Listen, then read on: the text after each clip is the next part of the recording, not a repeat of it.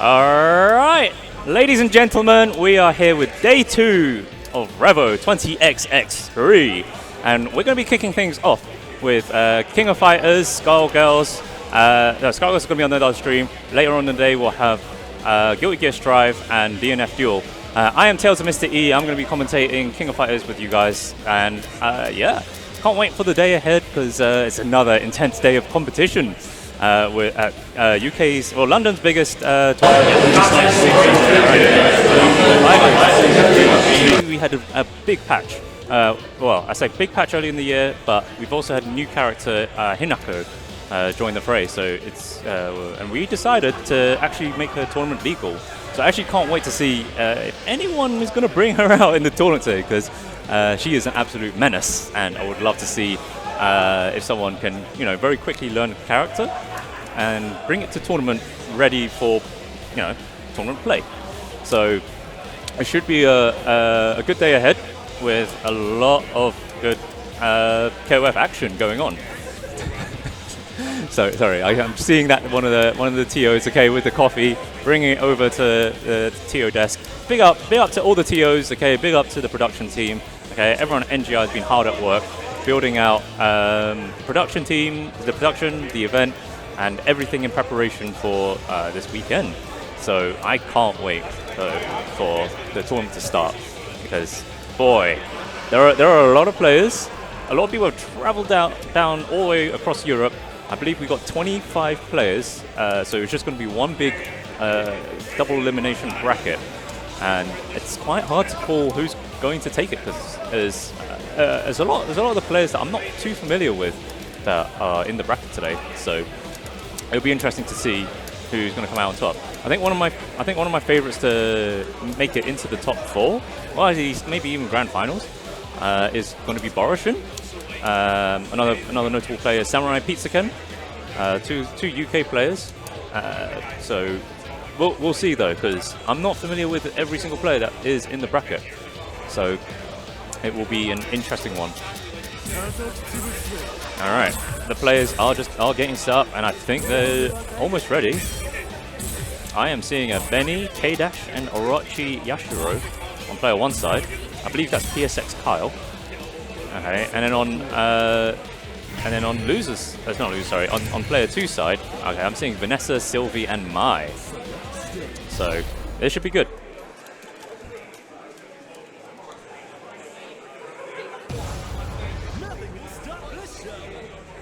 All right.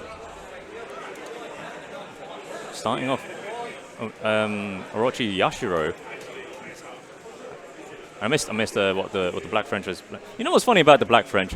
Okay, is that he's got the UK flag right next to him. I love that.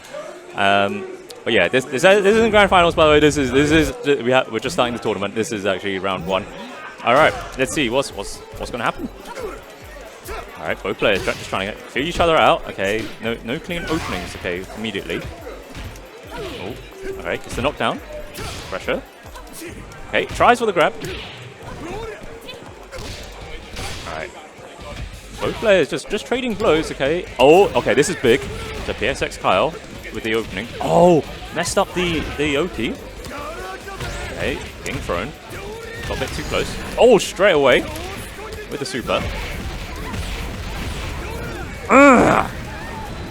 Alright, safe jump. Alright, corner pressure. PSX, Black Friend trying to find a way out, but no dice. PSX Kyle taking it out to Vanessa.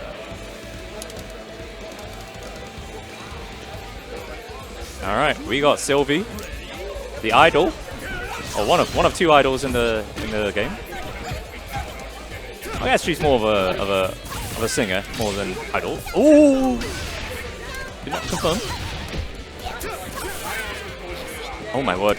PSX Kyle jumping everywhere. Oh, good block. Oh boy. I remember, so there is I reckon there's some tournament nerves going on right now, because both players, they're trading a lot of blows, but the Black French with the big opening to Sylvie. And not quite enough. And try for chip.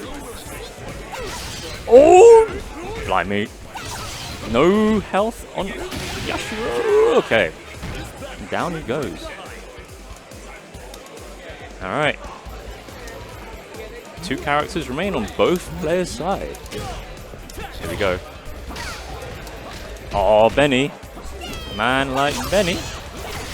Okay, uses the dive kick to avoid the projectile. Okay, meaty.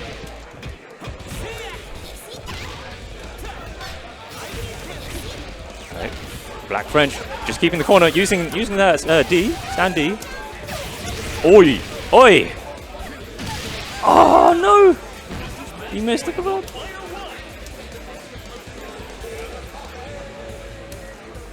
Alright, Anchor Mai. Got three bars on deck for both players actually. I really like Mai being in the anchor position because she's got really big stand B, so very easy confirms and can always just go into max mode on pressure. But PSX Kyle with the big opening with the command grab. Oh boy, cashing out. Good, decent chunk of damage, double overhead. Oh no, overcommit on the wreckers. Alright. Gonna get an anchor K dash, but it's gonna only have just shy of 2 bars. So anchor on anchor action. Straight away into the super. Level 2. Oh, straight away with the overhead. Gonna try for chip. That's safe. Oh no, he's not safe in this version, and is it? PSX Kyle taking game number 1. Just a reminder, guys, this is best out of 3. Let's see. So Black French went straight back into rematch. All right, no consideration for other for a team switch or character switch or even an order switch. So I'm gonna go straight back into it. Okay, starting off with that Vanessa pressure, pushing PSX Kyle all the way to the corner. Oh, did not react on the jump. Okay, good throw. Oh, what an anti-air. Okay, nice back roll to avoid the pressure. Okay, pressure. Ooh, the slide, the baseball slide. All right, we got uppers. We got uppers. Nice. Oh, that's a really bizarre safe jump to shoot he went for, but here we go. Oh, PSX Kyle just puts himself back in the corner. Not like this. Good adaptation from the Black French. Putting on the pressure with Vanessa, and just getting his stride and moving, putting more pressure on. Oh, big jump in. Here we go. This should carry all the way to the corner. Like, Vanessa is so scary. Like, one touch from her and then you're all the way in the corner. Okay. Oh boy. Oh, was not ready for the cross under. Hey. Oh. Okay. Oh, pushing. Oh, Benny. Oh, Benny gets the command grab. Cash it out. There we go. We're now down to 2 characters apiece. I am man. Speaking of 2 characters, okay, we have man like Justin Xavier, okay, joining me on the mic. How are you doing, my friend? All good. What's going on, people? Well, all right, awesome. So we're down. This is the first match of the tournament. Awesome. So we have. We got Kyle. That is man like Kyle. The PSX Kyle. Some would say the best. Oh. Ooh, that just about hit as well. Story of the match so far, pretty clean on PSX Kyle's side. Yeah, a little bit shaky on that first game, okay, but I think we're trying to just get used to the tournament nerves and being on stream, Well, you don't have time to do that. You got Mai sitting on 5 bars and nothing else. Oh yeah, I know. Like, but the Black French, like his Vanessa was putting in some work, but I'm hoping Mai can do something now because it's an uphill battle from here. I mean, got the resources to get something done. Exactly, exactly. Oh, all the jumps. Okay, that's the start. Oh, no, I was hoping for a max mode okay. there. 2 opportunities missed. That one didn't quite hit deep enough. Okay, EX. So, Hold it. Oi! Okay, there we go. Empty. Harry. Pick up. Yes, there we go. Little bit dicey there, but if you can get that out of your system and close this one out, exactly, you've and got plenty of time to start to warm up again. The thing is as well, Black French has 3 bars on deck. Okay, so that's plenty to kind of get the momentum going and cash out a decent chunk of damage. All it takes is just 1 solid hit confirm. Doesn't take all that much. Yo, I've been seeing that for 20 years, man. Like every K dash does that. Oh. Okay, corner pressure. Ooh. Wow, what? Your hitboxes? Yo, just to check, are they hitboxes or hit spheres? Because I'm used to Marvel, baby. Run hitboxes. Oh. Hey, okay, great throw. Looking like it's over here. Yeah. Do we have anything in the tank here, Black French? Okay. Safe. Just keeping the safe strings. Oh, big punish opportunity does not go his way. Not like this. Oh, no. I thought that was a max mode confirm. I hate to see it. Oh. I mean, it was. Yeah. You know. It hurts. It hurts when you see someone just get that hit, and you know, KOF is one of those games where you can, like, if you can just believe that it's going to punish. Yeah, you just press the button. You press it. Okay, you got a whole second to confirm. Was it on hit? Yes or no? And if it doesn't work out, you know, you lost a couple of bars. Exactly. But you know, your game's not over yet. Yes. So sometimes you just go for these things. Yes, absolutely. Especially in that situation where you're down to your last character. You got the resources. You got to make something work. Exactly. If you lose your 2 bars, nobody cares. But exactly. like, you know, that could be your game again. So. It's a real shame. But PSX Kyle continues on in the bracket, so he stays on winner's side. But like this is double limit, so Black French is still in. You never know; he might make it through losers. Maybe he might need a bit of time to just kind of warm up. Okay, or maybe just get used to the 'cause every setup just feels a little bit different, doesn't it? So. Maybe the smell. Okay, just kind of get it through his system to become one with it. Like. It's still offline as well. Exactly. You're not at the comfort of your home, okay? With your, bean bag or whatever you choose to sit on, the kitchen table, wherever it may be. I don't know. Anyone can. What you do at home is up to you, okay? But in tournament, okay, you got to get used to the setup as is. Absolutely. So what we got? Borishin versus. I think that was Quim Precision. Yeah. Anyway, Justin, how you doing, man? I haven't seen you in a while. Okay, like, how's it feel to chat some nonsense with me, okay, behind the mic instead of running like the biggest tournament in the country? I'm realizing I've never sat on commentary with you at all. This is the first time. Indeed. It feels different. Yeah. There's no pressure. I got here late. No, I mean the best. This is the best seat in the house. 100%. This is 100% the best seat in the house. Okay, you get to you get to see both players. Okay, the reactions. Okay, you get to see some quality games. Okay, we get a screen dedicated to ourselves. We got comfy seats, okay, and we get to chat their nonsense, okay, and talk about what people should have done. Yeah, exactly. We can cuss out their mistakes, okay, and they can have to hold that. But okay, I'm seeing Maxima. Okay, yeah, of course that's Borishin. I'm seeing. You see that? Like, I wanted to see Gato. Yeah, well, I know Borishin and Maxima. They're like. Maxima, very important. Yeah. We got to see it. Exactly. It's like if you were to use one character to represent Borishin, it is Maxima. Okay, so I'm really excited for this.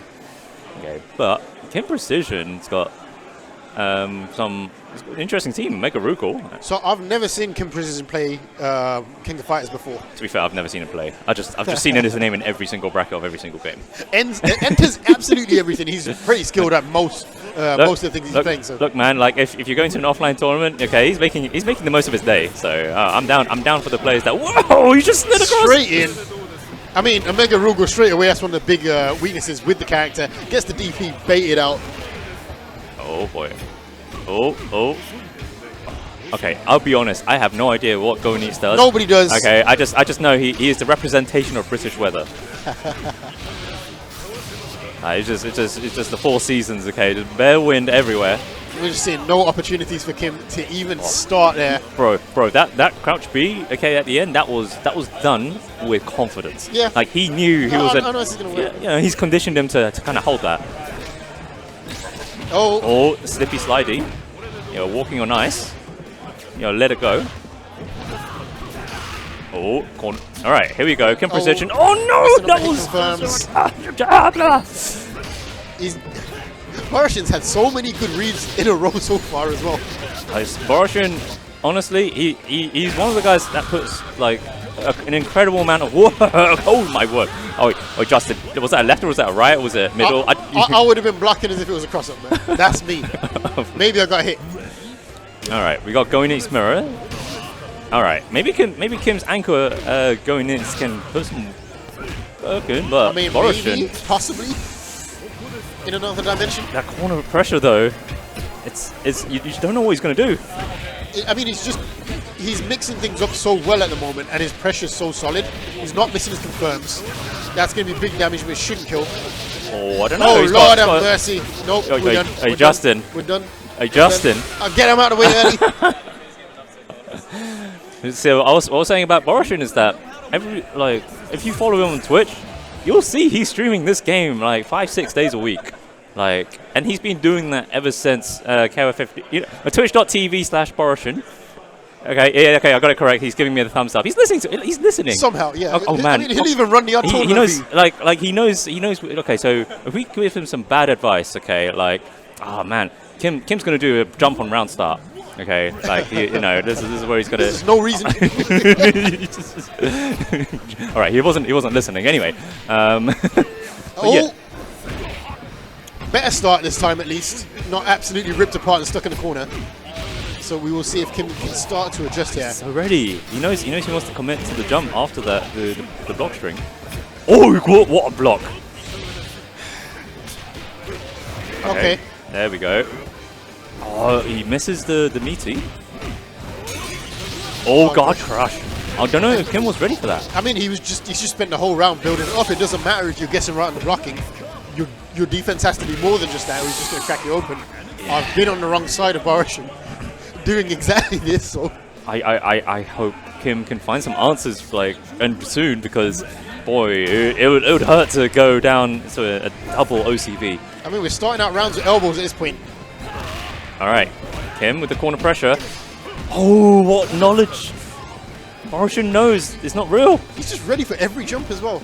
I mean, the hops are not getting through.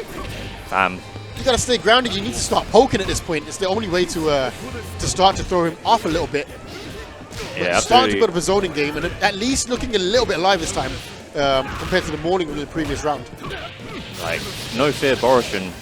That's going on. That's what's going on right now. He's in his head.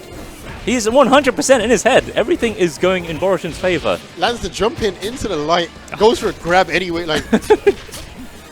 And yeah, we've had it again. Landing the 2Bs into nothing. I just wonder if that would have been a dead character.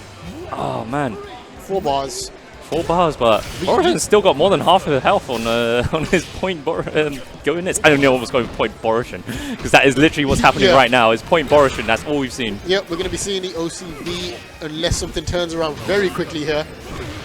Oh boy. Okay, Kim setting up all the wins, all the gusts. Having a bit more fortune here with the zone. Won't be guessing wrong this time. I thought Kim might have had some answers there going. It started to look a little bit better, but in this game, drop confirmed. I mean, you went into that last round with 4 bars. I'm sure you'd rather just have 1 and a dead character behind. Exactly. But instead, we've got the OCV, double OCV there OCV, from Boroshin. That's a confidence boost right there for Boroshin going into the next round, because he was on top of it, super confident in his play throughout, and that's just with the first character. I was saying as well, when you see when I see Boroshin, I think of Maxima. I think Maxima, but we've not seen him. We've not seen what we don't know what tech he's been cooking up. We don't know if anyone else, as watching the matches here in the venue, or thinking, what if he's come up with something new with Maxima? Maybe he's got the secret top tier tech. And we don't get to see it. And we don't get to see it. It's been denied by him. All we saw was that one boss man going it. Okay, that's all we saw. But I mean, it's not over for Kim either. Down to losers bracket. Exactly. And probably 6 other games in the tournament. So. And probably so. Like there's. And one of them he's going to crack a top 8, I'm sure. You never know. You never know. Like Strive is looking pretty stacked. Okay. I don't know if he's in Skullgirls as well, but everyone who plays Skullgirls, as far as I'm concerned, is absolutely like a god. Like you have to be at this point. Exactly. Like the game's so well. You know, like you know the game like the back of the hand. So like you have to be super on point with Skullgirls for a game that old. But we're here with KOF though, and there's a lot of legacy skill that does carry over throughout the game. So it works the same. You see, top players from every KOF kind of exactly. Like it carries over like across all the games as far as I'm concerned. 15 feels just like a really refined version of 14 anyway. Yes. I think it's like one of the best ways to put together a King of Fighters game. Exactly. Although I think what's crazy about this game, because as we were setting up all the all the setups for tournaments, as I'm sure you know full well. Okay. Never seen it before. And then we're just like looking at the amount of like DLC content, like literally the top 2 rows of that character select screen is all DLC. Okay, so I was like, holy crap, that's actually a lot of matchups you've got to learn. Like, yeah. And it was actually quite frequent as well, because sometimes they're in packs of 3, sometimes they give a free one, but usually it's like, oh, but if you look at it now, it's like, whoa. It's a lot. That's a big roster. But at the same time, it's one of those games where like base King of Fighters fundamentals can go a long way as well. 100%. So I mean, you do need to learn your matchups, but yes, you don't necessarily need to learn them immediately in the same depth as you might for another game. You could just force your game plan and kind of go from there, which is anti-airs, yes, good poking, and run, get good at doing 4 different jumps, and yeah. All right. Next though, we have Tumbleweed and Nero. Tumbleweed indeed. I mean, no, I'm not going to say that. Sometimes man could bring the heat just a little bit. Nah, I prefer him on point than like sitting on like middle anchor and just doing stupid damage with a couple of bars. But I mean, that's almost every character though. So that's there is always a preference. But there's a less sleepy way to do it, I guess. Yes. But Sleepy Boy not doing much in this round. No, absolutely not. Like Mating Kun, his boy now he's sleeping, 100% sleeping. Out for the count. But we do have Rock in here next to fight his Sylvie, who's sitting on essentially a full life bar. Oh no, didn't need to roll out that one. Oh, okay, good defensive throw. There's no such thing as a good defensive throw in this game. Okay, good mashing, bro. He mashing. He mashing. All right, corner pressure. Oh, corner combo rather. Wait, is that enough? No. Okay, I guess for mix. Oh, okay. Oh, unfortunately, he's messed up the combo. Oh, good luck on that. I was worried for him. Oh, too far for the buttons. You hate to see it. I hope we're not going to get another round, another set of OCVs going round. We will see. I mean, Nero has that dual long. I know nothing about dual long either. Shout out to DLC. Man stretches. Man, but he's not like KOF 13. He's not like KOF 13 dual on. So, wait, where did his health go? I mean,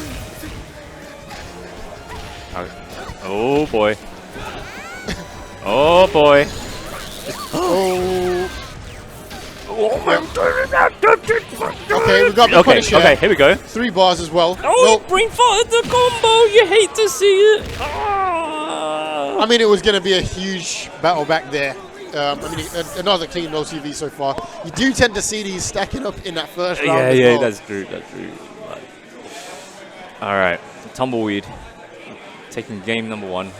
But I will say Tumbleweed has entered numerous games across across the tournament. So across the event. So he also was in Aquaparza and Arcana Heart, and I don't know what else he's entered. I'm sure we'll see him throughout the tournament. But here we are. We're seeing his Sylvie putting in the work. Okay, Mason Kun. Some big hits here. Not converting into much off of them. Oh boy. First conversion. Decent amount of damage as well. Hey. Oh, baited. I mean, it recovers so quickly. Sleepy ass character. And here's both sides as well. Like. Oh, okay. Knockdown. Oh, there we go. The classic Mating Kun pressure. Little boy goes, whoa, whoa, whoa, whoa. I mean, it is looking better here, but still on the ropes. Loses the character. 28 seconds on the clock. But Sylvie, decent chunk taken off. Definitely progress. Better than last time. Absolutely. Now let's see. Because I know Nero has these rock combos, so I hope he can get like a clean hit. That's what it takes, and this has been a very scrappy round, scrappy game to be honest. A lot of stray hits landing from both sides, but Nero not really landing the ones that matter. Exactly, and you know, Tumbleweed's just so good with cashing out that damage. Like, no, you literally blink and the health has just disappeared. Yep. Like, I see why Sylvie's just a menace. All right, let's see. Maybe Duel can put some work in, because this is the second newest character. Right? Pretty recent. So I'm hoping that Nero has some secret sauce. I mean, 5 bars and no hits. Yeah. And no opportunity to really land that, to use it. Okay. There we go. There. Nice. Hey. Oh, we got Duel on things going on. Confirm. Okay. Wrecker. No, you hate to see it. No, not like this. Oi. Don't do this. Don't do it. No, boy. Oh, boy. One last chance. Okay. Good guard cancel. Watch your toes. Sweet. Hey, good throw. Ah, I'm so happy. Okay. I'm so happy. All right. We got one. Woo. Let's go. Now go the whole way. Go the whole way. You know, make the dinosaurs extinct again. Let's go. Make the dinosaur bleed. Oh! Ooh. I was with. Didn't. I mean, OTG, but whatever. Yeah. Okay. Tries for the throw. Grab not working out. But we're not seeing any damage at the moment. Ah, and the KOD. No, out. Down to Liz's bracket. It's like a Dragon Ball character screaming. All right. So yeah, Tumbleweed progressed. Yeah, because Tumbleweed was looking quite strong. Because I saw him in the bracket for Aquapasa of all games. Naturally. who even plays Aquapasa, and he was playing like really well as well. So I think he made it to 3rd place. I think it was. Okay. So he was putting in work. I haven't seen the results of Friday. What else were we looking at? I mean, I got distracted playing Marvel Casuals. Hey, of course. There's quite a few players down for Marvel, so yeah, I didn't. So I missed out. on seeing all the action now, because there was also Melty Blood and Under Night going on, and there's also an Arcana Heart side tournament.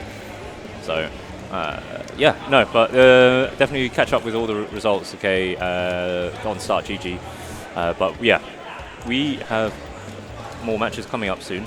Okay, I'm seeing there are a lot of GGs going on to the right of us. Okay. Yep, see the Skullgirls. I mean, the place is packed out. Yes, absolutely. And I believe you're in the tournament as well, aren't you? Yeah, I'm playing King of Fighters. How are you feeling with that? Because I know you prior to Versus Fighting, you did quite your fair share of traveling. I tried to. I was trying to get most of it out of the way before live stuff happened. Okay. So I had Versus Fighting into live stuff. Into live. It's difficult for me to travel now, and I'm still trying. Man, damn. All right, but at least, well, I'm glad you're here. Go to tournaments.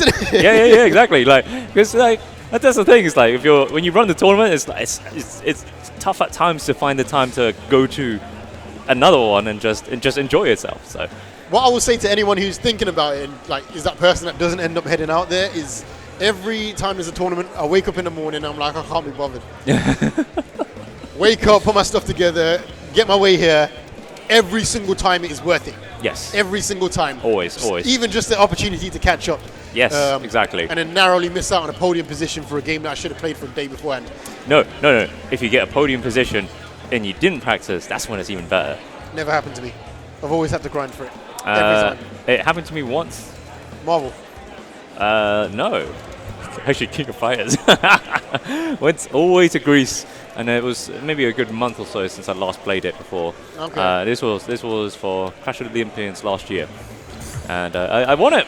And so there are pictures out there of me in the Greek robes, okay, with the laurels, and yeah. Well, pray for me. Maybe it'll happen. well, maybe not the Greek robes, okay, but maybe you might go home with a little gold trophy. All right. Anyway, I believe you're being called up for your match. I'm trying to play. Yes. All right, I'm trying to play some King of Fighters. All right. I'll be back shortly. All right, see you in a bit. All righty. Okay, I think we got. Is that Tumbleweed back again? So, I believe so we got Tumbleweed up against. I believe that's Carlo. Oh, sorry, he calls himself Carlato. So I know Carlato has played his fair share of King of Fighters, certainly from 14. I can't remember if he played 13 as well. So this should be a good set. Both players, I know for certain, are very confident in the game.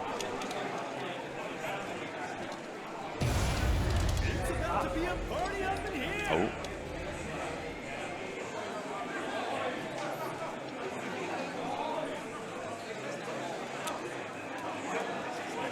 Okay, I think they're gonna do a button check. Yeah, so they're gonna do a button check ahead of the match. Okay, I see. Carlato still likes his grapplers. I'm seeing Clark. I'm seeing Ralph. I'm seeing Shermie. Okay, so plenty of grips. But that depends if Tumbleweed's going to give him a chance to do so. Because his Sylvie was looking menacing.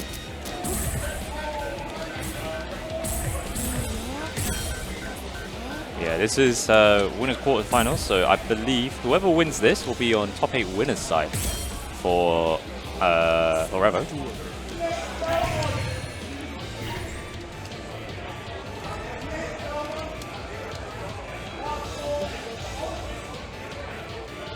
Oh, they're talking amongst one another, but yeah, I really like Tumbleweed's Sylvie, especially because Sylvie was just out so much damage, and with every confirmed, and top it off, okay, like even when she starts her, approaching, okay, it's really scary when she's got command grabs and all that pressure going on.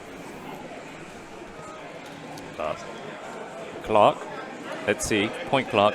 I like playing point Clark as well. But when I used to play Clark, that's the position I put him in. Because then again, like grapplers in general are just fun characters, especially in games like KOF where you get to run at them, okay, and still fear. But I know Tumbleweed is going to have to be careful about making sure he doesn't get too close. All right, want to pressure.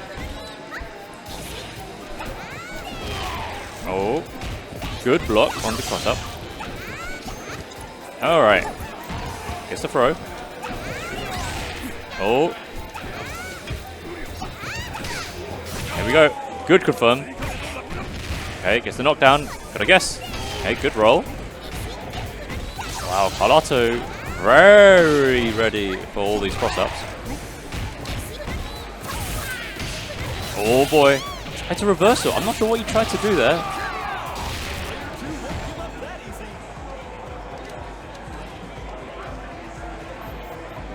Yeah, Tumbleweed Sylvie still looking really strong, even against a player more as seasoned as Carlato.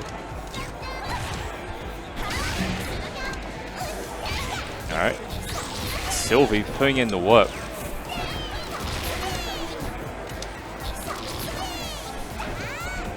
Oh! Scoops across the screen. Okay. Pushes the corner, baits the DP. Big punish. No! He drops! Alright, Carlato manages to close it out still. Avoided fate going wrong. We got grips on grips action. Man like KOD. Oh boy. Oh boy. Oh! Oh, it's so scary. Like, after a knockdown, like, he got high-low command grab mix. And even then, like, when he went for the armored one. Oh. Pick up again. Is that enough? Oh, not quite. Guess for game.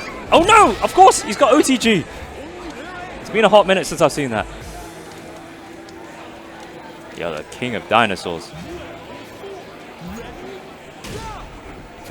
Alright, Carlato. Ralph, 5 bars. Alright. Well, that's 1 EXD. Oh, that could have been it. Oh, God, cancel back. Okay. Gets the throw. Pushes all the way to the corner. Oh, I think he was hoping for the close D. Alright. Oh, everyone whiffing everything. Oh, cannot quite pick up off the CD. Did confirm. A. Okay, here we go. Guess again. Which is it this time?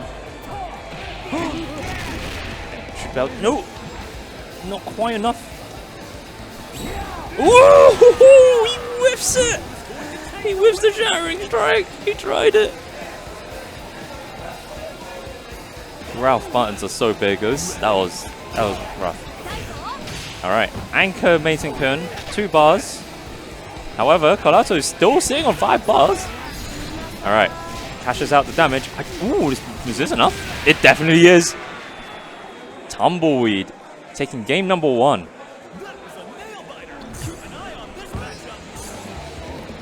All right, Carlato going straight back in. Although I will say that Sylvie is still looking crazy strong, so hopefully Carlato's got some answers going.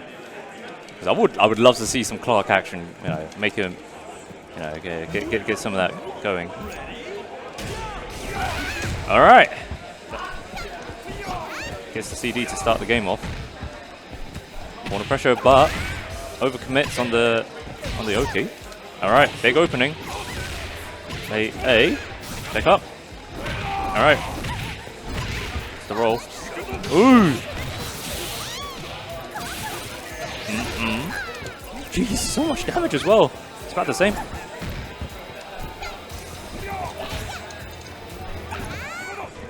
Oh my days! He just ran across and did it.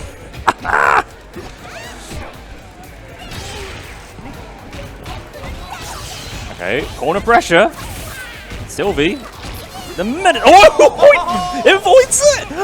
Okay, but Carlato with the pickup with the rolling cradle. Not quite enough. Wake up, DP. Oh boy. Oh boy. The chop. I can see Borishin also chopping. Alright, it's massive for Carlato. Oh my word, I'm learning so much today. Alright, KOD, there should be plenty. Pick up. Hey. And give him the power driver. Yeah! Alright, even out the character count, and Dinosaur still at max health.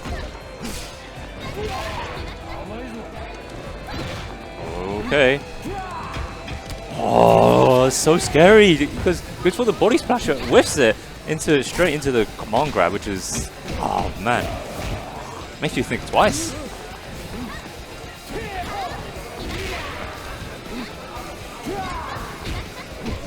Both players trying to find a big clean opening. Ah, that could have been it, but unfortunately did not quite get the confirm. Oh my word, Carlato is just going in with all these very risky plays. I love it, I absolutely love it when he just does it. Because that's certainly what's working for him. Oh, he tried the cute stuff. Reversal. Oh boy. Oh boy. Bro, she is making the dinosaurs extinct once again. And now Carlato is the one with the character lead. However, 4 bars for Mason-kun. Oh my word. Yun punch. Immediately takes out Shermie.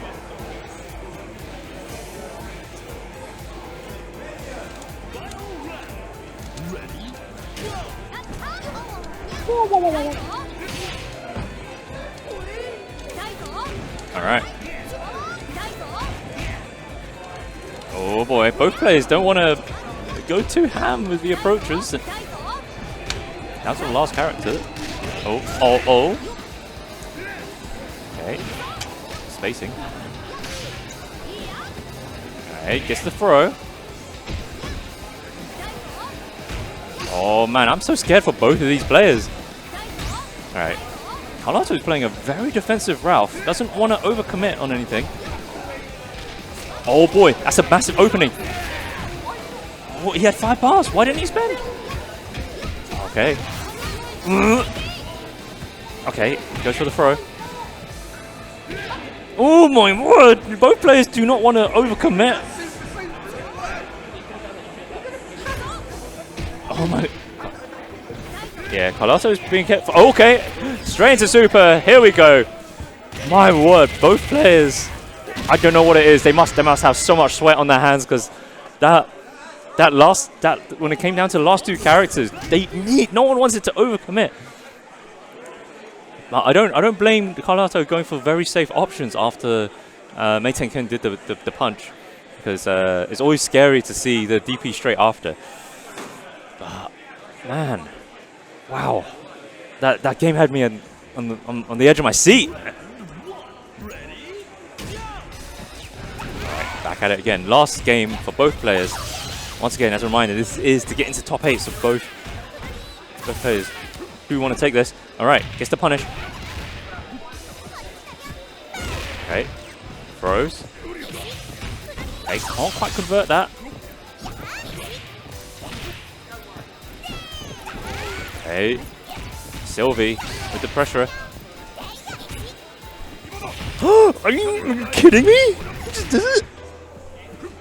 Oh, okay, avoids the throw. One air throw. I forgot he had one. And another one!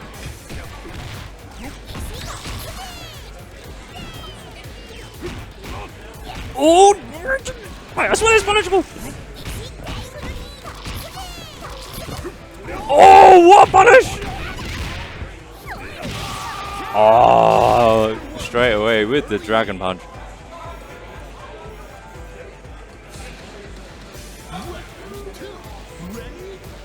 Alright. Just menace Sylvie. Back at it again. What an air grab. Carlotto's getting a really good read on all these jumps. Oh, no overcommitment, but that could have been a big combo. What, another anti-air. Wait, what?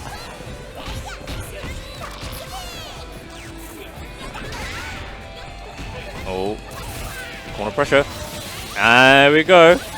Is that enough? Oh my word. Carlotto cannot be happy about that one. Down to Ralph. Anchor Ralph, 2 bars. Gotta go through 3 characters.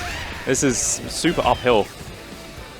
Tumbleweed is definitely in the pole position right now. Okay, big punish. No! What happened? Tumbleweed is gonna cash out all that. Look at this. Look at this. For that one dropped combo, Ralph lost over half his health. Oh no. Oh no, I'm so scared. Ooh. Gets the reversal. So, let's see. Can he get through 2 more characters with a Ralph with barely any health? Oh no, I think that might be it, ladies and gentlemen. I think that might be it, as long as he doesn't drop this. Oh, he's not dropping this. Tumbleweed takes it over Carlotto. Whoa! Jeez! And dinosaurs are back, baby. And Tumbleweed makes it into top 8 winner side. Yeah, Carlotto's definitely gonna have to shake that one off as he goes into the losers bracket. So let's see. Let's see how he handles that going forward. But yeah, all right. I think I think we'll be waiting for a little while for our next match because there's I'm seeing a lot of pool action going on right now. So we probably want to, yeah. Definitely though, Tumbleweed is quite. Although I knew he was strong in other games, I had no idea how he is in KOF. Because some players, they might specialize in certain games, or might just be great at everything. And I didn't know which category he was in, because I could tell he was strong in some. But certainly going into KOF, okay, he was not one of my top picks, okay, for being in top 8. But let's see how he does going forward. But top 8 winner side is such a great position to be in. I'm seeing also in the bracket we do have Boroshin against Hemi, which will probably happen at some point. Hemi, what the heck? Yeah, the Hemi that I know. Yeah, wow, okay. Boroshin versus Hemi as another match. That will be to get into top 8 winners. But next, we do have Elios versus Shinshin. So Shinshin's a funny one because he's a keyboard warrior. So you're going to see him, type out his MSN messages, okay, as he's doing his bread and butters. So we'll see what he's going to do in terms of how he does in this coming match. Elios, I know, plays a lot of KOF and commentates a lot of KOF. Okay, and he's been around in the commentary scene and across Europe across multiple games. So I'm curious to see how well he does. Also on the winner side, at some point we've got Samurai Pizza Ken against the winner of either Justin Xavier or Rex. So that'll be a pretty cool one. So we'll get yeah. We've got hang on.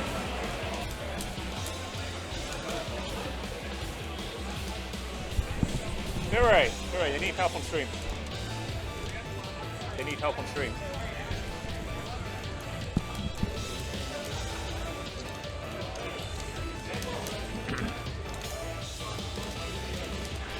So, all right. We've got Elios, I believe, player 1 side, and Shinshin on player 2. So you can see Shinshin with the keyboard. Man is sliding into your DMs as he is playing on stream right now, trying to get into top 8. Okay, he is busy typing out those combos. Thing is, I can't even tell. I don't know. I don't think he's got a custom keyboard or anything. I'm pretty sure he's just using the standard Microsoft Office. You know, the one like given to you when you work at your first ever office job, and you're like, yeah, this is fine.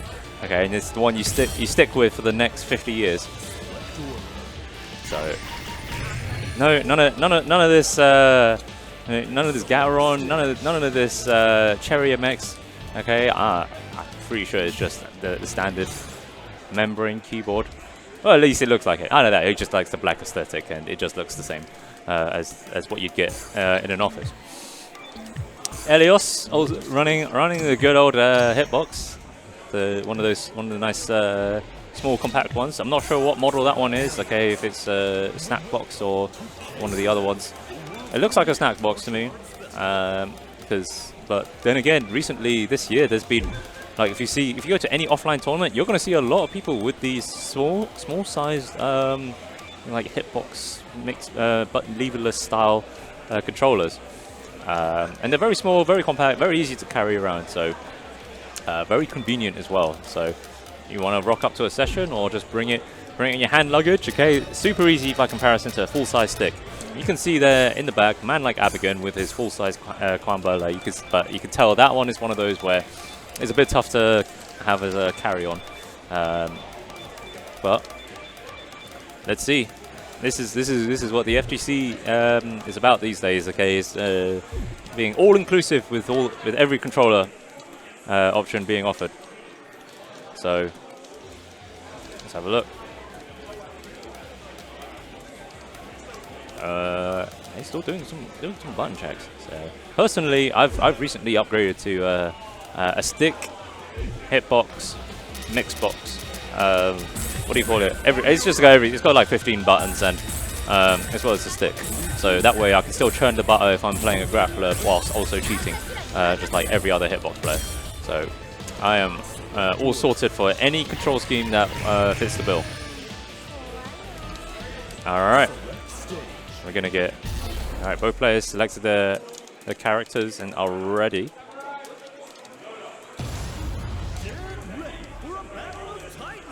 Got Point Geese versus Point Chris. It's been a while since I've seen Haydn as well, so I'm quite looking forward to this. All right. Let's see. Hitbox versus keyboard. Imagine Geese Howard typing out his combos into your DMs. I see both players are also running Anchor Isla, which is quite funny. So both Isla was a very popular character at Evo, so it'll be interesting to see who's got the stronger Isla. If we're gonna see Isla on both sides, but Shin. Oh, sorry, my bad. Shin's the one is the Chris player typing out. I know Chris looks like a kind of guy that would like just be chatting bare nonsense, okay, with that keyboard. Oh, he tries for the online tactics. Oi! Man said predictable. Shin taking out Geese. I've heard Geese is a menace. It's absolutely really scary in this game. But he's already been taken out. Elios with the tall boy. Man like Haydn.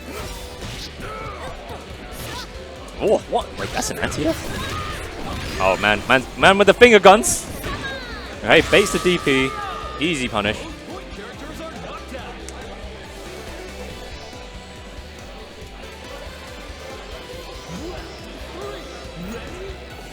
Alright. 2 characters apiece. Oh boy. Both players just trying to feel each other out with, you know, playing the projectile game. Oh. Roll. Trying. I think he's trying to hit confirm that. Alright, gets the throw. Okay, reset. Catches the rollout. Again, Shin with all these throws. Like, Elios is just letting him get in. I don't think that's... Oh, unless he spends the bar. No, he chooses to save it. I hope Super's not watching, because he would be bare mad if he sees that bar is not being spent. Oh, boy. Oh, boy. Oh, my word, that traded.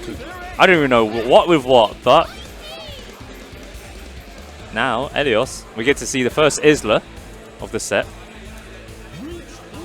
Here we go. Isla, 4 bars.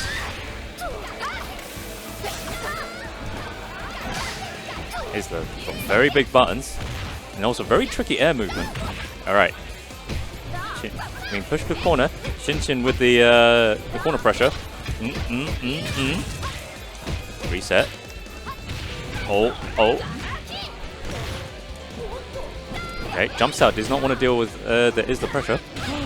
But now Elios with the corner combo. Yep.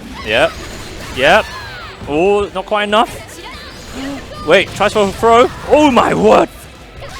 Oh my word. Next touch, literally absolutely anything. Oi! Drop the spray cans.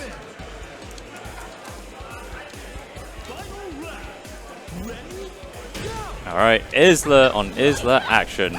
We're going to see a lot of dive kicks. Oh, this is going to get bare confusing.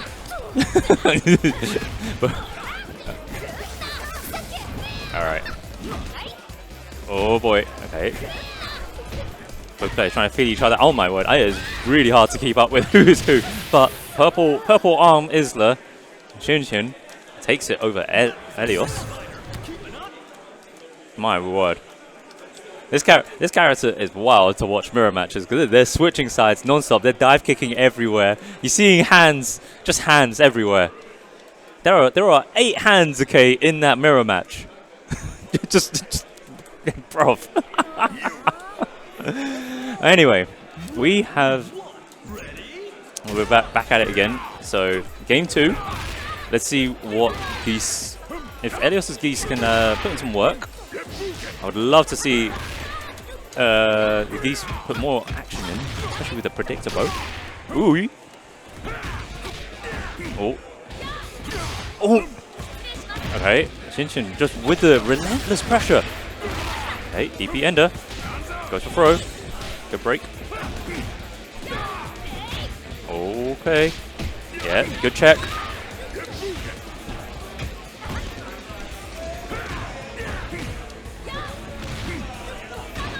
Nice bait.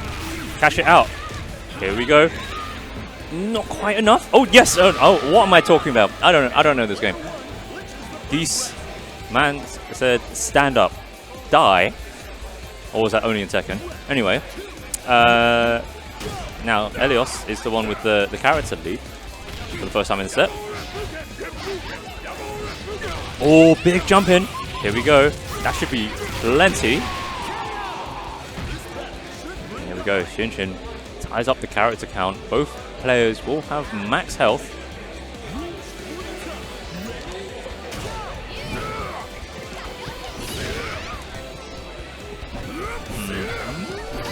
All right.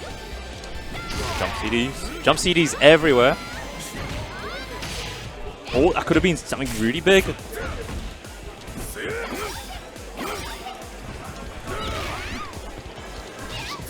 Oh boy. Oh boy. Oh boy. Okay. Gets the throw. What's the mix? Is left, right, up, down. Shinshin immediately just rolls out. Throws. Are we going to get more throws? We're going to get more throws, aren't we? It's going to happen again. I'm telling you, it's going to happen again. Like, Shinshin loves typing in throw. Oh boy. Oh boy. Oh, this is big. Spend the bar. Spend the bar. Oh my, no, he drops. Okay. All right. Haiden taken out. Man, Mai with meter is so scary. So scary. And now Shinshin just turned it around. Now he's back on it again with the character lead. Elios Isla is better doing something. Oh my word, the back kick is just absolutely manic. Pick up. There we go. Alright, here we go. Isla Gaming again. 4 hands on the screen. Let's see if we can follow whose hands are whose. I'm just seeing purple everywhere. Oh boy. Alright, Shinshin with the big opening. Okay, corner pressure. What's the mix?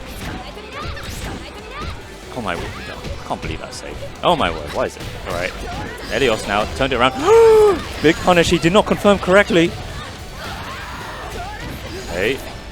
Spent all the bar. Oh no, it still kept some. You know how they say dialer combo in certain other games? That was just type of combo, man, into that pressure. Oh my days. Good showing from Shinshin, and now he is now in top 8 winners side.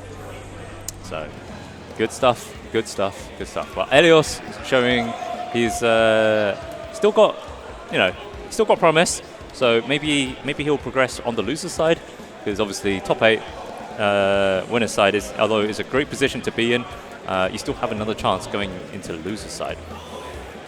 But yeah. All right, let's see who we got up next. Okay, I reckon it might be Borush and Hemi, but we'll see what, because I don't know if they're in other games as well. But, oh yeah, I can see them going up. So we saw some Borussian earlier in the day, but we only saw one character, and that was his Going Neats. Whenever I think of Borussian, I think of his Maxima. So let's see. Will we get to actually see the Maxima, or is he gonna OCV Hemi going into this? But Hemi, I didn't even know he played KOF. I thought he was just playing Blaze Blue, Guilty Gear, just the Arc System Work stuff. But hey ho, let's see what he comes up with. So I know Hemi's a very strong player across multiple games. So maybe going into this, I mean, the fact that he's on winner's side, because Hemi had to beat Wille, had to beat Styric, and now he's up against Morrison on winner's side to get into top 8. So let's see what he pulls out of the bag, because I'm really curious to see who he plays, what team he plays, or whatnot. He kind of comes across to me as a guy that would play a team of waifus or something along those lines. Like, there's plenty of characters to choose from still. So, yeah. Oh boy, gotta get through that going is because terrifying. It's like when you come to Britain for the first time, and you're like, it's raining, it's windy, okay, it's sunny, it's cold, it's hot, okay, it's everything. Like it's just mix. Like, you don't know what's gonna happen, and layers upon layers. That is the correct answer, by the way, to preparing for British weather. Layers upon layers. So I'm really curious to see. Oh, I'm seeing an Ash. You got these, yeah, Hemi? Oh boy, I really hope. I don't know. I'm in one of two mindsets. I kind of want to and don't want to see Hemi appear on Twitter for dropping an Ash combo, or just doing an Ash combo that didn't quite kill, and then that took about 80 seconds to do, even though there's only 60 seconds on the KOF clock, and still lose. Like that I'm really curious to see. So, but going into it, let's see. That he's got to get through that going nits though. That's the thing.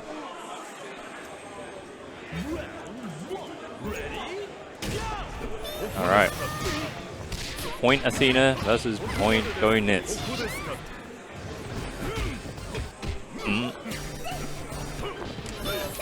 Okay, so Hemi with a longer like sponsor name than his actual name. Love to see it. All right, Boroshin though. Oh my word, big DP whiff. You hate to see it. We're not going to see that Athena anymore. 20 KOF seconds, all gone. Boroshin looking absolutely like scary right now with that going it. All right, Whip. She's one of those characters where you have to play against Whip quite a few times because she's got so many layers to her mix with, oh my word, spinning the bar. And then this is okay, immediately rolls backwards, so yeah, it's definitely one where you gotta learn how to deal with her, because there's a lot of knowledge checking. Oh, tries for the cute cross up. Okay. Yeah, Boroshin immediately just backing off, does not want to deal with any of the jumpings. Okay, gets the CD. Oh boy. Finally, we get to see the Maxima. Oh boy. Look at him with this RGB. Alright. Get anti-air. Sky is not safe. Oh boy. Oh, that's big. And that's it. That's enough of the wet action. Maxima. This is such an uncommon character. Like you just have, honestly, if you have to play Boroshin in order to get used to this matchup, because it's like literally because of that. You see that body splat? What's like, you don't know what side it's gonna be on. Man carries all the way to the corner. Oh my, bruv. Hemi is bricking it. All right, here we go. No! You're meant to make a meme combo, bruv. He was, no, he fucking unibeam.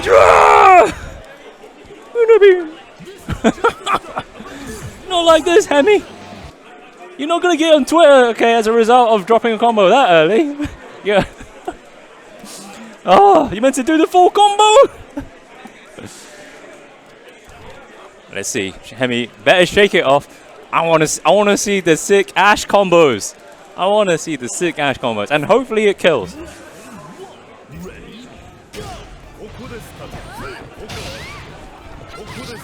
All right, here we go. Going it.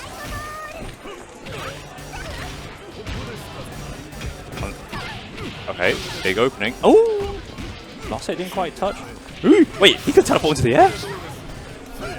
Bruv, there is knowledge checks everywhere. I'm glad I'm on this side of the screen. A lot of pressure. Oh, he tries for CD and it completely whiffs.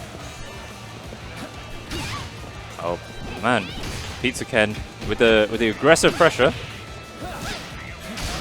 Oh boy, he just knows where he wants to be. Look at that, all the sand. Oh boy. Oh boy. Okay, good Abare. Okay, Mick. Nice. EX. No, drops. That's the second time I've seen him drop it today. Oh boy. Pizza Ken looking so confident with that cookery. Alright, Isla. What does Isla have? She got flying kicks. Okay, corner pressure. Oh, what a roll! Now, this is point cookery, so not that much meter to play with. So he's just going for the safe reset. Oh, what? I don't know why he went for the flash kick there.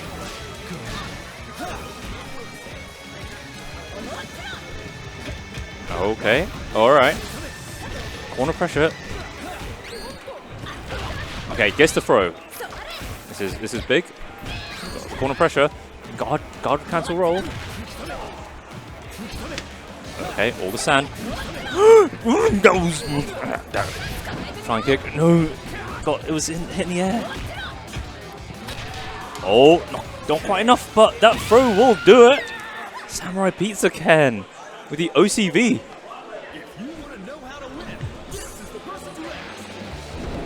Shin taking a moment, typing in a few messages, okay, into Facebook chat to see if his boys can give him some advice.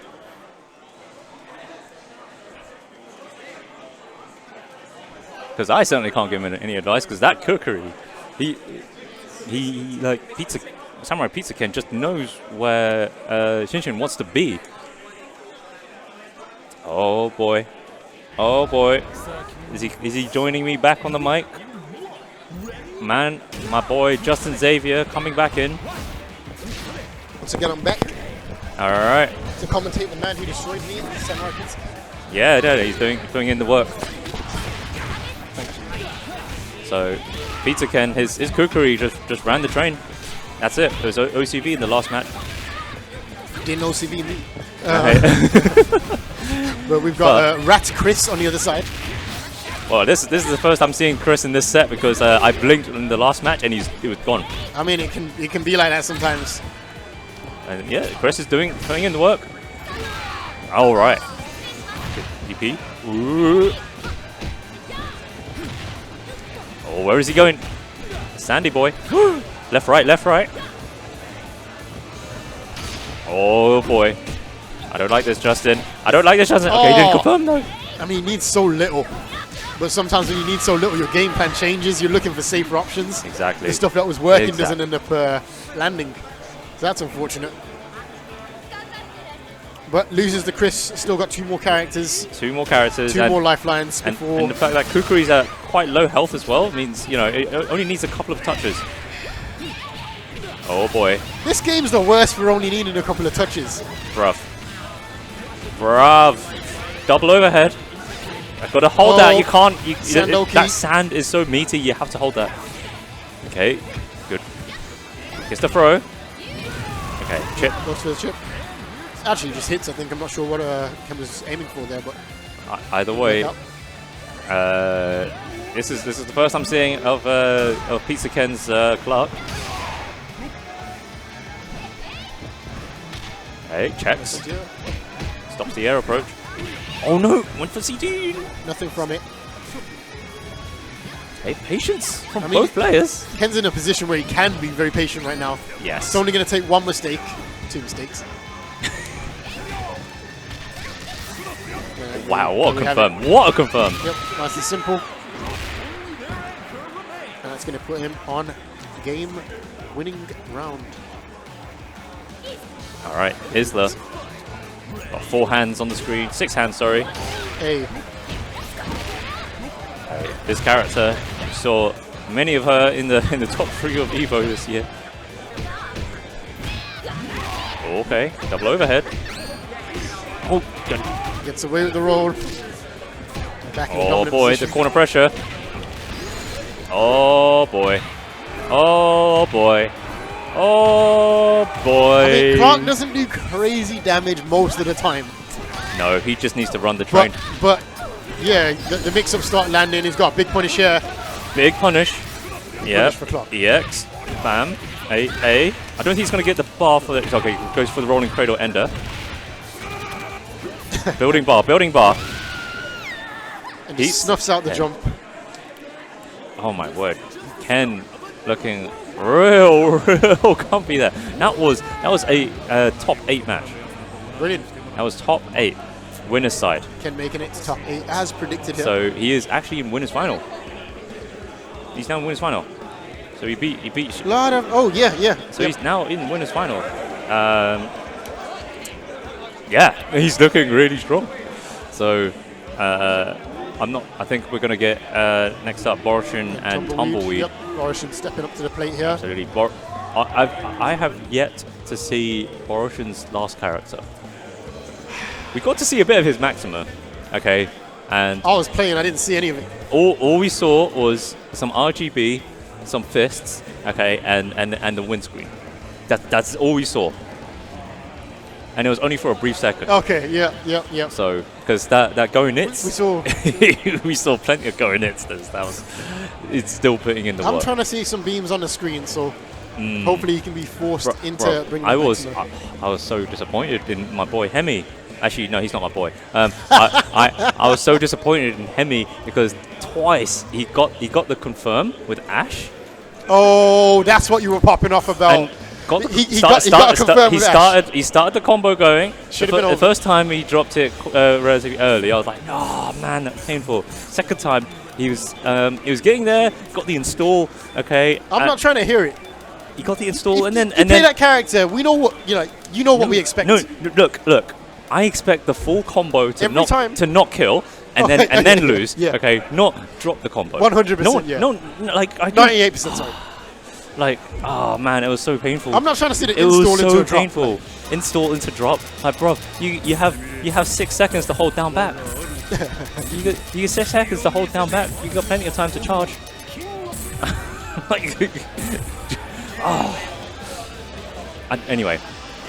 Anyway, I've shaken it off, and I hope he has, okay, in the losers bracket as he progresses. I assume he's still in. He's waiting on a few matches. So, but for now, we have Boroshin and Tumbleweed coming up. So, both of these players had really scary point characters. Yep. Okay, so I'm really curious to see who's going to come out on top on this one, because, like I say, that going eats from Boroshin was terrifying. But then, I don't know, in the same vein, that's also really terrifying is that Sylvie. Like, if nothing else, she looks so innocent. And then she's there, just like, Tutu's lightning on the screen. There's lightning. She's spinning. Okay, she's there's lightning coming towards you. There's lightning with her coming towards you at the same time. So this is the electric wind. It's electric. Yeah. It's so it's literally like who can deal with the stormy weather. I'm betting on wind. Very nice. I think I've known Boroshin for longest. I'm gonna go with the wind as well. Okay, but let's see. Boroshin with keeping up the pressure. Boroshin's so good at knowing where the opponent's going to be on the screen, and that plays so well into Gonit's toolkit. Yeah, I mean, you feel like it's guesswork, but when it lands so consistently, you can see he's just got a really really good old spatial awareness. That there. There we just like that. And how many times has he managed to just call those out? Exactly. However, Tumbleweed with the big Sylvie opening, like that damage is so good. You only need 2 hits. Okay, gonna keep up the pressure. Okay. Oh, Ship territory. Right there. Yep. Stops Called the approach. And you got to make a decision there. He's going in or not. Exactly.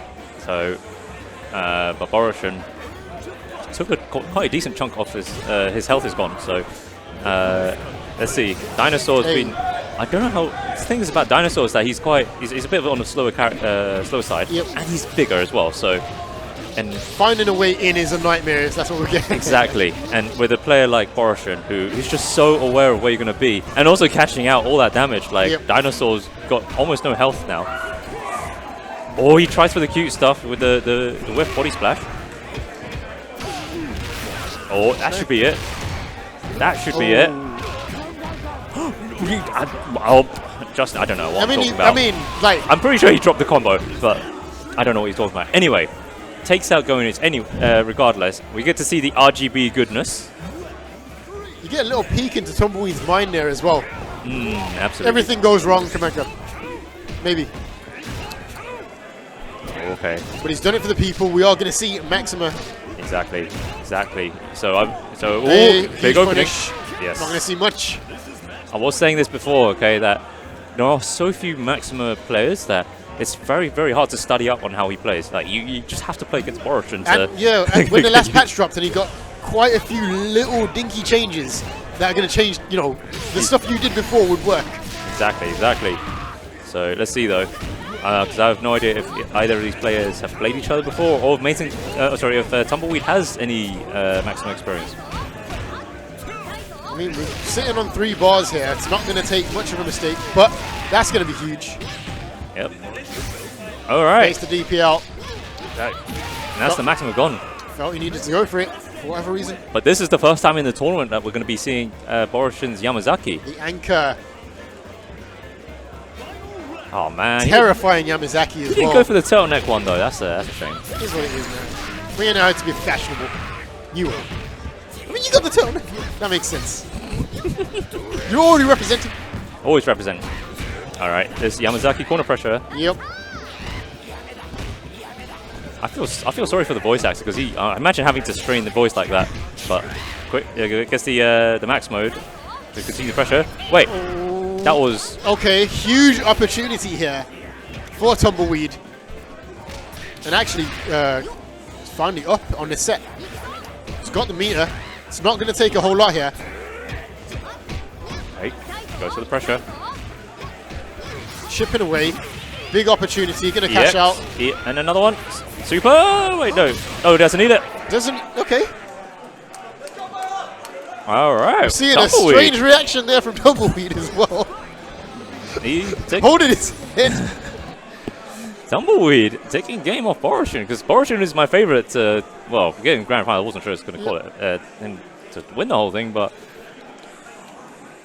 honestly, he's. Let's see though what Boroshin can do to kind of adjust because that we didn't really get to see his Yamazaki. Well, he's all a bit. He was in neutral. He just wasn't landing the opportunities. Then we went for the super reversal. It didn't work out. Yeah, no, that was wild. But time to adjust here and get back in there. Okay. See if we can deal with this Sylvie a little bit earlier this time. Tumbleweed trying to make sure that does not happen. Okay, gets the roll. Oh, corner pressure. Good roll, okay, to get through the projectile. Brilliant, yep. Gets the grab punish as well. Okay. Tumbleweed is doing really well to just mix up his movement. So then that way it makes it really hard for Boroshin to do the predictions with the gusts. Exactly that, yeah. In the end, though, bit of a few sets of little scrambles there, but Boroshin coming out on top, getting rid of the Sylvie. You're going to see Dinosaur's turn next. And the thing is as well, like, Tumbleweed didn't really have an opportunity to get any solid hit confirms either, so... Yeah. And we've seen that Sylvie damage, okay, just, you know, chunk off almost half the health for such little resource as well. We're seeing a repeat of the previous round now. Yes. He's cashing in early against the Dinosaur to get that big damage. And almost immediately, Tumbleweed on the ropes there. Good check. Not going to get the opportunities. Tumbleweed is doing very well to avoid them, but it doesn't mean much when, you know, you can't approach. You need something off it, yeah. And we're going to be down to the mating kun here. What a jump in to start things off. Just knew. He just knew. And look at the damage taken from that 50%. Corner pressure. Lands the grab. Oh, he's so ready for the roll. No, he missed. Okay. Big opening. Very big. There's a huge mountain here, but the bar is being spent to try and get some damage down on that point. Lands the lights. He's going to need a lot more than that. Okay, gets the throw. Guess the game. Okay, DP. gets the DP. Super. The bar, There yep. we go. Yes. Super. If you're watching, I hope you're proud. Need the health back. Can't take the bar with you, so Tumbleweed's still in there. 2 characters left to get rid of, and only 1 bar.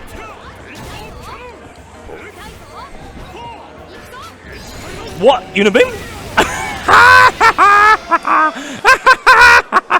Beams on screen, bro. Oh man. that was kawaii as fuck, bro. If you're playing Maxima, that's all I really want to see. So, Borishin, man of the people. All right, let's That's gonna see. take us to 1-1. So 1-1. Tumbleweed not really doing anything wrong there. No, Just he played. not necessarily landing the hits that he was I think able to that's get the in big first round, so. that's the big thing is that yeah, he's just not getting clean hits because we can see when Tumbleweed does get the hit, He's that- converted every time. Yes, like Well, it almost hurts. every time. I mean, it Dinosaur hurts. yeah. Like he makes sure it hurts. I mean, it could be tournament pressure. Also, yeah, absolutely. keep in And mind, stream pressure. stream pressure, tournament pressure, Borishin pressure. Like it's everything all adding up. Okay. Oh. He tries for Put the up jump. here. Lances the cross up, not deep enough, I guess. Look deep enough. Good roll. Big damage here. Oh boy. I think that's it. Oh, just about. Huge damage there. And again, massive. as we say, just got to make those hits land. Yeah, no, Tumbleweed played that Count. that matchup perfectly in that just now. All right, big boy.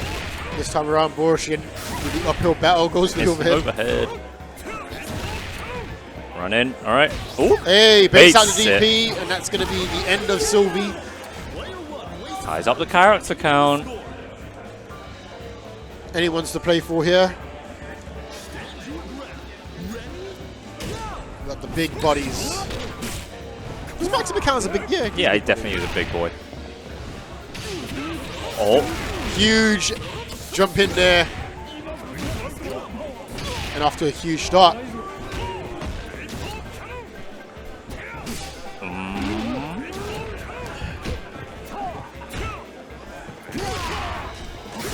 okay. Reversal. Working out this time. Less than 10% here for Tumbleweed on this dinosaur. You Not see gonna the put it back. shattering strike, the start of it, but unfortunately, I don't know if it's because he didn't have the health for it or if he just got hit at the startup. But regardless, down to the main can. Oh, that's yeah, very, very punishable.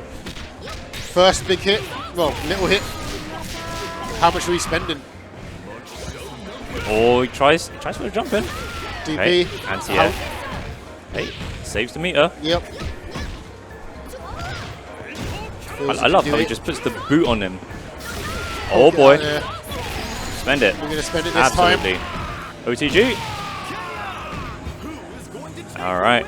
Anchors. Yeah, but the key difference is Borishin's got Borishin's 5 got that bars. bar. All full stack. Or, you know, Kit Kats, they only come in 4 bars. He's got 5. He's got a 5-bar Kit Kat. Does that mean Tumbleweed's on the chunky? Well, we're gonna have to see, like, based on the damage he can pull out. Oh, guard cancel. Okay, Big this opening. is huge. This is going to do massive damage here. All right. Climax. Oh. Is that enough? I don't think it's enough, is it? I'm out of this game and guessing. I'm too old for guessing if someone's going to kill. Oh boy. But It's still in the game. Nearly 3 bars.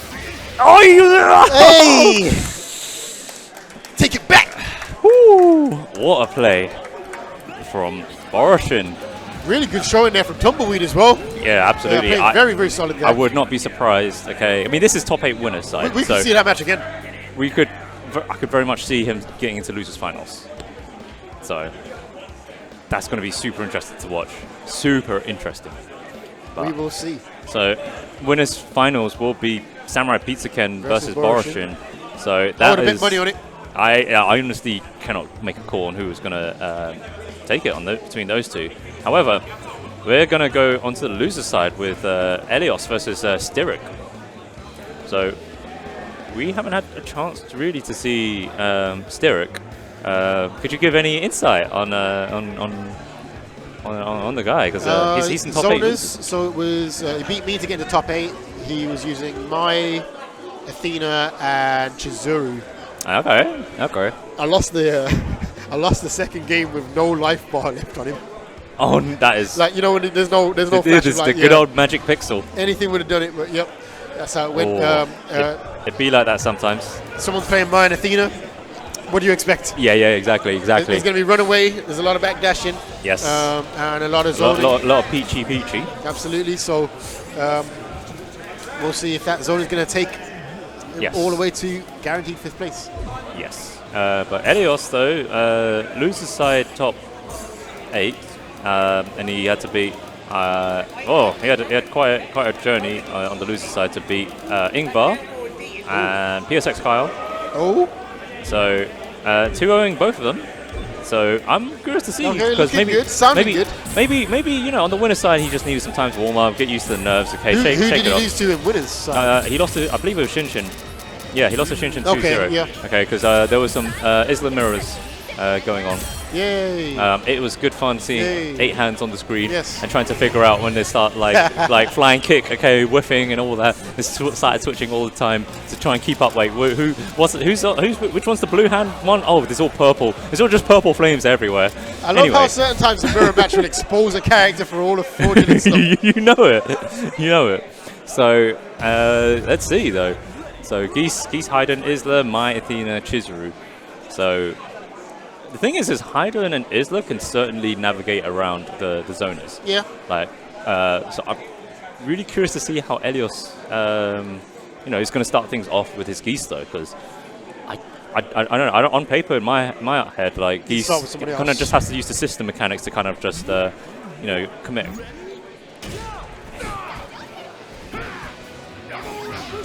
All right, okay, using the double Rapuken to, and then this is the kind of position he wants to be in. I mean, literally, he runs straight in. Why would you go run away?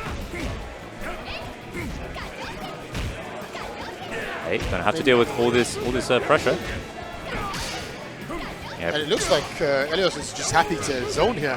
Yeah, because I think if you just look at the damage that each projectile does, that Mai's one's really not that much. Absolutely. It's more of an annoyance than anything else. She's trying to get you to do something stupid. Yes. Whereas I guess Geese a little bit more damaging when they finally land. So. Okay. Okay, here we go. Styric trying to push it to the corner. Oh, no confirm.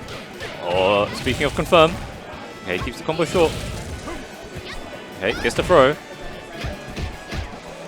Okay, and another one. I think Styric might have been watching some of Shinshin's game because that was what he was doing a lot of.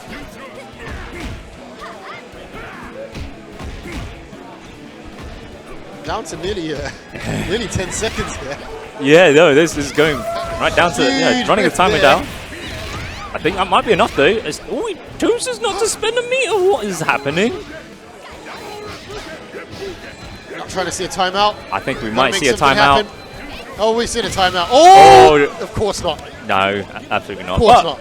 Geese recovers like less than a fingernail of health. Here we go. Athena time. Oh yeah, there we go. Peachy. Hey. One air throw. Very good. All right, Styric tying up the character count. But he's going to have to deal with this Haydn. Another tall boy. Okay. Corner pressure.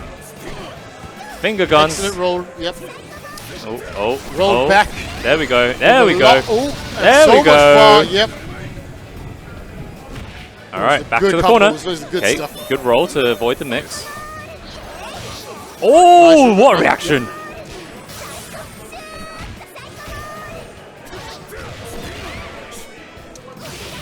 Okay, reverse. Yeah. Alright, I should have been round. Psycho Ball. Oh my word, big buttons. And what it's a guard the same cancel. again. Yep. It's not free. It's not free if somebody sniffs it out. Big punish available. Yeah, good recognition from Styric, okay, to notice that he's kind of overcommitting on these strings. One F throw to start things off! Again, yeah. My word. Alright, so this is the pressure you're talking about, it's the projectiles. Like, And it changes. oh! Blood! It changes so much when you've got an extra character to play with and a bit more time. But we are going to see both characters down to their anchors. Indeed. And it's Chizuru time. So you've got to really watch out for the EX, another Chizuru. I mean, everything is just another Chizuru with her moveset.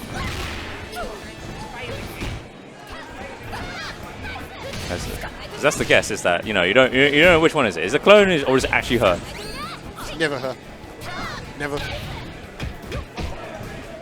Hey, good block. Chizuru with not a whole lot of bar here. Can obviously do huge damage. Ooh, I don't know if he meant to do that one. Oh! Okay, big punish. No! That could have... Alright, so that should have been it. I agree. I 100% agree. Oh boy. Just fishing here. 5 bars, come on. Oh, Anything will do it on Styric's side as well. very tense. Okay, guard cancels, but you can't really guard cancel that. Okay. I mean, I will say, Elios is using those very big buttons very well. And it's happened. It's happened. Come on, don't Kick drop. There and we go. Elios with the Isla. Like this is a very hard character to zone. Like you saw that was it Stand C? Yeah. Was it? Yeah. Like it's massive. Like and if you're going to constantly put yourself in that range that is close, you're gonna have to hold it. I was expecting to see a little bit more kind of standy from Styric just to start to control the rest of that space. He was getting in plenty. I want to see the one where she summons the Chizuru that's like EX and it makes a little rainbow, a little golden rainbow. She just like hops over. Oh yeah. That one you blink, okay, you already hit. Yep.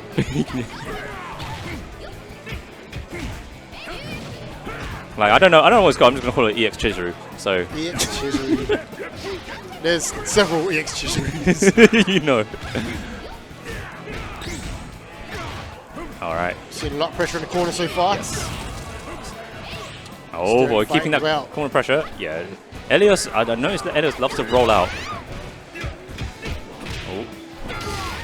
All right, Styric doing a water throw. Yep. So yeah, I think Styric also has recognized he loves to throw. Yep. So roll. Nice to have those catch-all solutions. Yes. Styric looking really strong in this one. Yeah, that my pressure was really solid. We're seeing a lot of scrappy situations where they're just trying to get out of the corner. Yes. All right. Tall boy. I think maybe some tournament owners happening. Some of these confirms that could have seen it yet again here. Getting a bit too predictable with the gun, but it works out this time. Finger gun. Damage. All the finger guns. Steal some health back while you're at it. Next for game. No, messes up the Wrestle grab.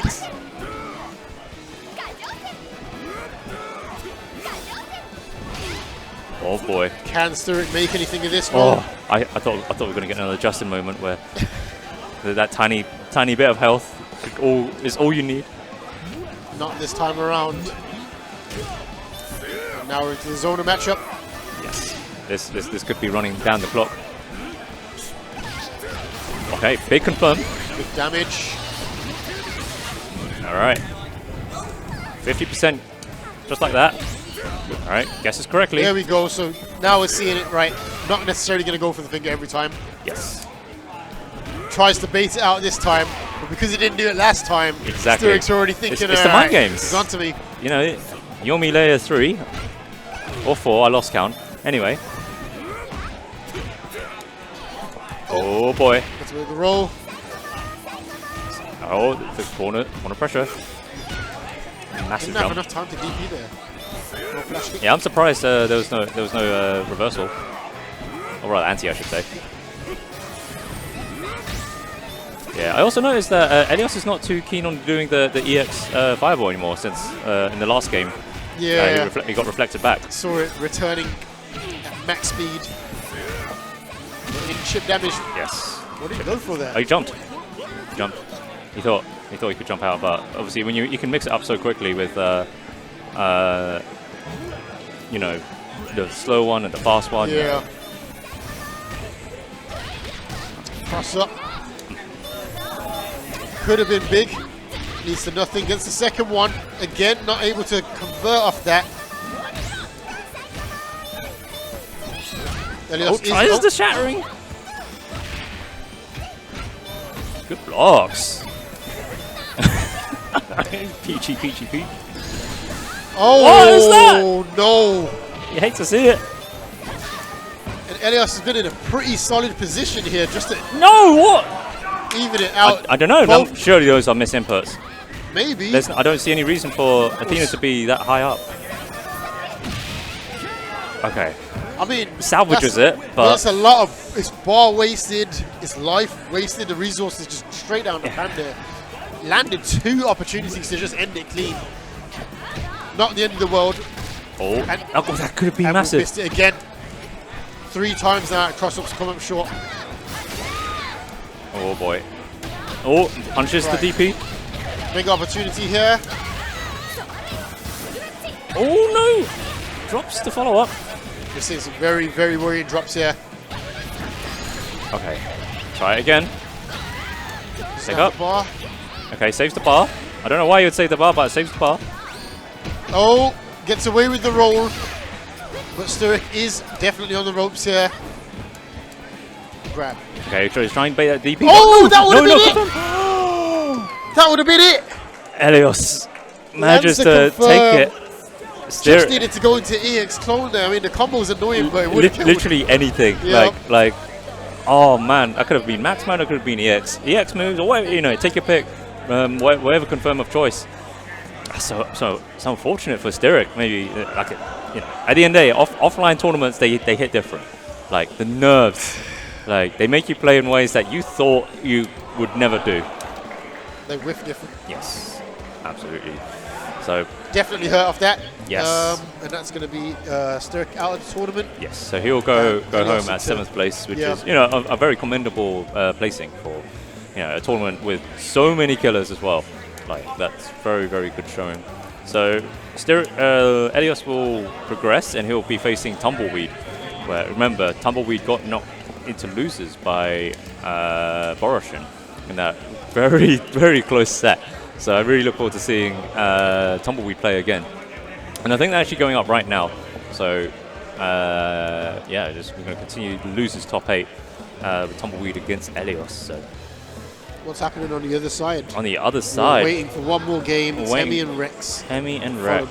We'll get the color. Yes, I can see to the right of us that they are playing. So, hopefully Hemi has taken some time to shake off, you know, what happened earlier with some of those drop combos that was very heartbreaking to see. Hate to see it. Hate to see it.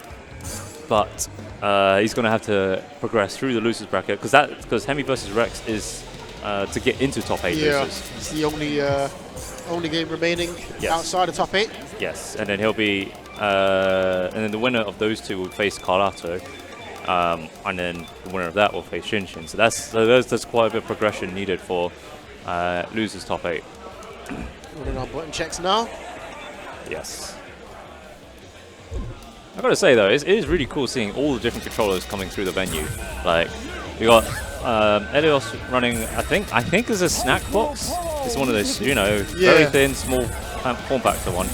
And then Tumbleweed right here, okay, he's made, I assume he made it himself, one out of wood. Like, we got the nice customs. Yeah. So plenty of custom controllers, and I think it's a really cool time for controllers in the FGC right now because you're getting everything. I'm just happy to see them not disconnected on stream. Yeah, that's another big thing. Some stability, finally. Yeah. 2023, I think we're at that point now where you can bring a custom controller to a tournament and not fear for your life in every set. Yes, absolutely. So I think it's super cool. I think what's not as cool though is that more people are playing hitboxes than sticks these days, traditional sticks. That's we got pad warriors as well. Oh, the pad warriors. This is what I'm trying to do right now. To me, they sound like a dying breed now, because everyone.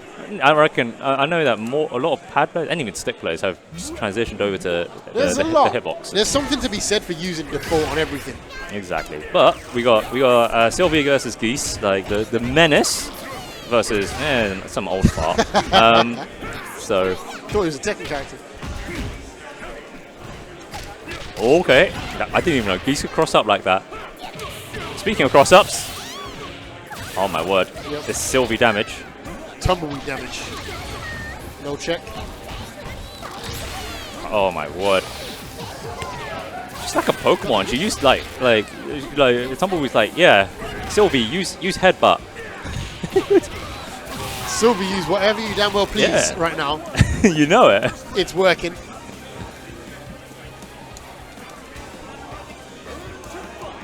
All right. I didn't know we were going to have the best photographer in the game here as well. Oh, we always have the best. Best of the best. All right. Oh, check, but no, didn't we're seeing the pokes here. Not converting into anything just yet. All right. We are going to see that damage yet again. We're definitely seeing a conversion now from Tumbleweed. Huge damage there. Jeez. That's definitely a hidden. His way out. You see Isla. Like, I don't know how she builds so much bar. Like, I'm always seeing she's glowing yellow with the the EX moves, but then suddenly, but that's how a lot of EX moves, no supers. Yeah, but I don't know where she gets the bar from.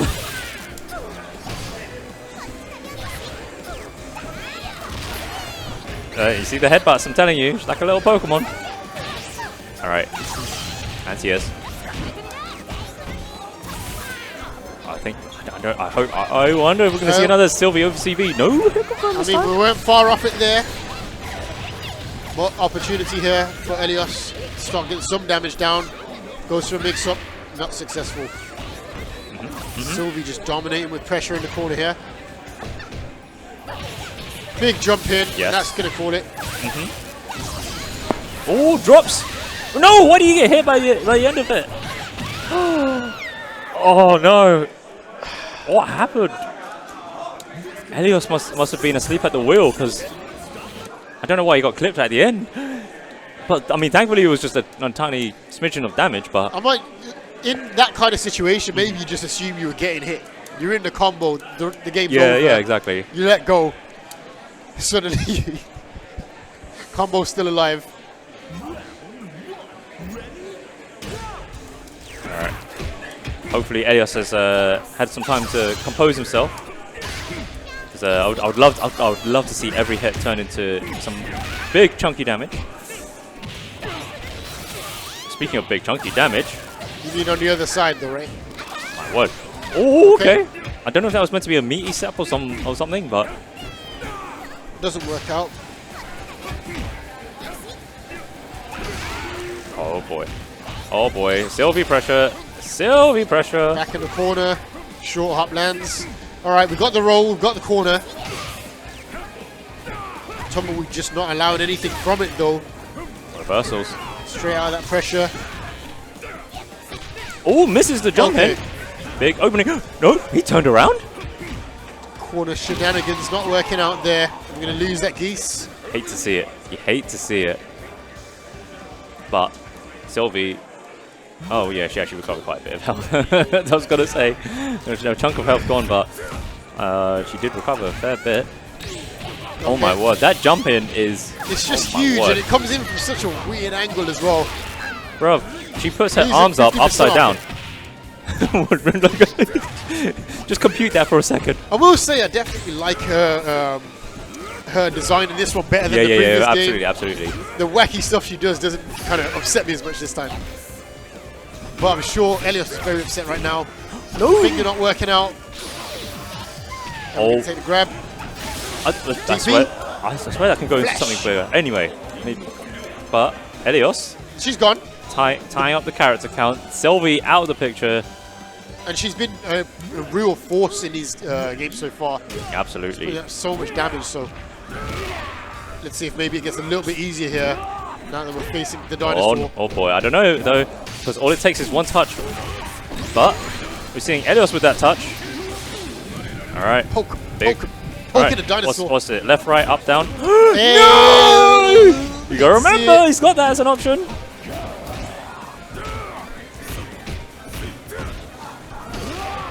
Alright, pushing all the way to the corner. You've got to be very careful of that body splash because it could be whiffed into the throw. Oh boy. Alright. Well, Elios not doing too badly here. Oh, shattering strike, but can't convert. He tries it. That should have been. Ooh. He was not ready. Yeah. He was not ready. It would have, like, it was going to land at a really weird range. Might need like a maximum conversion. It was a very strange situation there. But unfortunately, down to just the Isla here is Elios. Oh boy, both players don't want to overcommit to anything. Uh-oh. Uh-oh. This is corner pressure. Ooh! That jump. Mix is not coming up to anything just yet. Oh my word, the back kick, back kick, back kick. But nothing landing into a combo. We get the DP reversal. Spends the bar. Good blocks on the back kick. Tries for shattering strike again. Oh boy, that body splash. Oh, very ready for the roll. Oh, actually, 2 bars on deck. That's a lot That of might damage. be enough. That might be enough. I think him. Oh, just a smidgen of health. All right, that was. You look at the cost of that 1 bar versus the 2 bar conversion off the DP there for Isla, and you look at the amount of damage you've just taken there. Was it worth keeping the bar? I don't think so. Well, Elios managed to make it pay off because look at that. I mean, it's got to be so much more. But 5 bars. Yeah. Just take 1 clean confirm. Not going to happen. No. No. 5 bars to the grave. Yeah. It hurts, doesn't it? Yep. It hurts. 5 bars, but just could not get that clean opening. I feel like in 2023, we've just grown out of saving your bar. You say that, you know. I feel like that's how it should be now. Just you spend it at all times. Like, I think that's a UK mentality. A legit thing that's a UK mentality. What, scarcity mentality? Yes. Talk to me.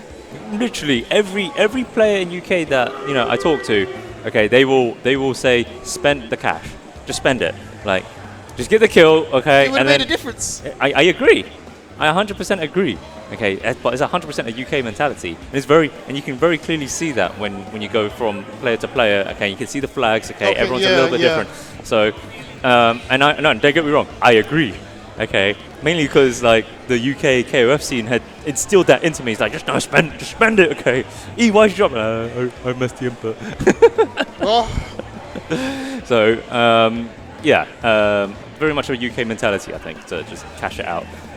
But let's see. Speaking of UK, we got the UK winners finals coming up next. Boroshin Pizza Ken. Yes. Oh man, you know what I hate about Pizza Ken? His name is like just makes me hungry. Like I'm just like Makes me nostalgic. Like I'm just like it's just gone past 2 p.m. Okay, all right. I've had breakfast a few hours ago, but just think of pizza, man. Like don't get me wrong. I know. It, though, I know. It's meant to be a play on the old show, isn't it? Is there £1 pizzas at this event?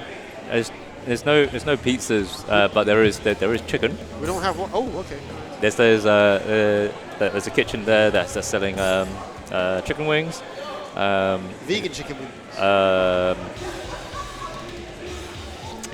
Real chicken wings. Real what they call chicken quarters, which is basically 1 drumstick, 1 thigh. Yeah. A real wrap. I mean, it's quite hard to make it a fake one, but no, real wrap. a real one. I can't remember what the veggie options are. Mac and cheese. As for vegan options, I'll make do today. I'm sure they can cook up something. Okay, like chefs are smart people. They can figure something out. Speaking of smart people, Boroshin and Pizza Ken, do you have a favorite amongst the two to take it? I want Ken to win. I respect Boro, but Dolores. I'm trying to see Dolores getting played. What Dolores? Wait, there was a Dolores pick? Yes, Samurai Pizza Ken is. Oh, sorry, I only saw Cookery last time. Oh, that's snap. That's the thing about Pizza Ken. I only saw Kukri. I just forgot about he had other characters. No, I thought it was 1 versus 3. No, My bad. No. I got to see the Dolores. So yeah, Boroshin. For me, Boroshin is my pick. Okay, because I've just known him since because we've been playing each other since the game came out. You know, I tune into his streams and all that. So shout out to him streaming KOF all the time. Oh boy, this. You know what I love about this stage is it is mad hard to see those hurricane gusts. Oh, we're using the UK flag, yeah? Oh. So both of these players, like they're really good at knowing where the opponent is. So that's. I wonder if that plays into the favors, or if they've just played each other so much that they're going to start doing weird stuff. And that's what I love about player versus player. They played each other a ton at this point. So that's why this should be this is definitely an exciting match. I was of the impression that Boroshin tends to take it, but at this point, Samurai Pizza Ken had a massive lead here and looking pretty strong. Yeah, that guard cancel was huge to just finally get out of that corner. And straight away just has a few extra options as Kukri. We've seen so much of Boroshin's just keeping out and making those good guesses on the opportunities for players to try and fight their way in. Kukri doesn't have to do that. And now we're going to see, maybe a bit of a switch up. Okay. Top to the face. Ooh. All right. Ken with the corner pressure. Oh, this is massive. Takes the second one. Okay, immediately rolls out. Doesn't want to deal with the left-right mix. Okay, pushes to the corner. Oh my word. Oh my word. Very, very clean so far. Lands the low check. Can't run up in me. Bro, you know how I was saying like I didn't know he plays Dolores? I still don't know he plays Dolores. Like right now, I'm still only seeing Kukui. So I hope for Boroshin's sake that he's gonna find a clean hit, okay, convert, but he's gonna need something. All right, this is big. He's keeping up the corner pressure. Good blocks. Saying that though, winners finals, do we get the extra game? Yeah, I believe so. So a bit more time for Boroshin to adjust if he needs to, but not over yet with that Yamazaki, with that nearly 5 bars, okay, and with that first hit to make the big difference. Hey, there we go. Meter efficient as well. 2 more left. All right, finally we get to see the girl, Dolores. And she's coming in with very little bar. That's not ideal. Go from Sandy Man to Muddy Lady. I didn't think that through. Anyway, Boroshin trying to keep up the pressure, jumping over all the traps. Okay, guard cancels, doesn't want to deal with that. Oh, there's air. We're seeing some of these strays. Okay, grab. Come on, grab. Again, though, so little bar to work with. It doesn't matter at this point now, because like it is next touch more or less. There we go. Takes it. Pizza Ken taking game number 1 of winners finals. Oh, member select. Oh, hello. And to be fair, Boroshin has played the game a lot. Let's see. Okay. Who's the last character? Okay, no, he's going to stick to the same team, but maybe different order. Maybe different order. Maybe just a break. I do like the idea of going into character selector, kind of reset the pace. Absolutely, yeah. Okay.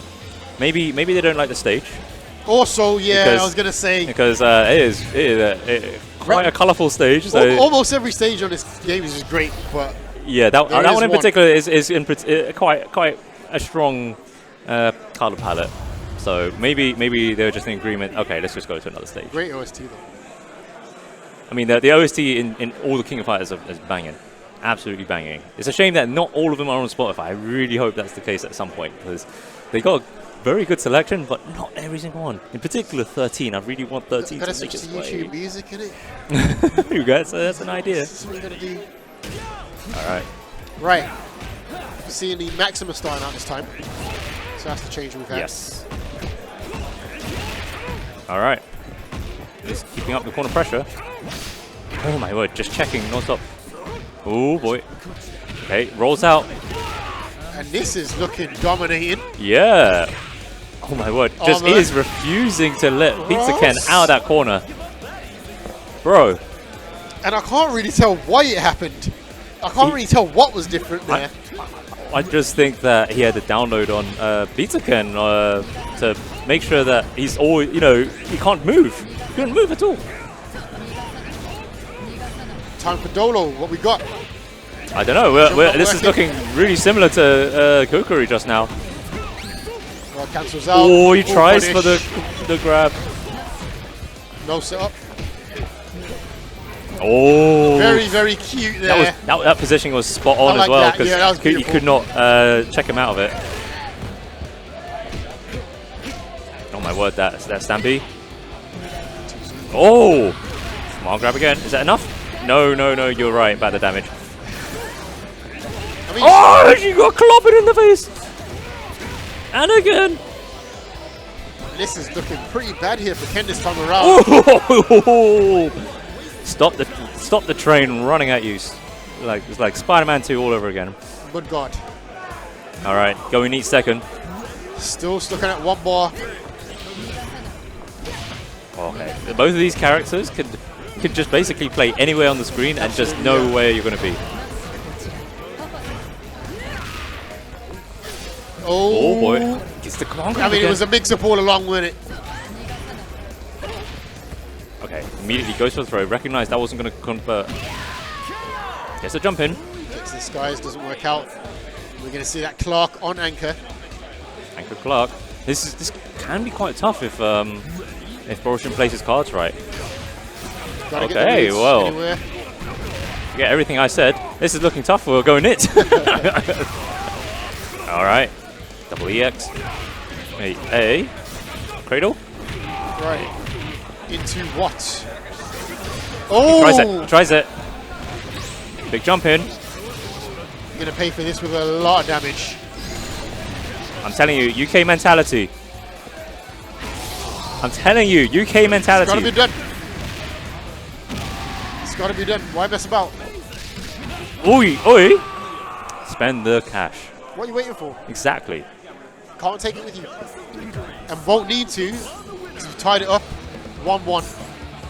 And this time, no taking a break. We're going straight back in. Yeah. But remember, it is best of 5, so we've got at least 2 more games. Alright. Hopefully 3, because this set is actually kind of nice, you know.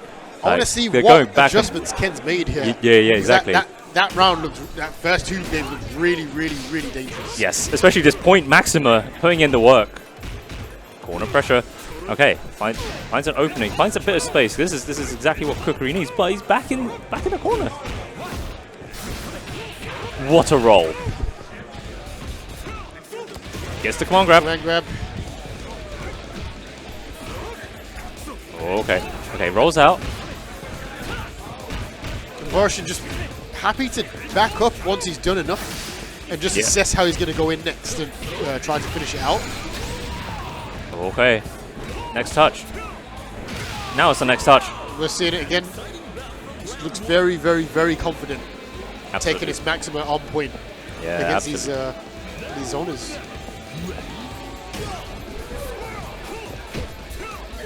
All right, big jump in from Pizza Ken. There we go. Goes for the harder combo. Yeah, and look at that damage, like 50% gone. Shattering strike, that hit really weirdly. I did see it hit very awkwardly because it was... It doesn't have a lot of range, and it's kind of expensive to use for her. She doesn't get a whole lot off it. So interested to go for. No, for but it to not work out as well. It worked, but he didn't confirm the range. Oi, is that an OS? Nah, Borussia. You better tweet out and say that was an OS, okay? Definitely say okay. If it wasn't, you say it is now. Yeah. The people will not know. Okay, clobbered in the face. Borussia working towards one. Oh my word! Character victory. I love it. I love it. He just landed again. He's mixing up so well with the command grab and okay. That should definitely be enough. Pick up, cradle, and that will be enough. Not over yet, but not looking good either. He's taking out the problem, though. He's taking out the problem. I'm telling you, that Maxima is a massive problem. He's taking out one problem. I think ultimately he switched to Maxima on point to deal with, it looks like, to deal with the zoning. Yeah, absolutely. Clark ain't zoning. All right, speaking of zoning. Yep. It's just kind of switched into a matchup that's in his favor anyway now. Oh, very brave Ken with not the having it though. Dash it out. I can't remember. Does he get OK off this? He doesn't, does he? No. Oh, boy. Mash. Oh. Nice mix. Hands in the air. Oh, he tries a reversal. Oh, this is big. This is very big. That's very, very close. Is that done? I think so. That's done. I think that's done. Oh, boy. Yeah, that's what I mean. Oh, boy. We've got the weather on Monday. That's the weather forecast on Monday. It's looking peak.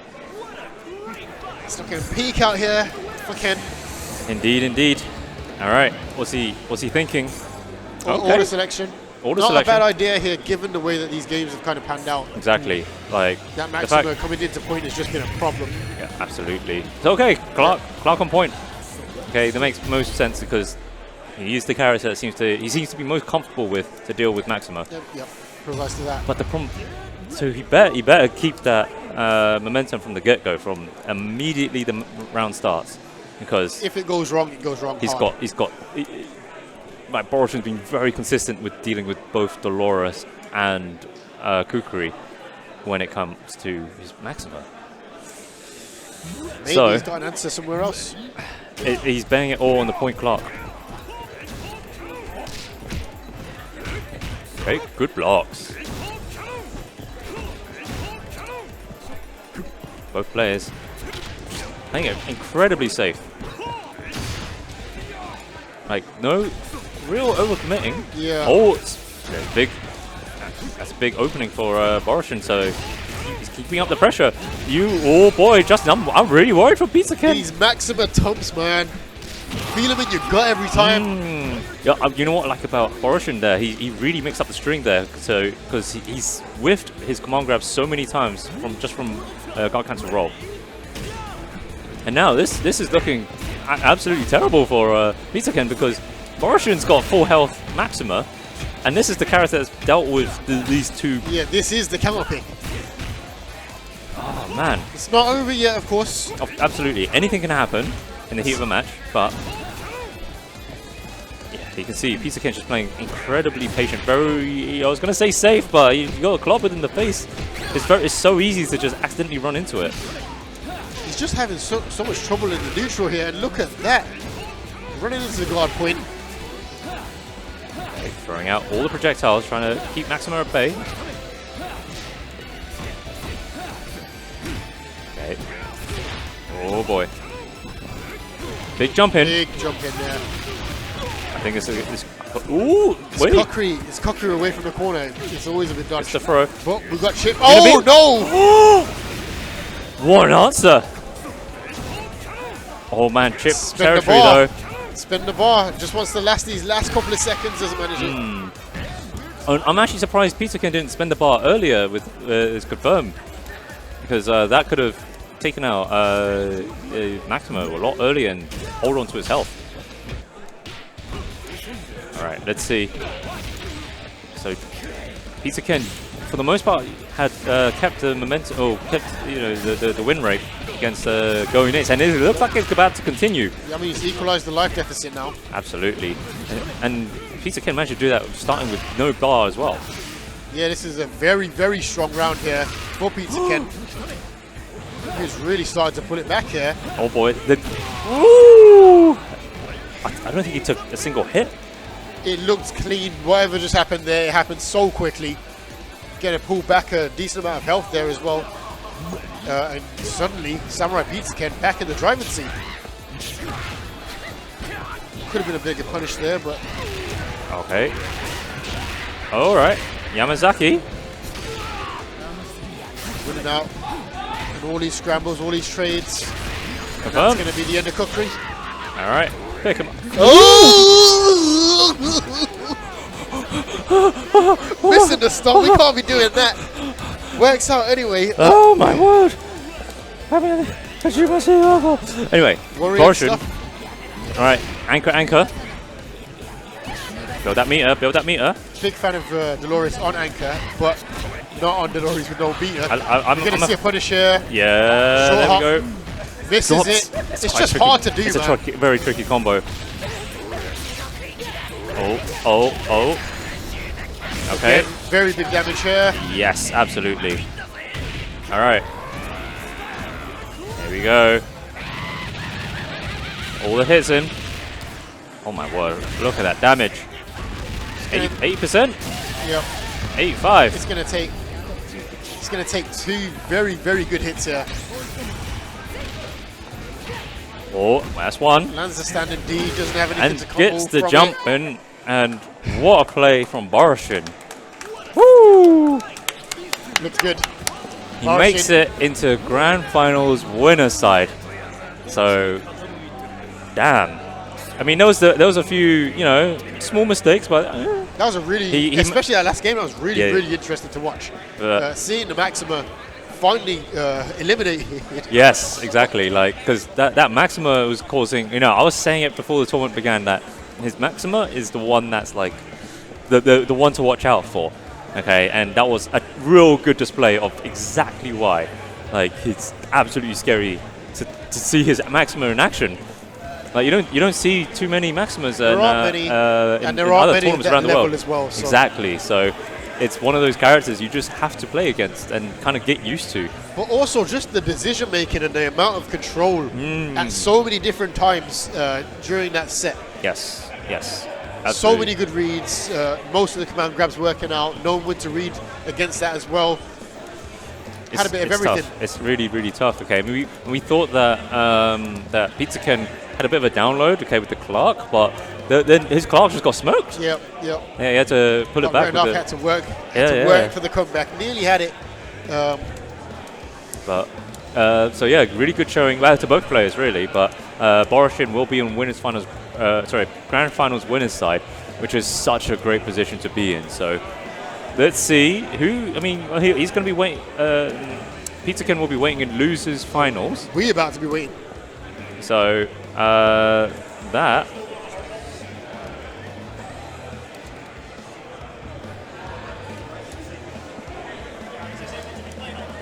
Okay, sure. So we got word in that currently we're having Colato versus Hemi.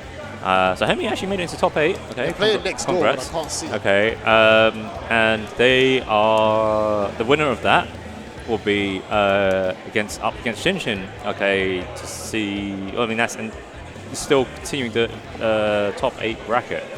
So we will continue top 8 once that match is finished. Maybe we should have a little short break. Yeah, so I think we're going to have a short break, okay, and then we'll be back, okay, with top 8 coming soon.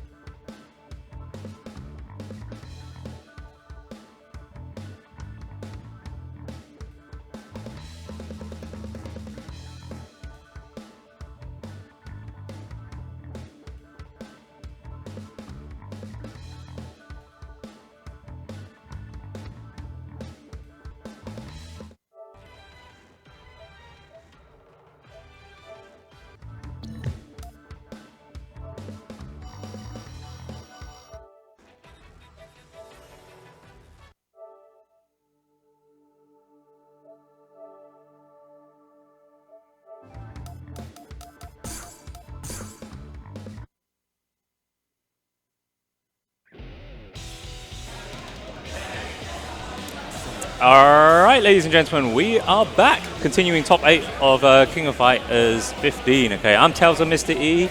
I'm Justin Xavier. Alright, and we're going to be continuing the rest of the top 8. Okay, and we're currently on loser's side. So currently in Grand Finals winner's side, we have Boroshin. Okay, then we're going to have right now Carlato versus Shinshin. Okay, the winner of that, I think, is playing Tumbleweed. Yep. The winner of that will play against Samurai Pizzaken. So there's a lot of losers brackets. Everything's on the line. Okay, you can't lose. Okay, once you lose, that's it. You're out. So You've gone home, or at least back to the casual subs. exactly. So Carlotto managed to take it over Hemi in the off stream, and we're going to continue the bracket. All right, I think we're ready to go. I see players fist bumping. Yep, okay, thumbs up. all the thumbs up. I'm seeing Rat Chris on the screen. Oh snap! It wasn't on camera. It's fine. No one needs to know. So yeah, Shinshin with the Microsoft keyboard. Hey. Okay, the office personnel. Okay, given the one given by his work. That's my assumption. I'm never going to understand it. Okay, he's typing out his combos. Okay, You play out what you're comfortable with. You got your number notation. Okay, I actually wonder if he's mapped it to be like, you know, like his movement is the numpad. Okay, and the buttons are actually A, B, C, D. That would be things. If you lose, you can send an angry email afterwards. Exactly, straight from the tournament setup. Carlato though. Here we go. Point. We got Chris versus Clark. Oh. All right, keeping up the corner pressure as Chris.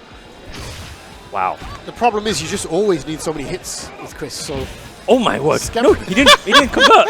He did the run, but didn't turn it into anything. Felt like he wasn't fully sure it was going to happen. No, look, I've seen Carlato do it. Oh boy, this is actually quite big damage, I think. I mean, yeah, he's going to spend it. Big damage for Chop. Okay, chop. Okay, continues the pressure. Oh boy!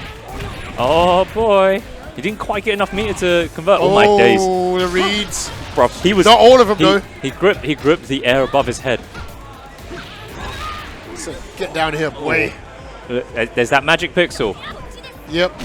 Oh! But it weren't magic enough. Yeah, not magic enough indeed. Okay, the Ronaldinho kick, aka JB.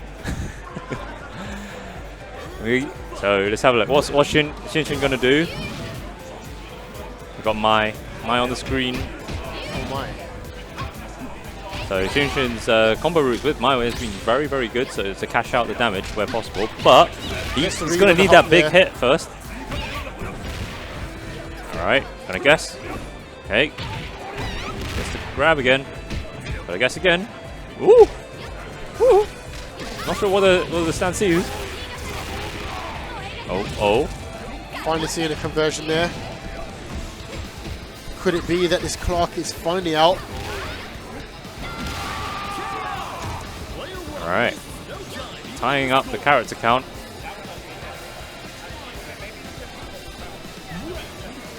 All right, Shermie on the screen.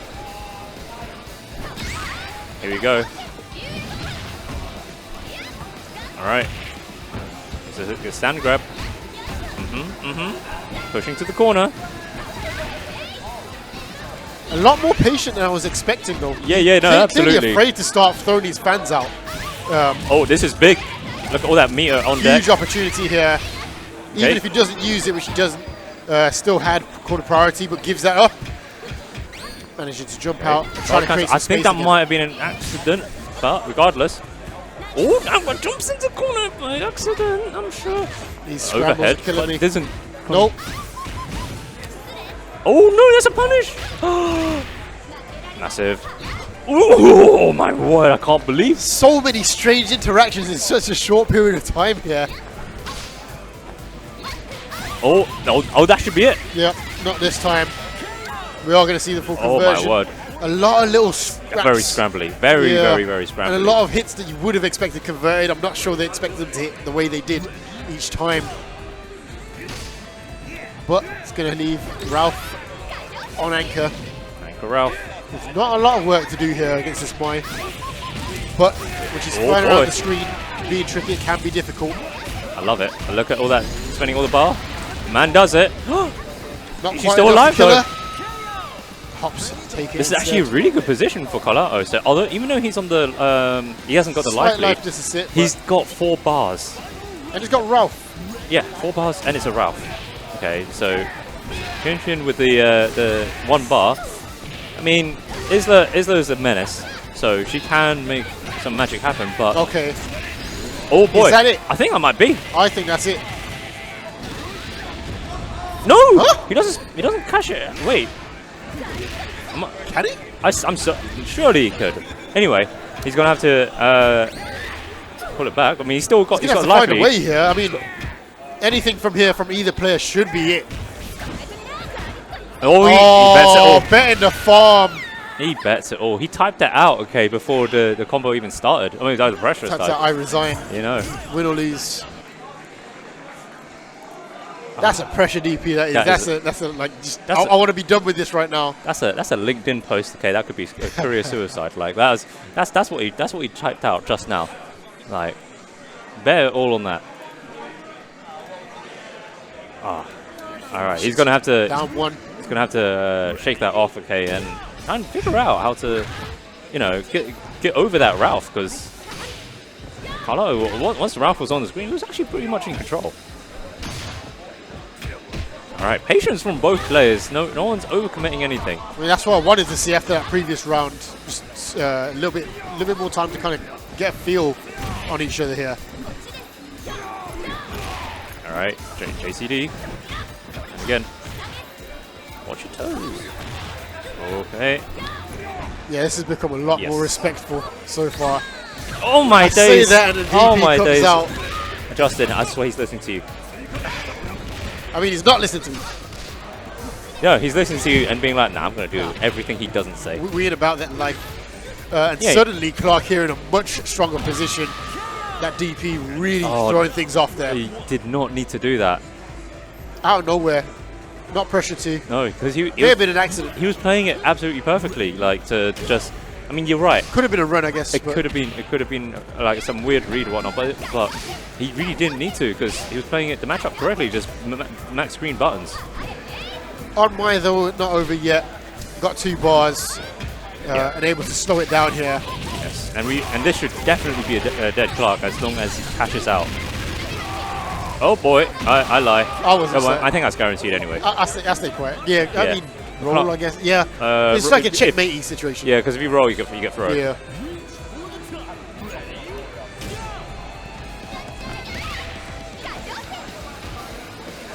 All right. Right.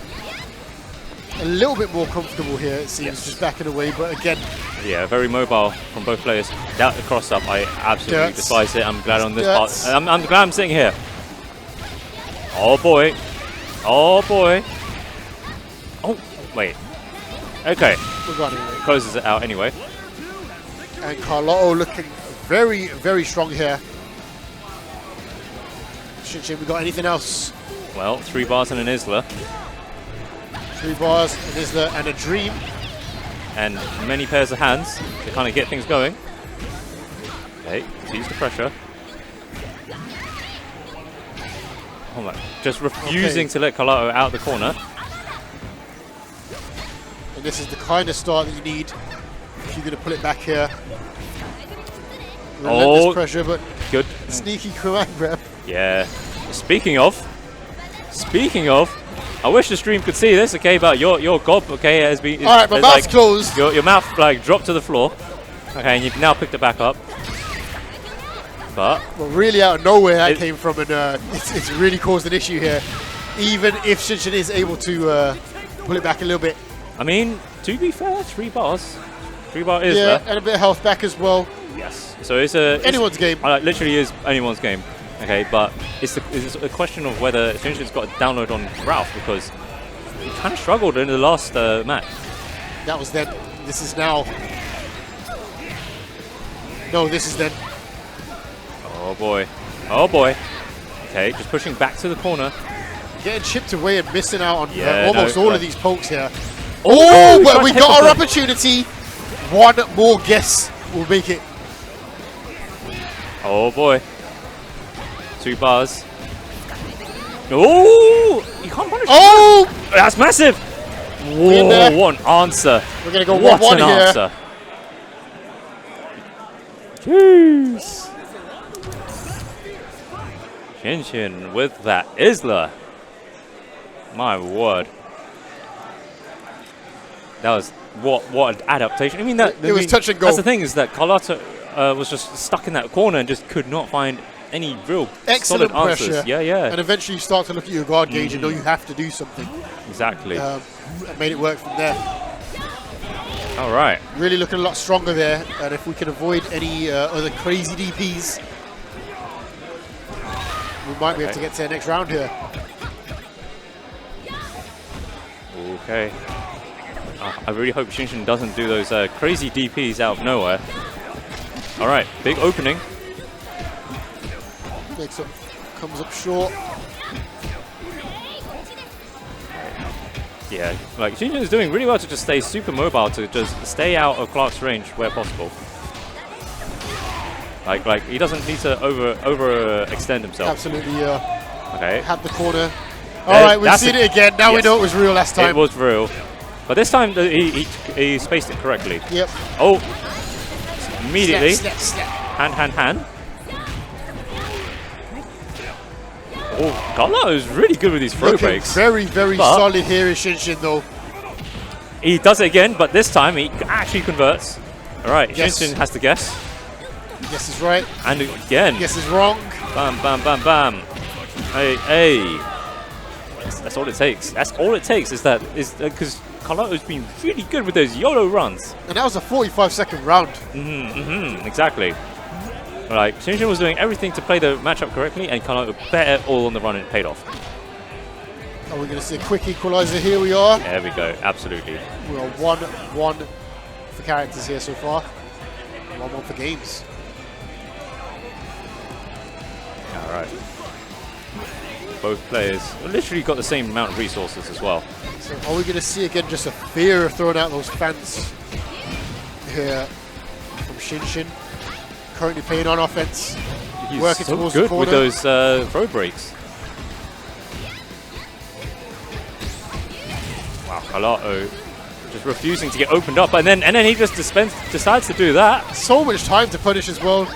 Not necessarily the kind of damage that was available on the table, but something nonetheless. Oh, the knee drop. I'm certain that hit cross up. I mean, it definitely did, because whatever direction he was holding, it was the other one. Look, it's just unblockable.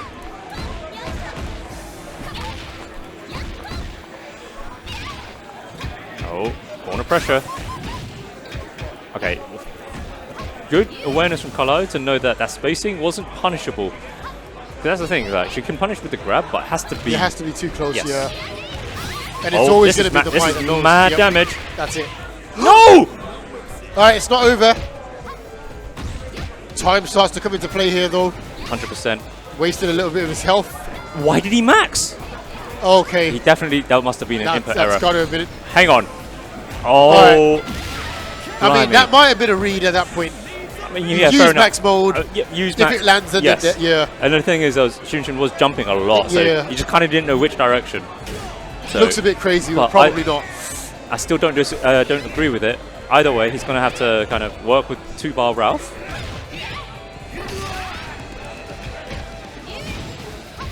Not insurmountable here. Yeah, absolutely. Like, we've seen his Ralph. He's put in the work before. Okay, and we've seen his hit confirms are really good. Well, is having his life bar chipped away slowly. Absolutely. Down to Shinshin's 60% playing this already. matchup like to a T. Okay, guard cancel. Immediately gets pushed right back into that same corner.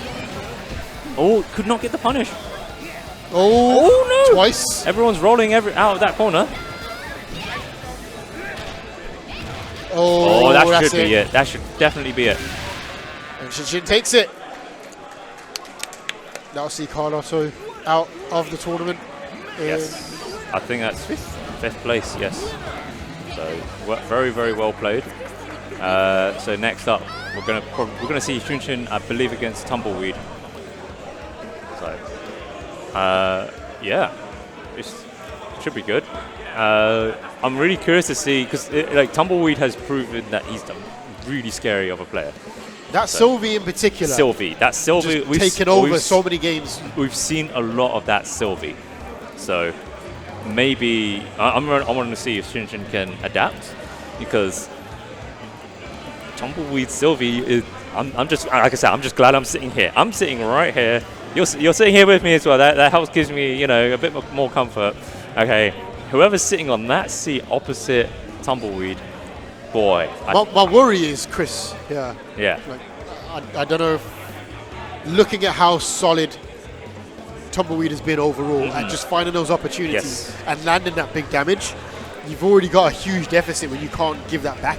Yes, very quickly. So absolutely. The Mai has looked good. The Islas look good, but that Chris, questionable at times. So I'm hoping Shinshin can kind of figure out some answers quickly in that point match, because I assume they're going to play the same team order.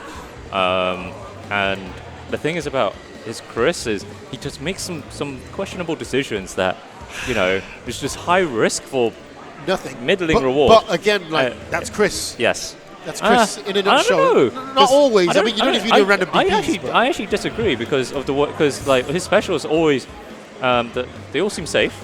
Okay, they all push away. They're all kind of safe. But like you bring rolls in, you bring guard rolls in, evering starts to go a little bit funky. Guard rolls only matter, okay, when they have meter. True. Okay. Point. And so in the point war, you don't start out with meter. You don't build it that much. Well, I don't know, Sylvie. I don't know. Sylvie seems to magically. I mean, she's not going to have. She's not going to have bar for that at least. You say that she magically has 2 bars. Okay, at times. She's got the Mortal Kombat start. First hit. Oh man, I sometimes want to see Tumbleweed play with that Sylvie. It's just she's got 2 bars. She's got 2 stacks. I'm just like, wait, what? This happened. And she spent 3 EXs at the same time. Like, how?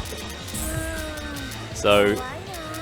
Yeah, let's see how Shinshin deals with that menace of a Sylvie, which could actually be those crazy YOLO DPs that we keep talking about might actually be the answer.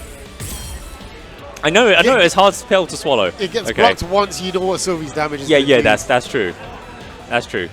But it's not for us to know. Yes. For them to know, I guess. Yeah, it's for him to figure out, okay, on the fly. I mean, both of these players have been watching each other play throughout the tournament. Okay, we've been, been on the big screen, had plenty of time, plenty of opportunities to get the download on one another. Okay, and look at the keyboard. I'm telling you, that is 100% a Microsoft Office. That's the one. It's the one you go, on your first office job. That's the one they give you. I'm calling there's the membrane, all that good stuff. Stock offer. I don't think he's using number notation. I think he's using the actual arrow keys. Yeah, it's looking like arrow keys reverse setup, I guess. Yeah, absolutely. I can't tell if you're using QWERTY or ASDF though. Or maybe it's... I think his buttons are on the left-hand side. That's what I'm saying. QWERTY or ASDF. QWERTY, surely. QWERTY to start for the top row and the ASDF for underneath. I don't know. Would you need to? No, I don't know. I think you should just use ABCD. It's all over the keyboard. Imagine. What I will say, though, is this is absolutely the training mode tech for an office job. Yeah, absolutely. Absolutely. You're just clacking away. Yeah, exactly. And then them reactions when emails come in. Oh, boy. Oh, boy. Right. So we've got a nice, exciting start off here. Oh, okay. Both players. as well. Shinshin actually has changed up his team. Tumbleweed starting with the Maiden-kun. Oh, this is what I'm saying. The download from what, I mean, my biggest fear is gone straight away. Yeah. We're not seeing Chris on the screen. We've got someone that can kind of deal with this style. That's true. But also we've got Maiden starting on point as well. So probably mind games on both sides, trying to work out what each player's going to do. Oh wow, what an air throw! And Shinshin's actually showing that he's in control of this match. I spoke too soon, didn't I? Spend the bar. Oh, unfortunately doesn't jump over the pillow. Oh man, this is down to the wire. This is down to the wire. Both players.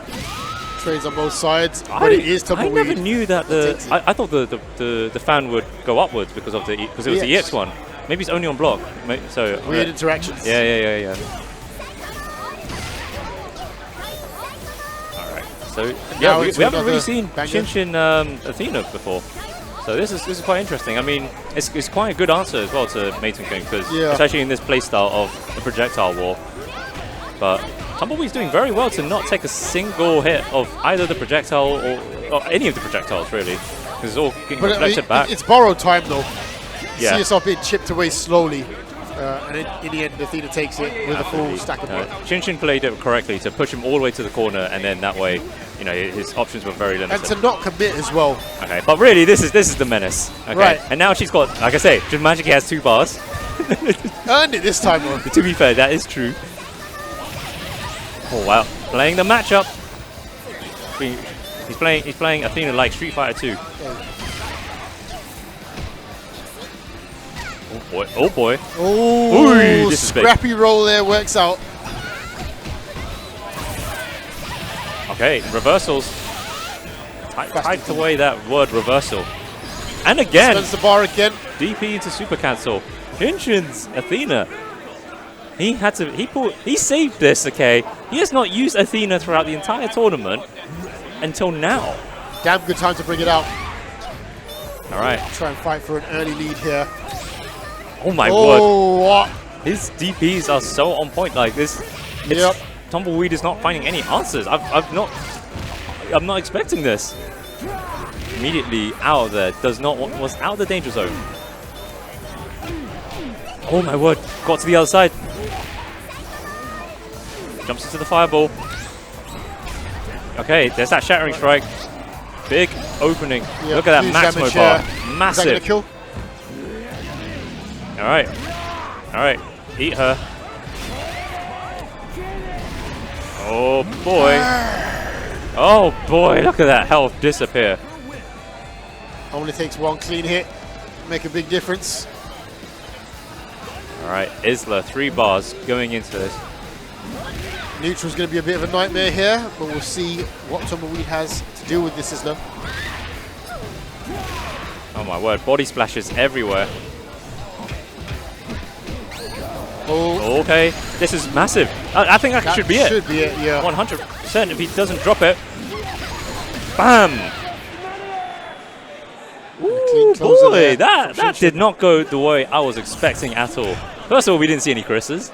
Okay, and secondly, that Sylvie, she wasn't. Where was she? Where was she? She got smoked.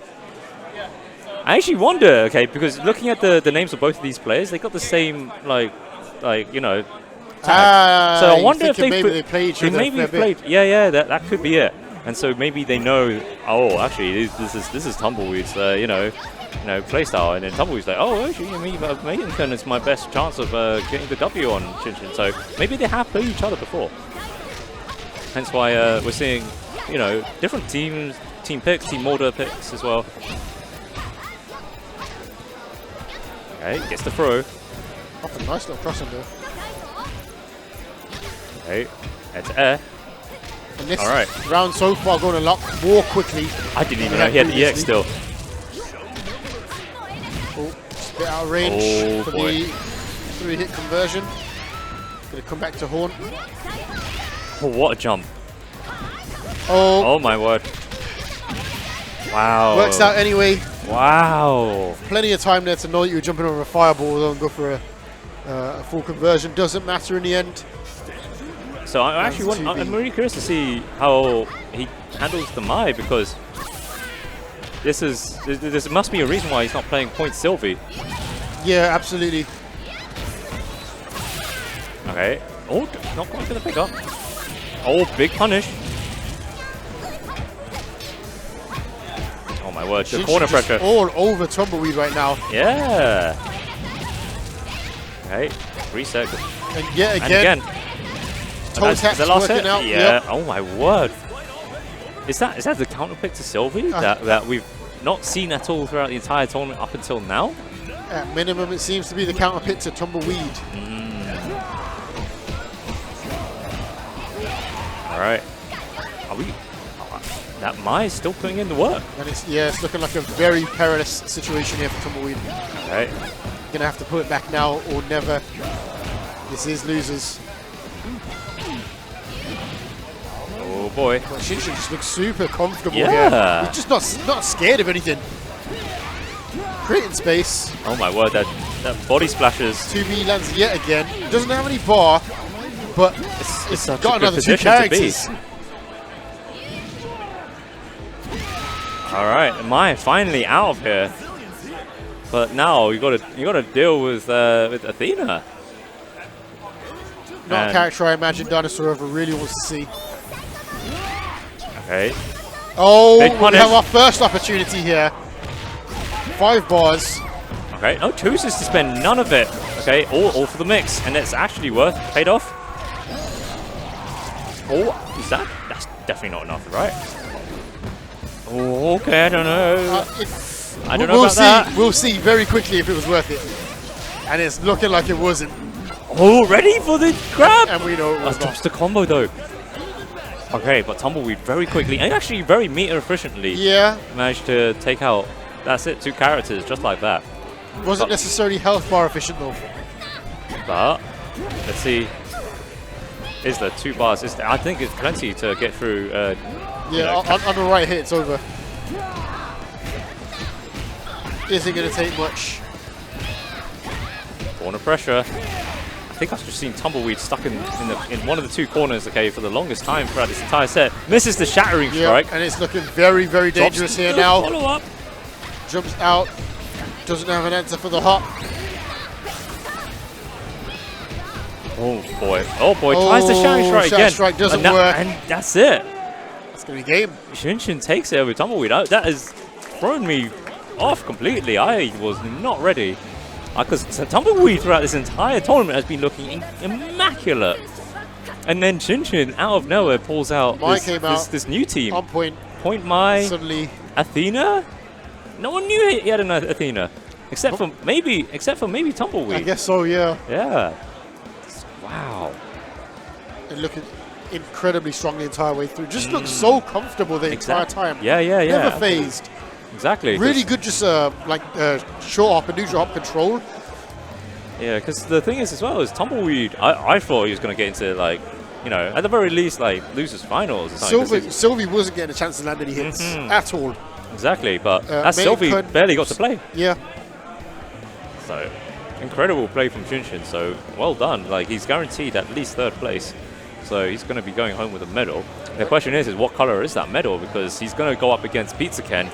And the winner of this will be up against Boroshin. So, boy. Fun all around. Oh, boy. Trying to fight for them hobnobs. Oh, man, you back to the food. Oh, man. My bad. Too soon. All right. So, I'm actually curious now. Now that Shinshin has shown off that he's got numerous characters, okay. Well, certainly, 4 characters, okay, he's shown in tournament. Is what will he play? Who do you want to deal with? Honestly, that team he pulled out, I would like to see him continue with that one because, my thoughts on his Chris is Chris in this matchup is a little bit different, I would think. I mean, yes, but I think he looks like he's going for the same team as before, and I'm in full agreement. It worked. He played like a completely different person. My word. We will see. Yes, because Pizza Ken, no slouch, absolutely no slouch. So let's see what he does because that Kukuri, menacing, absolutely scary. Absolutely. His spatial awareness of knowing where the opponent is going to be, where the opponent's going to be on the screen, he's really good at that skill. So. I mean, it's a two-way thing, though, isn't it? The opponent needs to give you that opportunity to do it. Yes, especially a character like Mai, who's incredibly mobile, and we've seen that she's just jumping everywhere, doing JCDs. Okay, Exactly that. So let's see if it's as effective with a character that has a few more options. Okay, gets the throw. Okay, reversal throws. Ooh, cheeky stuff. I have to roll out, but Pizza Ken ready. He uses the knee drop. This is very clever to use the knee drop to make it even more unpredictable on the movement. It's really mixing up where he's going to be at any time. Like I think that's the key thing in the matchup, to deal with the neutral. But it's Pizza Ken with the massive opening. Oh, that dive as well. Oh, that one bar as well. So that's plenty to play with. Yep. Oh, reset. Yeah. I think that was the couldn't get anything else after. Yeah. Literally next touch, and that touch came from Pizza Ken. Woo! What an opening round. Pizza Ken. Only a smidgen of health, really. Like, literally, that was one hit, so second one. But this is a big opening. No bar to play with, though. I mean, he's playing with his health bar here. Yeah. And for every little bit of damage you can do, he's going to be laughing. Oh my word. Got clipped by just a single hit of the dive. The EX dive. That was enough. Going to recover a lot of that health bar back. But we have that Dolo in now. Dolo does fight Athena pretty well. Yes, absolutely. Because Athena can't reflect anything. You have the teleport. But she's so meter hungry sometimes as well. You see immediately down to just one bar on the side of Pizza Ken. I love this patience from Pizza Ken. Like, just standing still is just a show of confidence in this matchup. Absolutely. And now we're seeing that control of space with a character in the matchup that can do it. Yeah, there's no overcommitment from Pizza Ken. He knows he's got the life lead. There's just there's no reason to do anything crazy. Okay. Does so anyway, gets caught out with the council off the 6A there. How do you get there? And suddenly you look at the health bars, everything's gone to pot here. We're in chip damage territory. Oh my word. Pizza Ken was trying to show like he asserting dominance, and it did not pay off. All went wrong. Shinshin was not blink phased of an at eye all. there.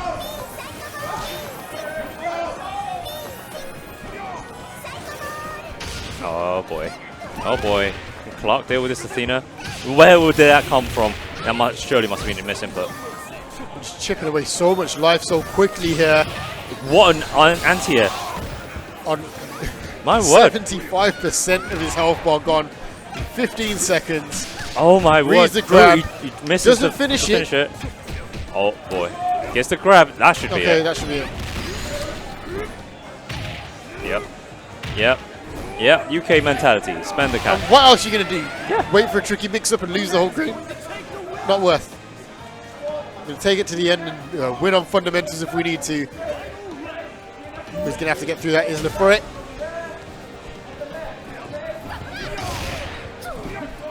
Oh, good nice read on the back. Here we go. He's also going to get pushed all the way to the corner. Okay, build a little bit of bar. So he has the EX at hand. Yeah, you can't do that. You're so used to getting away with things in certain matchups. Exactly. It's hard to kind of switch it up sometimes. Oh my days. Oh, doesn't get the bar, so he couldn't crash it out. Oh boy. Literally, could be anyone's game. Oh boy. Oh, baits out the DP. Woo! Clever stuff there. Pizza Ken taking it over Shinshin game one. That was actually looking like Shinshin's game for the longest time. Manages to pull it back though on the Ken side.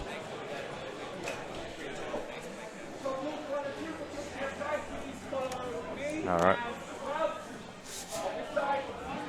So let's see, what's Shinshin going to do to kind of adjust to this? Because, I mean, to be fair, Shinshin was playing everything correctly. Yeah. That's the thing.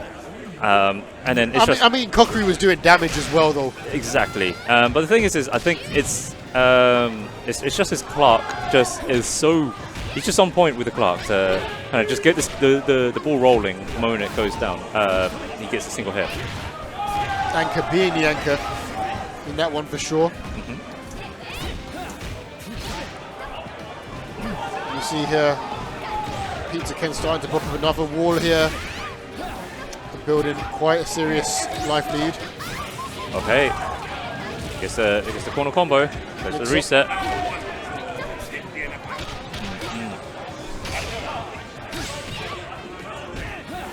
Okay, fireball pressure. Both players are just trading like the positions of the corner. Okay, it's not quite enough. Oh, it's down to the wire, and this time I I don't think Pizza knew which side that was going to land on. got crossed up. I don't even know. That's what I'm saying here, man. I got hit. It hurts. But we do have that Dolo win next. Nice. What a confirm. Lovely confirm there. Love it. Oh, straight away into the command grab. Yep. Very, very, very. Excellent use of the jump C there. That was super quick. So, Shinshin, here we go with that Athena. Yeah, that was sick still. That's hard. Hey, Oi. huge damage here. Oi! Nope. Okay, goes for a slightly easier route. Yeah. Okay, misses the DP, but that's fine. Not a bad position to be in. One of the strange things about playing Dolo in the mid position, not quite having enough bar to use the max mode effectively. Probably could have had this round over with in anchor position, but not there. Oh, this is it. Okay. Now Big there's opening. huge damage from Athena instead. We know that corner combo does so much. I love it. He's staying out of range, okay, of all of Dolores' projectiles. Okay. Eventually taking it. Good. Yeah, Ken had to go in at some point because Shinshin was very aware of the positioning of all the pillars coming out.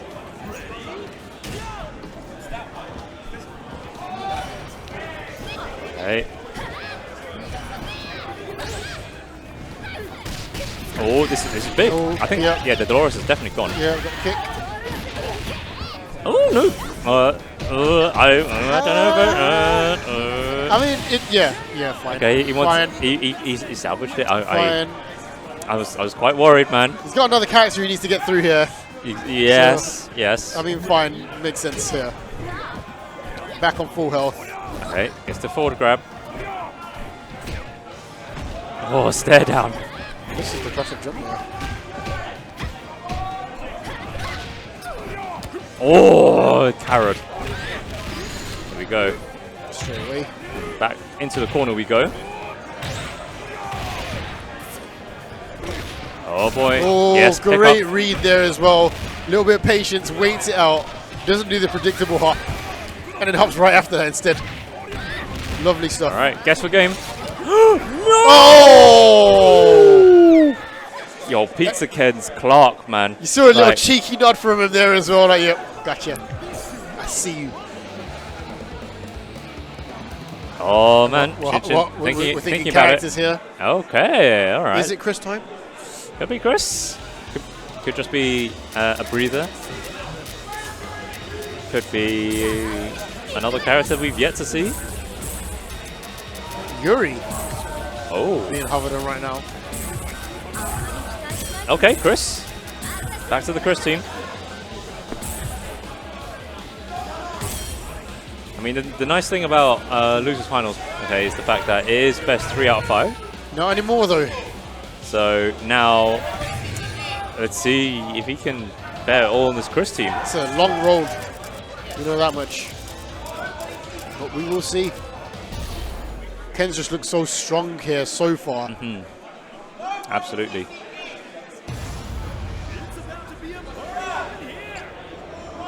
All right. And everyone's done their job. Yep. You can see a big crowd. A lot of people watching KOF. And then Rightly off, so. And then off to the sides, okay, you can see all the tournament action going on from the next set of games going on, which was actually Guilty Gear Strive and DNF Duel. So lots and lots and lots of fine game action going on. But we're at Losers Finals for KOF 15.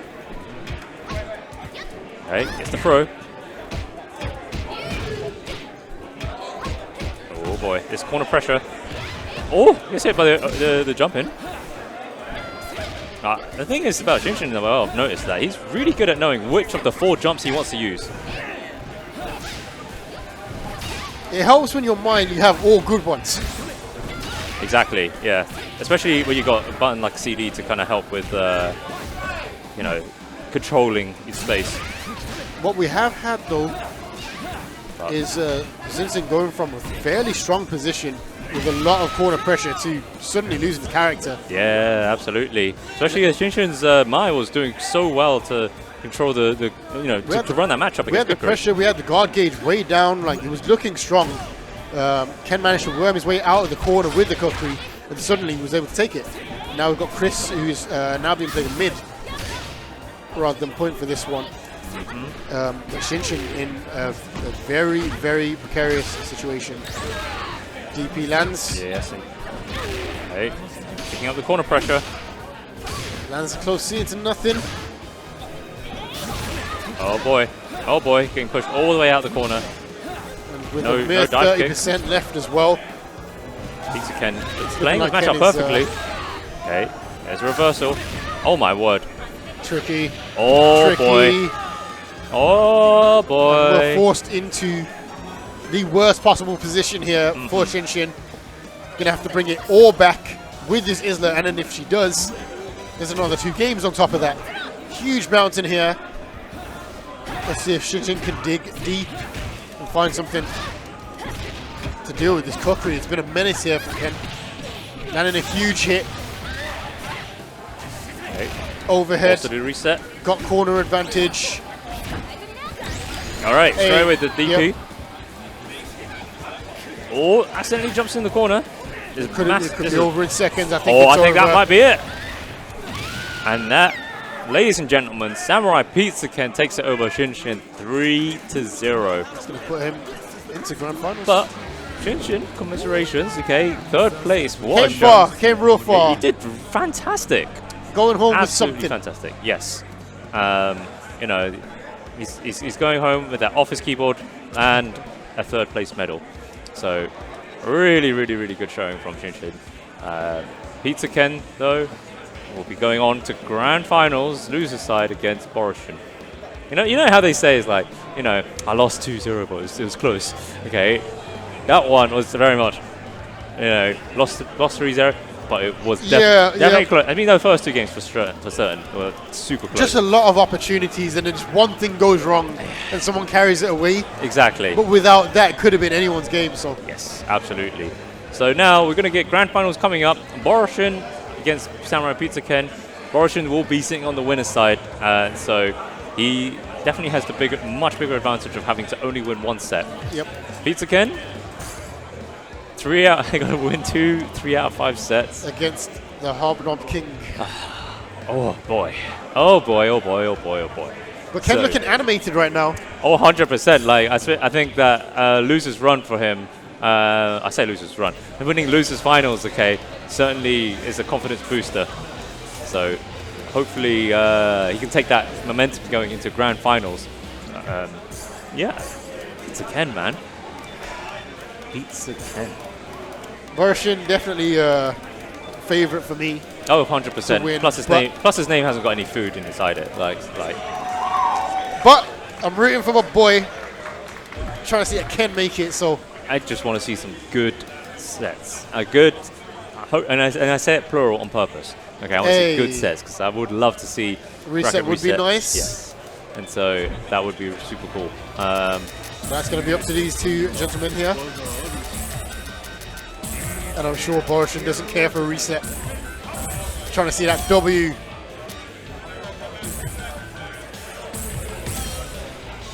Yeah, I don't see any team changes unless it's an order change.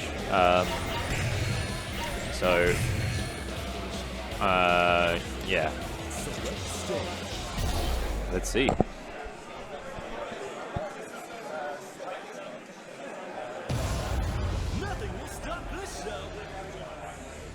And we're into the first game of the last set of the King of Fighters tournament here at Revel 20XX-3.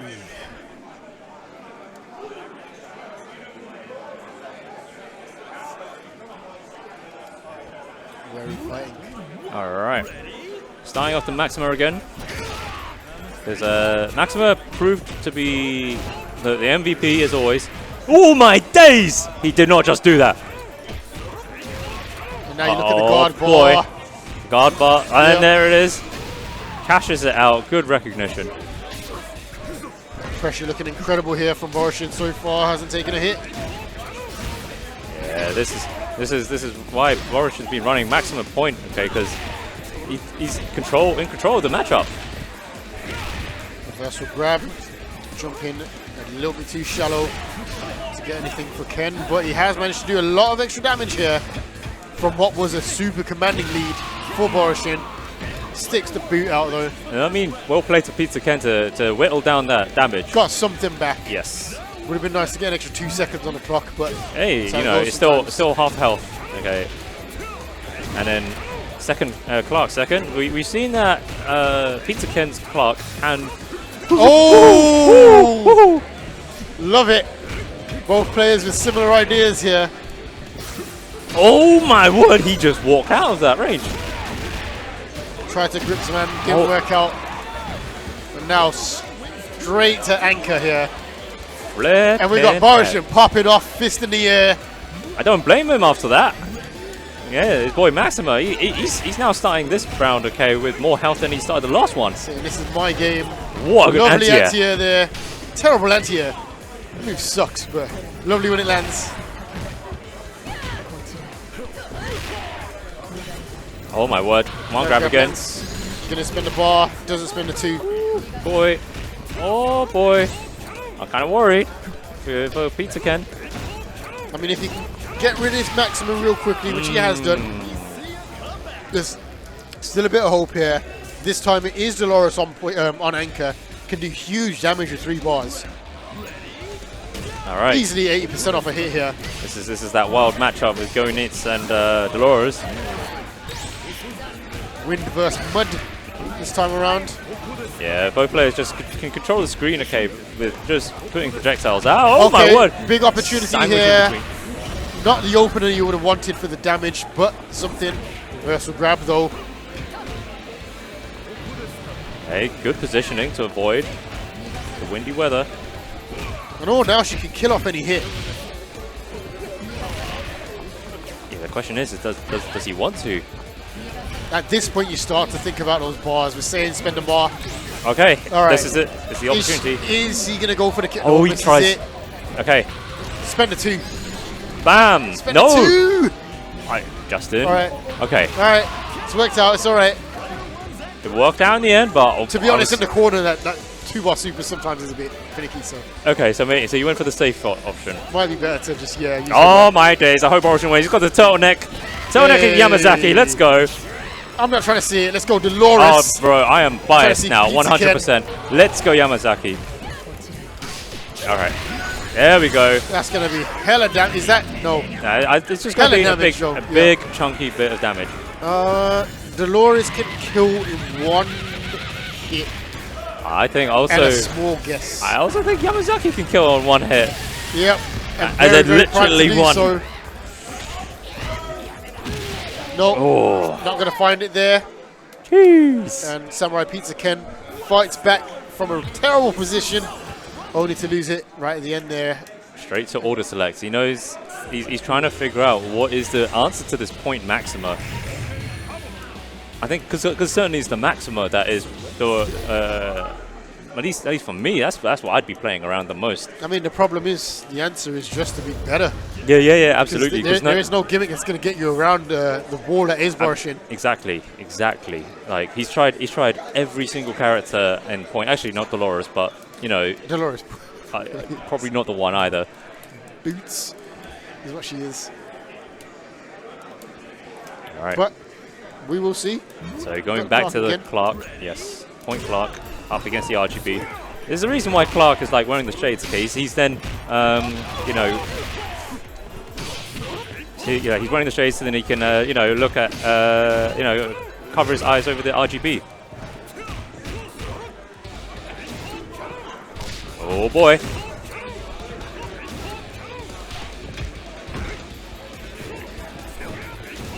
Alright, both players not overcommitting. Maxima just tossing out Tom's left, right, and center. One air to air. Connect or not. Oh, I'm surprised he didn't go for the EX after that. Oh, cheeky overhead. Yeah, you can't roll that one either. Gets rolled, works out anyway, and we have Maxima again, managing to pull ahead. 32 seconds on the clock. 25 health back. Okay. Good block. Alright. Gonna try to keep out that Maxima, but good roll, good reaction. Oh, he overcommitted on the check. One anti-air. Borishin's so ready. Just ready for anything here, it seems. And again, this Maxima continuing to be a problem. Can we get rid of it this time around? Just a little bit of chip left. Oh no! And his only takes just it. got hit. Tying up the carrots account. Going Nits coming in. Although, to be fair, Borishin has kind of struggled against Kukuri.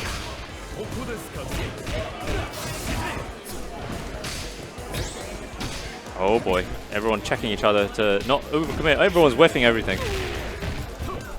Finally starts to work out in Borishin's favor. Good Has block. the corner.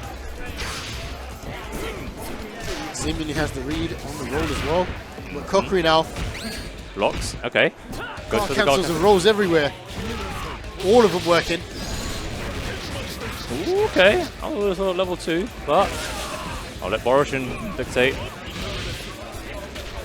That's Can it. take it. We are back down to our Dolo anchor. Indeed, indeed.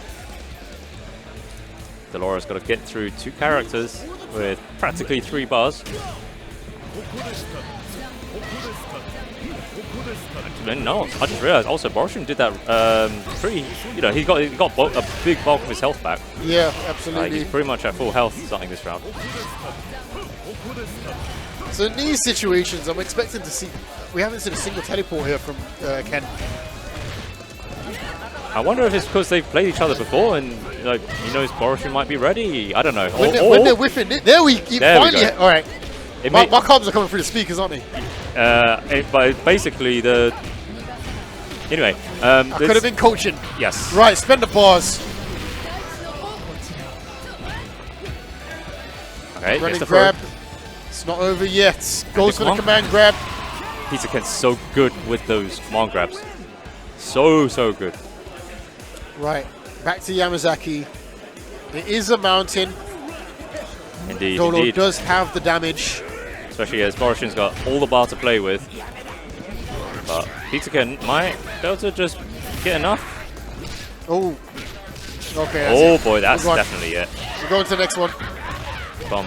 Seemingly Bam. from nowhere. Short hop. Turtleneck Yamazaki. Like that's the reason why Borishin's already 2 games up. Alright, so Pizza Ken back to the order selection, okay, like trying to find some answers. I don't know what other order you take. I mean, I are we don't going know. to see Kukuri back on point? Okay, no, he swapped Kukuri on anchor. Kukuri anchor, okay. I mean, we haven't seen the Dolo really landing much of what she needs to on anchor at the moment. Yeah. He's had the bars and not managed to find the opportunities. So maybe Kukuri, who's been doing pretty well, having that extra bar might make a difference. Exactly, or maybe because we've yet to see Kukuri against Yamazaki. Also, yeah, So- and when you're on the ropes at this point anyway, you got to start experimenting. Yes, Maybe you can find something to create a new opportunity. This is his last chance, basically. Yep. Until up until he resets the bracket, if he can pull it off, like winning 3 games straight with this order and the team. Oh boy. Okay. Clark just slowly just losing his health. Oh my word. Oh, Ken, whiff doesn't Ken really is do anything. hesitating. He's not opting to press anything. I don't blame him. Oh, he hops into a grab. Again, getting clobbered in the face. Instant overhead. Oh boy, It's just- Justin. He's just Justin. he's just cycling through his options so well here, and it's just all working. Borishin just looking so strong here, and he's in position to win the whole tournament at this point. I'm in agreement with you. Like he's looking really solid. Do we have anything I- left in the tank here? I from hope Ken? he does, because I'd love to see a reset. Oh, what an anti-air! Okay, Big opening. combo. No, you Ooh, hate doesn't to work see it. out. He tries it. Oh my word. Corner carry. So much damage as well. Okay, guard cancel. Wants to just get a bit of space and to play with. Okay, and using all the pillars. Needs a pillar of life here. Just to get something more out of this Dolo. What we've got. We've got a boot to the shin. In the shins. You hate to see it. Right, we do have this Kukri on anchor. Yes. Last hope here. First time playing him here. Got 2 bars. The thing is, Kukuri's got to go through all the entire team. The whole cast on Morrison's side. And already with limited resources to do it. Oh boy. Anti-air. Okay. No! He grabbed the teleport!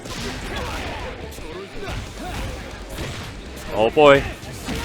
Okay, double overhead. And the Maxima finally is out. Alright. But it's feeling like Samurai needed 3 Kukris. To be honest, his health is still really good. Yeah. So... Oh no, unfortunately it was not a close button. Okay, immediately to max mode. Oh, Shattering strike. strike. Yeah, because in the air, he doesn't. I don't think he gives much. Alright. Oh man. Borishin just chasing him down. Okay, does not want to play the zoning game. Oh. Okay. Oh, pressing buttons. Good position here, all things considered. Okay. One more mix up. Oh, once again, Lands again, yeah. There's a close button. Okay, that's the EX. Oh, okay. Boy. All right. So he's taking out 2 characters, but Ken is here trying to make me dream. I don't want to dream. Well, you know what I was saying before this match just started. Okay, he's playing Kukuri to see how he can deal with this Yamazaki This matchup. part of the matchup, because this is the bit that matters. He hasn't really had a chance to run this matchup properly. Oh, and he might not get to. I think it's over.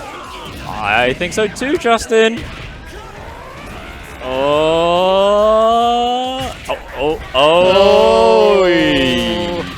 We got Borishin reenacting in real life and taking the tournament in first place. To Borishin, yeah.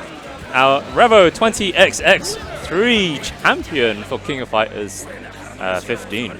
Well done to Borishin. Samurai Pizza Kendo, 2nd place. Really good showing though throughout the entire tournament. So fantastic work. And fantastic work to all the players. And also big shout outs to Shin Shin as well, coming 3rd. So yeah, like definitely took us all by surprise as the tournament progressed. But Borishin is our champion for today. Takes a lovely little bow there, caught on camera, looking good. Very happy. Very, very happy. Runs it back. I won a thing, he claims. He exclaims that he's won a thing. So no, because I don't think Borishin's tournament record, he hasn't got too many first places. So yeah, he's always up there. He gets a lot of the top 8s, but he doesn't get the a lot of top 3s. A lot of top 3s as well. Yeah, indeed. So I think he's super happy to finally get the gold trophy. Big round of applause for top 3. All right. We've got awards, I'm seeing medals. All right. So, Samurai Pizza Ken with that 2nd place. And the champion himself. Hey! And he gets a trophy to take home as well. Yes! Woo! Well done, well done. Oh, and he gets... Actually, I don't know what that is. Oh, a box for the trophy, so he doesn't drop the glass. On the travel home. Yeah. It's important. Absolutely. All right. Well done. I think Shinshin might be in another tournament, because there's just tournaments throughout the entire day with plenty going on. But Borishin's proving that he's the strongest here today for King of Fighters 15. So, really good showing. He's got that nice, big, shiny gold disc around his chest. So, good stuff to Borishin. Are we getting words? Yeah.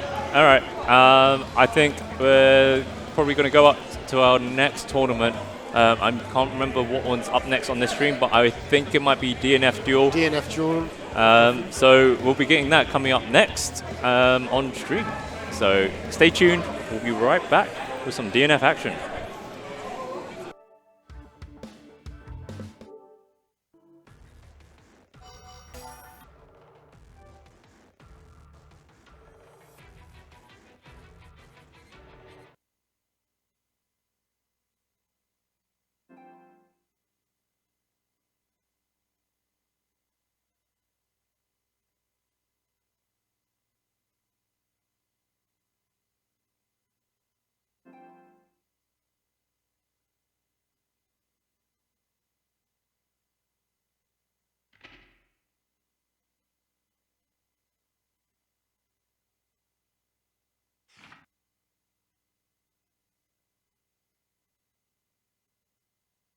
Guilty Gear Strive.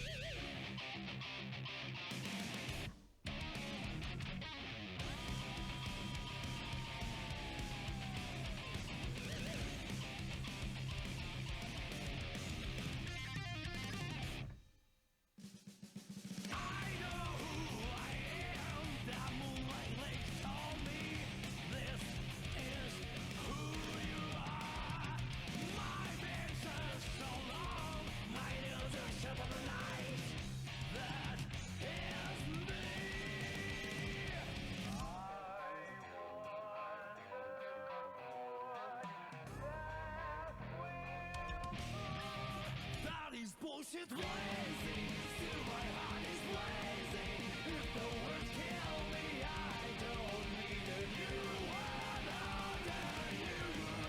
Soon you will know. We already know the smell of the game.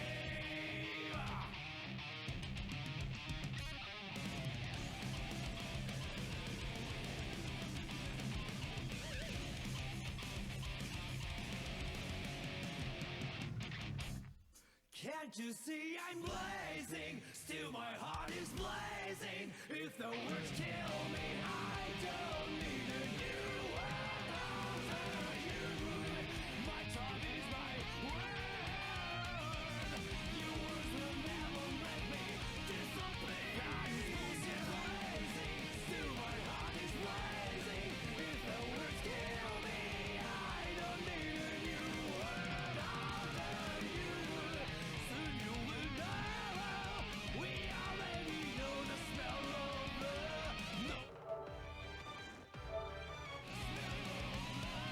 know the smell of the Guilty Gear Strive.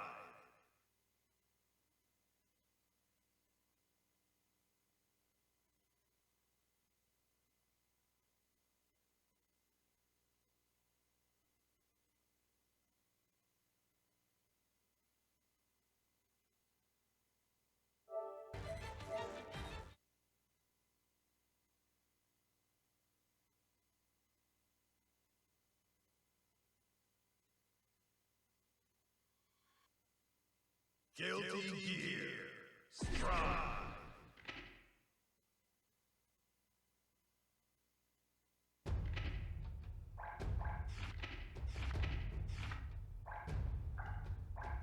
Arcade. Who dares to enter the mayhem?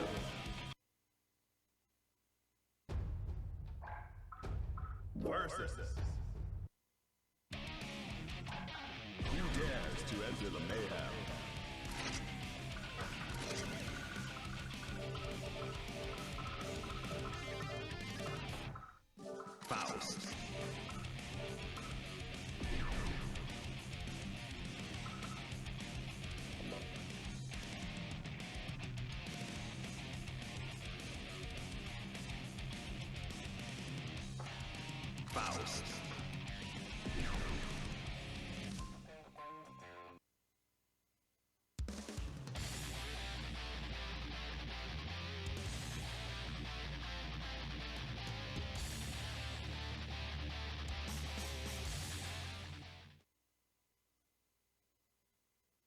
Man. Duel 1. Let's rock.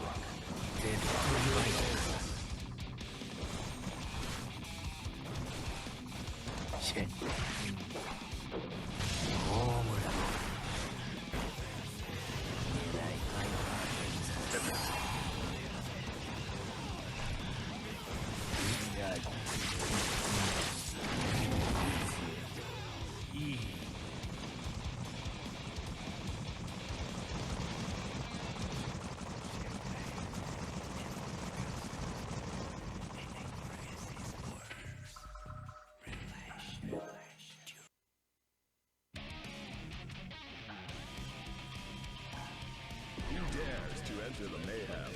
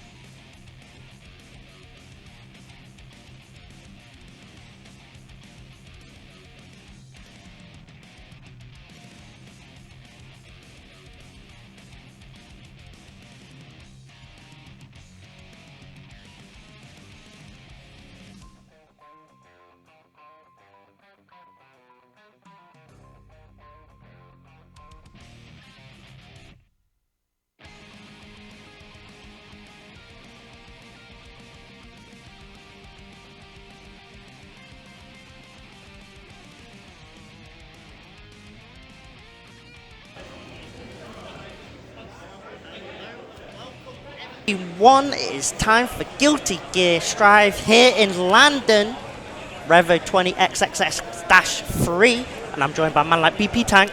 Jonesy, thank you very much. Yeah, going to be an amazing start. We're only on day 2. We've got 3 days. 3 days of Three anime days action. of anime action. Jeez. Brilliant. Of course, if you just joined us, you just missed out on Boris Shin winning KOF 15. Congratulations to him. But we're here for some Guilty Gear Strive at the moment. And this first match that we're coming up, it's all about your boy. It's all about the Faust, baby. We've got Izzy going up against Skinja, starting off strong with a Faust mirror match.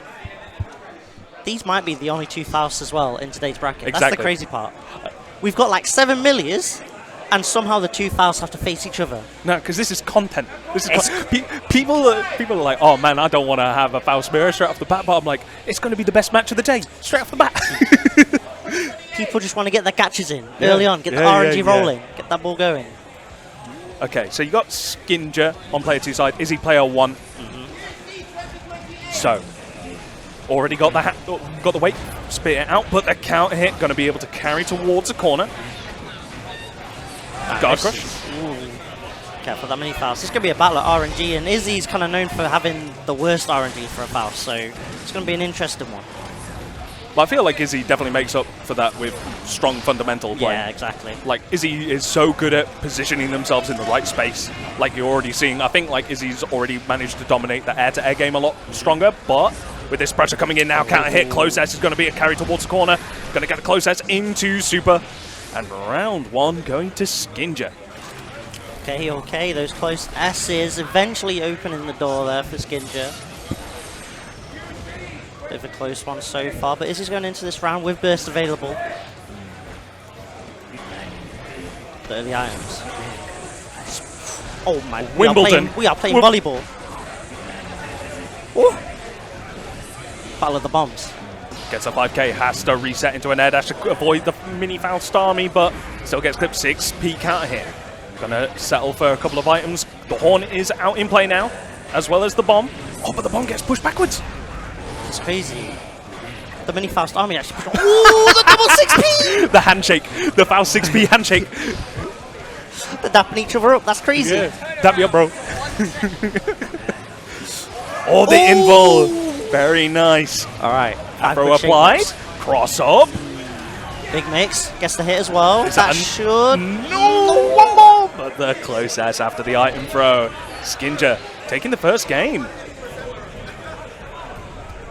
Yeah, like I said, I think RNG's clutching up pretty well for Skinja in that first game. Yeah, a lot of the trumpets and stuff are going the way of Skinja. Even if they are like Izzy's trumpets, they still end up landing right where Skinja wants. So I think it's also Skinja's utilization of an item. It's one thing to get the right item, it's another thing to actually using it in a very strong situation as well. But Izzy with the early wall break does still have 50 meter to extend pressure. Guess I can't hit close S, and that's going to clean up. 7 golden letters, a strong return for Izzy. Can they clutch it back to a game 1-1? Yeah, Skinja trying to press on the post RC mix. Oh, double afros, that's crazy. Who wants that haircut? Look at that afro just chilling there. Is he eating up an afro? There's a mini Faust out, gotta be careful. There it goes. That hammer. Over the 6p, followed by the 100-ton weight. Oh, gets a counter hit, going to be able to run up. But the gold burst coming in from Izzy. PRC gets a counter hit. Yeah, definitely does not want to deal with that. Swing batter batter. Doesn't get the just timing, but is more than enough to throw out plenty of items. Oh, yeah, just completely nullified all those items. Oh, the meteor comes in clutch for Izzy as Izzy ties things up on a piece. Very quick game 2 as well. It's like, hey, if I can't get the items that I want, I'll just use super to throw out even more items. Yeah. One of them's going to work, surely. But that was kind of the thing, though. Because then it allowed Izzy just to get a double mix combo. And all those items kind of just got nullified a little bit. It's a bit awkward. This great pressure situation right now. Mini Faust is out. Skinja has to maneuver around it. Does so as well. Back to playing Wimbledon. Gets clipped by the bomb. That's going to work out in Skinja's favor. Alright, got another bomb here. Oh, gets clipped upon landing with a counter hit as well. Another counter hit for Skinja. Does have a 100 meter. Going to be able to utilize all of it. No, going to go straight to super. Is the scaling going to be in Izzy's favor or not? Yes, it is. Yeah. I think it's not the most damaging super, but there's also the wall damage as well. So yeah, realistically, it should have been fine. Alright, putting a bomb. Both in Izzy's favor. Yeah, just uses the love bomb bag to be able to hover in the air. Gets a conversion. Ooh. Very nice. That banana peel is going to slow him down just a little bit. Another one. That's crazy. Or tries to call out a burst. Yeah. It's fine though, as Izzy does manage to take the burst from Skinja.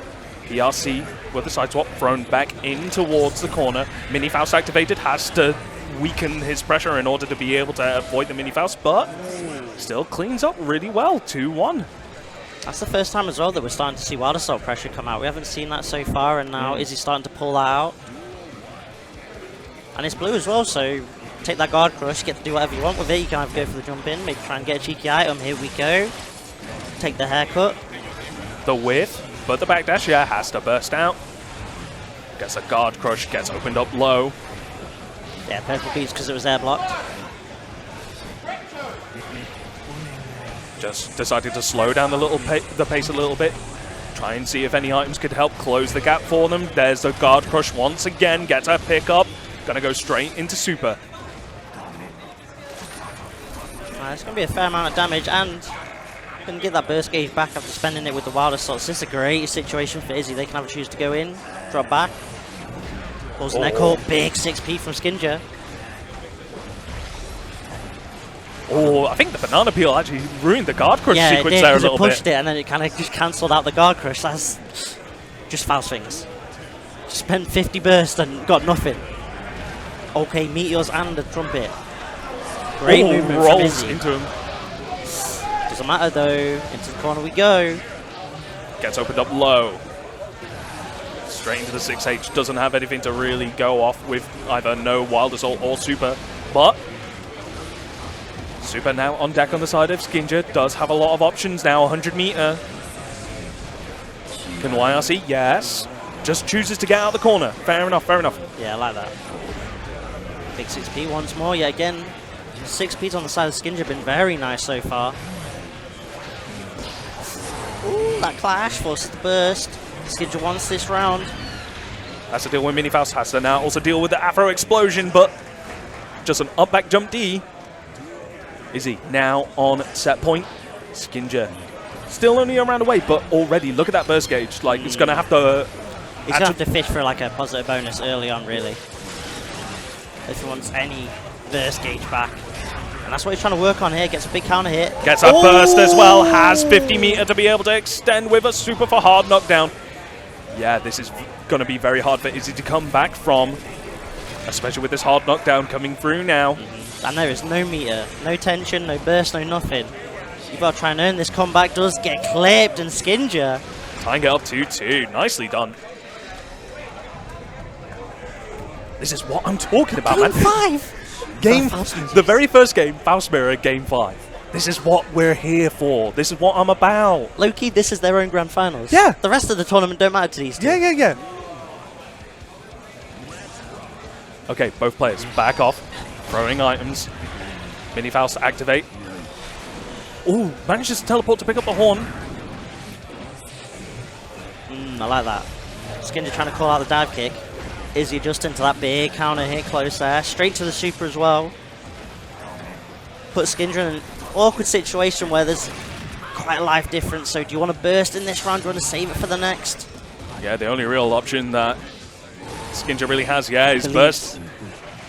Believes in this round. Hero time. You say run for the good doctor. Pressure coming in. Oh, but there's a Mini Faust coming in clutch for Izzy there. PRC met with a YRC that gets baited. Once again, Izzy on set point. Still has burst available. Has a lot of opportunities to force the situation. Again, maneuvering away from that Mini Faust. Oh, guess I can't hit 5k. I love that. Trips on the banana peel with the landing recovery. Ooh. Okay. Just block FDs. Opportunity for Skinja. 50 meter on deck as well. Going to be able to enforce a mix-up. Oh, the PRC off the super for the invulnerability to avoid the command grab. That's Tekker's. And he meets but it back! Skinja says I can do it just like you. Oh, mixed Oh, up. the cross-up with... Oh! Bro, we're down to last. Look at that. Did you see that cheeky little No, smile? he's like- he was like, I did that to you game on and you forgot, bro. Don't forget. Ooh, has he got meteors? Oh, the cross-up with the Scarecrow teleport. Meteors of his own. Right back at you. Battle of the Oh, RNGs. but the OTG. That's unfortunate. To the corner we go, and Izzy's got RC available to keep pressure going. If they want to spend it, maybe hold it for a super. But they go for teleport mix. Nice. Skinja now with 50 meters. Going to actually be able to YRC to sort of force the situation. PRC on the way. Big super jump trying to delay. Oh, the 5k. 5k punished. Okay. Oh, no. Swing. And Izzy takes it 3-2. Jeez. Woo. Battle of the doctors, and Skinja's the one that doesn't pass medical school there. Izzy wins the mirror, stays alive in the winner's side of pools. You're just an intern. Yeah. Go down to losers with all the other interns. Trying to say he's Dr. Cox right now. It's all, but the MVP. That's the MVP Right there, right there. So, on stream. Oh Jeez. no! All right, guys, it's me next. Don't judge me. I'm just a commentator, please. The OS is already out on there. Hey yo. Yeah. Yeah, no worries. No worries. I'll be back in just a moment, guys. Don't worry. The opponent will make this quick. Who said the opponent? That's crazy. Like he knows his bedman isn't about to cook. Jeez. Okay, here we go.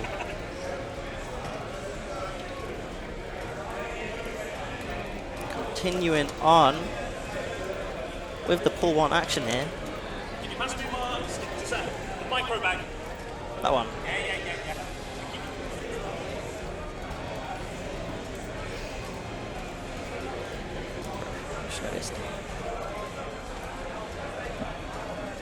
Alright, I'm interested to see who Salty plays here. BP Tank will be going on the bedman. Very happy with this current bedman in this patch at the moment, as most should be. So we'll see how this rocks. BP also used to be a Zao, but the Zao players have kind of gone on to greener pastures. Of course, if you're not aware, chat, there is also NGI Events 2, which I think is still doing Skullgirls. I think that's in their top 8 as well, so get that second tab open, get that multi-twitch going.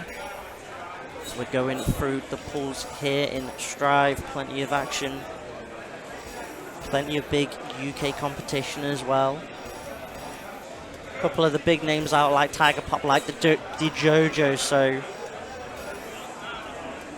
definitely some big names to watch out for here.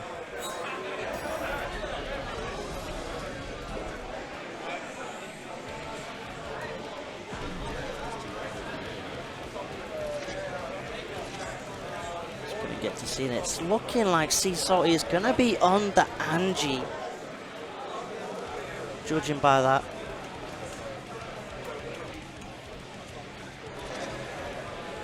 Or is it going to be... Oh, no, it's actually Leo. Oh, Leo Badman. Could do a quick button check, of course. But if it is going to be the Leo Badman matchup, this isn't Bedman's favour. Bedman can just zone that Leo out all day.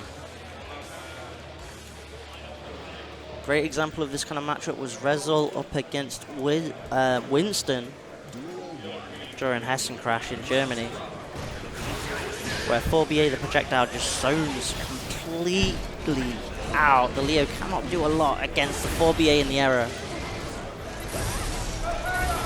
especially with the fact now that heavy flash kick hasn't got that invul. It does mean it lets Bedman cook just a little bit more. There's less risk of going in, because all S Flash Kick, S Eyes and Storm does is just kind of reset back to neutral, which Bedman kind of wins, so.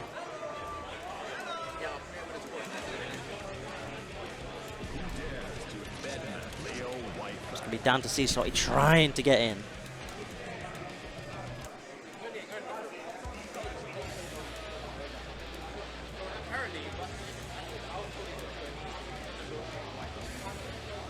Let's see this kind of around start, man, like BP feeling himself. Sea Salty focused, zoned in, he's ready.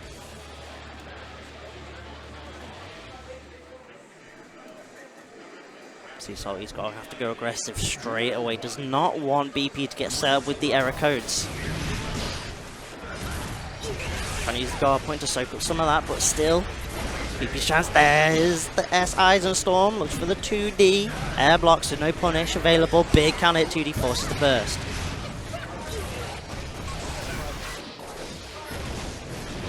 Oh, he's in now. It's back turn time. Using Wild Assault. Ah, no cancel though after the 6H. Straight into the install we go. Wow. Wake up, run through. Sea Salty, you are crazy. Go straight into the super as well. Hard knockdown time. Got RC available as well, so BP gonna have to guess.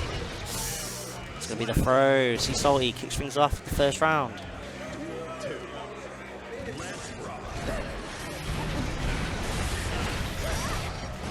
Alright, 4BA error codes. Gonna get the punish on the 2D.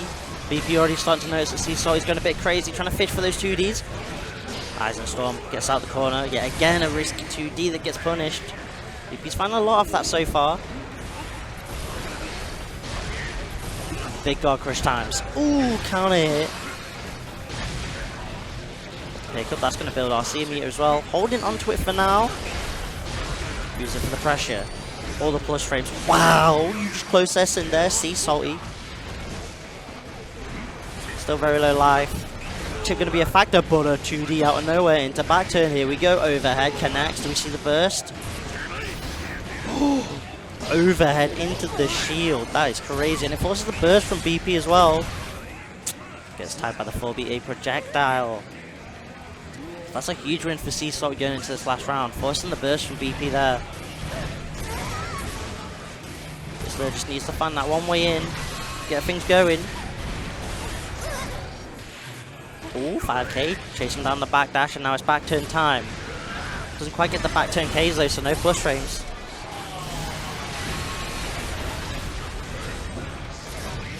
Oh, yet again! Seasalt has been so on point with the Ice and Storms, but BP gonna answer with their own invul option. The Wake Up Super. Good chance to cook. Big counter hit, forces the burst from Salty. Gonna have to see their way through this. Gotta hold this pressure though, tried to do something, big counter hit, BP can't quite get the juggle unfortunately. Oh, another Eisenstorm. That's gonna be a punish. Into the Beyblade, had RC available as well if it wasn't enough, and BP takes that first game. Seasalt just going a bit too crazy with some of these 2Ds. Needs to maybe start checking with like a 2K or something. We are going to go back to character select, and we're going Potemkin. Ooh, okay.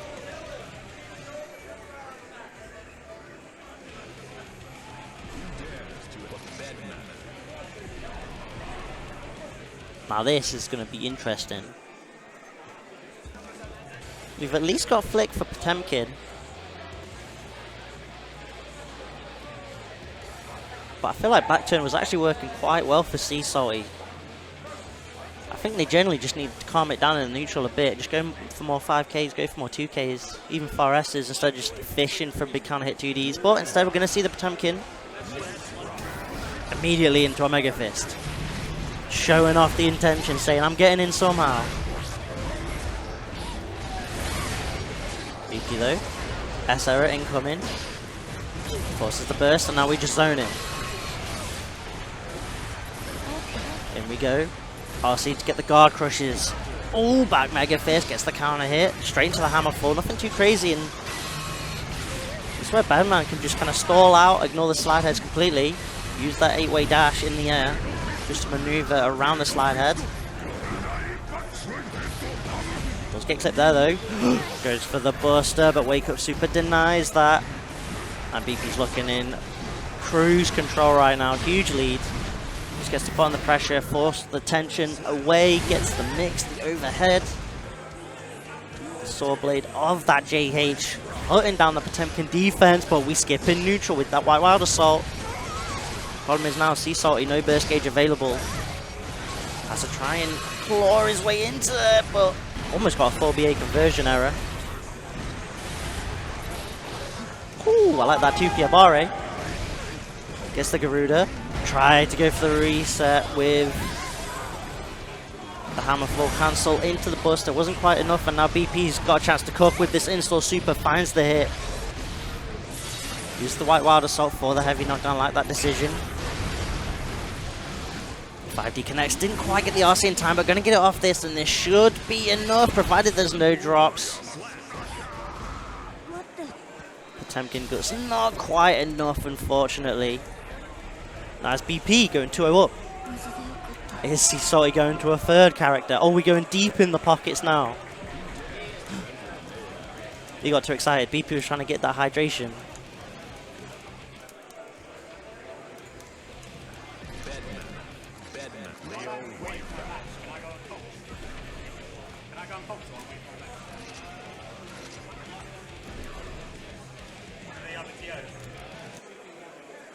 Alright.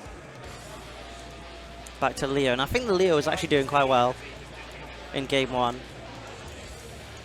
Like I was saying before, I think just needed to maybe go for less 2Ds, although that is the Leo way.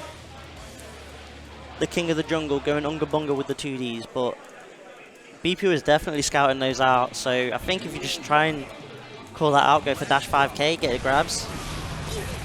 Because back to him was definitely cooking for Seesaw. He just needs to get it. Eisenstorm once more, forcing the burst early. It's interesting to see BP burst on the S Eisenstorm. It's not like you get the knockdown. Ooh, big 2S. Forces the burst from Seesaw, and BP's in a great spot here. Sitting on 50 tension. Does he a counter hit? 2D. Back turn time. But a great backdash after the cancel. Trying to make the Eisenstorm.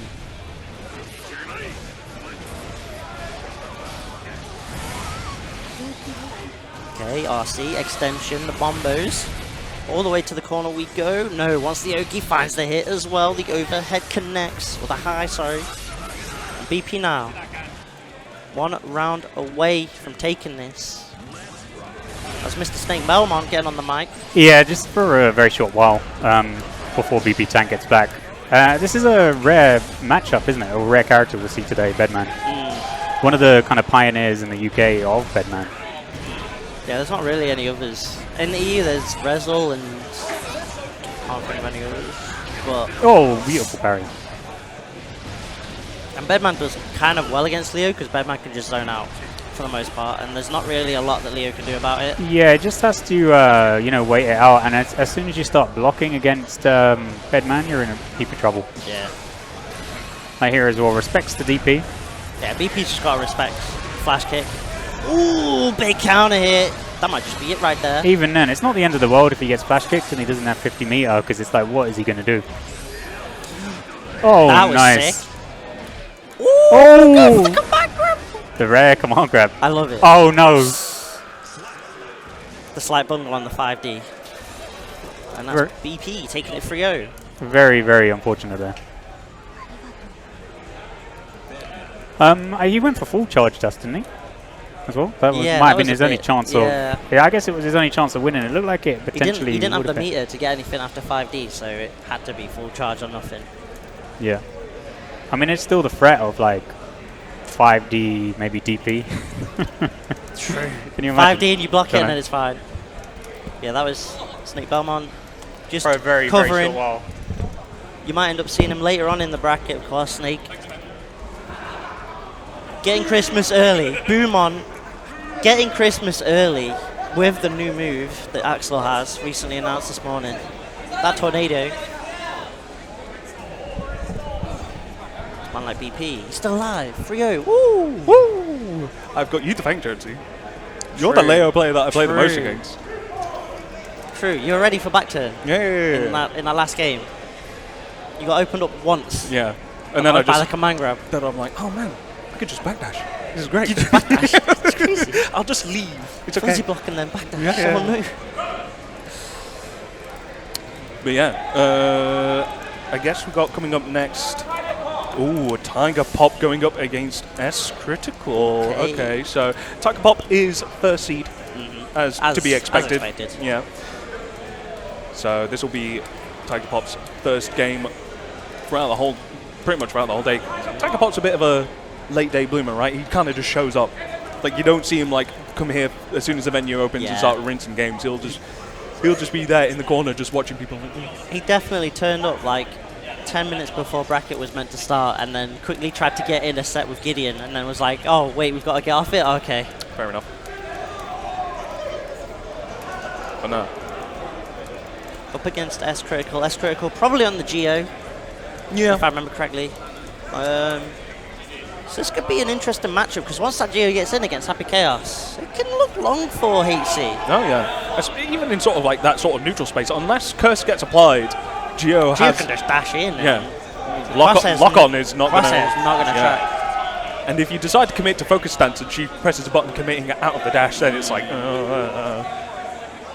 You're asking to get clipped. Yeah. But... On the flip side, Happy Chaos buttons are so scary in the neutral. Like, Yeah. you don't want to dash into like a 2K or a Superman punch, Yeah. because then you're going to be eating a lot. The only reason why I think it's quite prevalent for Geo to be pressing buttons after a dash, because it retains momentum while so she slides forward with a button, right? Yeah. She's just there throwing out far S and just glides. Especially like fast. like 2 character lengths in front of her. Then when she pressed the button, it's like, where? How did she get here? Yeah. But outside of that, any other character, I'd be like, yeah, you don't want to. But like what you said on the flip side of that, not only do you have to contest against, you know, the gun and stuff like that, but Happy Chaos is really good buttons. Yeah, exactly. And if that pressure's not on point, you know, she's going to try and Abare out, mash 2P. Yeah. Get that gun out as soon as. But once Geos gets that first knockdown, you do Chave into Travau, suddenly you've got like plus, what is it, like 16, 17 or something? And Yeah. She could do a lot of stuff in that 16, can't really do a lot against that. No. Okay, so classic Guilty Gear fashion. Going to be starting off with a button check, so I always make the joke that it's hard to distinguish between a button check when they both run up gold burst. I'm like, I'm waiting for it. Especially in EMEA as well. Other regions, I'm like, yeah, that's a button check, that's a button check. But EMEA, it's like, I don't know. Whipping buttons into BRC could be me. It's just neutral. Yeah. It's just trying to skip neutral. That's all it is.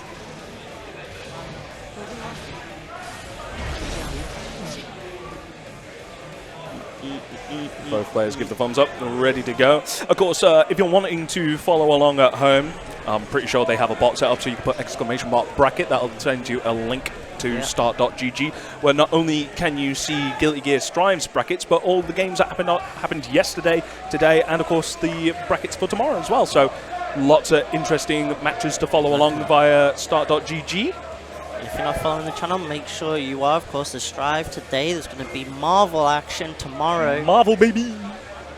As well as Killers in the UK scene and Marvel as well. And of course, on the second channel, there's Skullgirls, which I think's on Grands at the moment. Yep, that's going to be followed up by DNF Duel as soon as that is over. But back onto this game right here now. Tiger Pop already has the hard knockdown, establishing gun pressure. Has the corner position. Oh, a little bit of a shimmy there.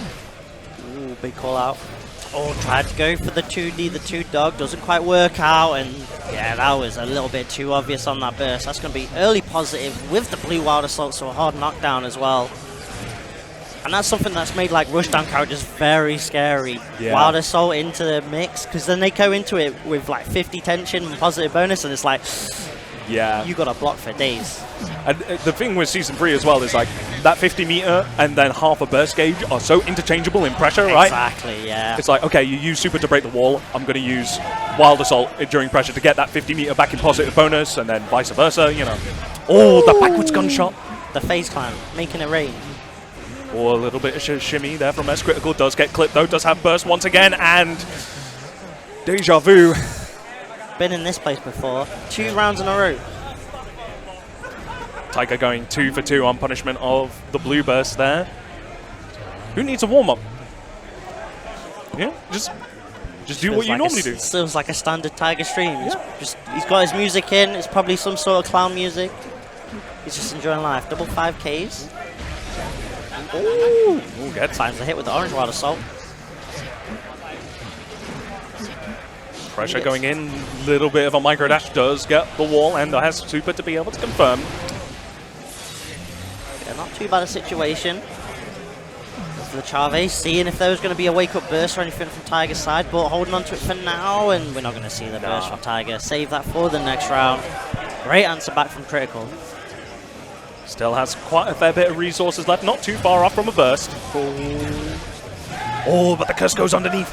This is going to give S Critical an opportunity to play, but no, Tiger gets pushed back out from the burst. Oh, the punish.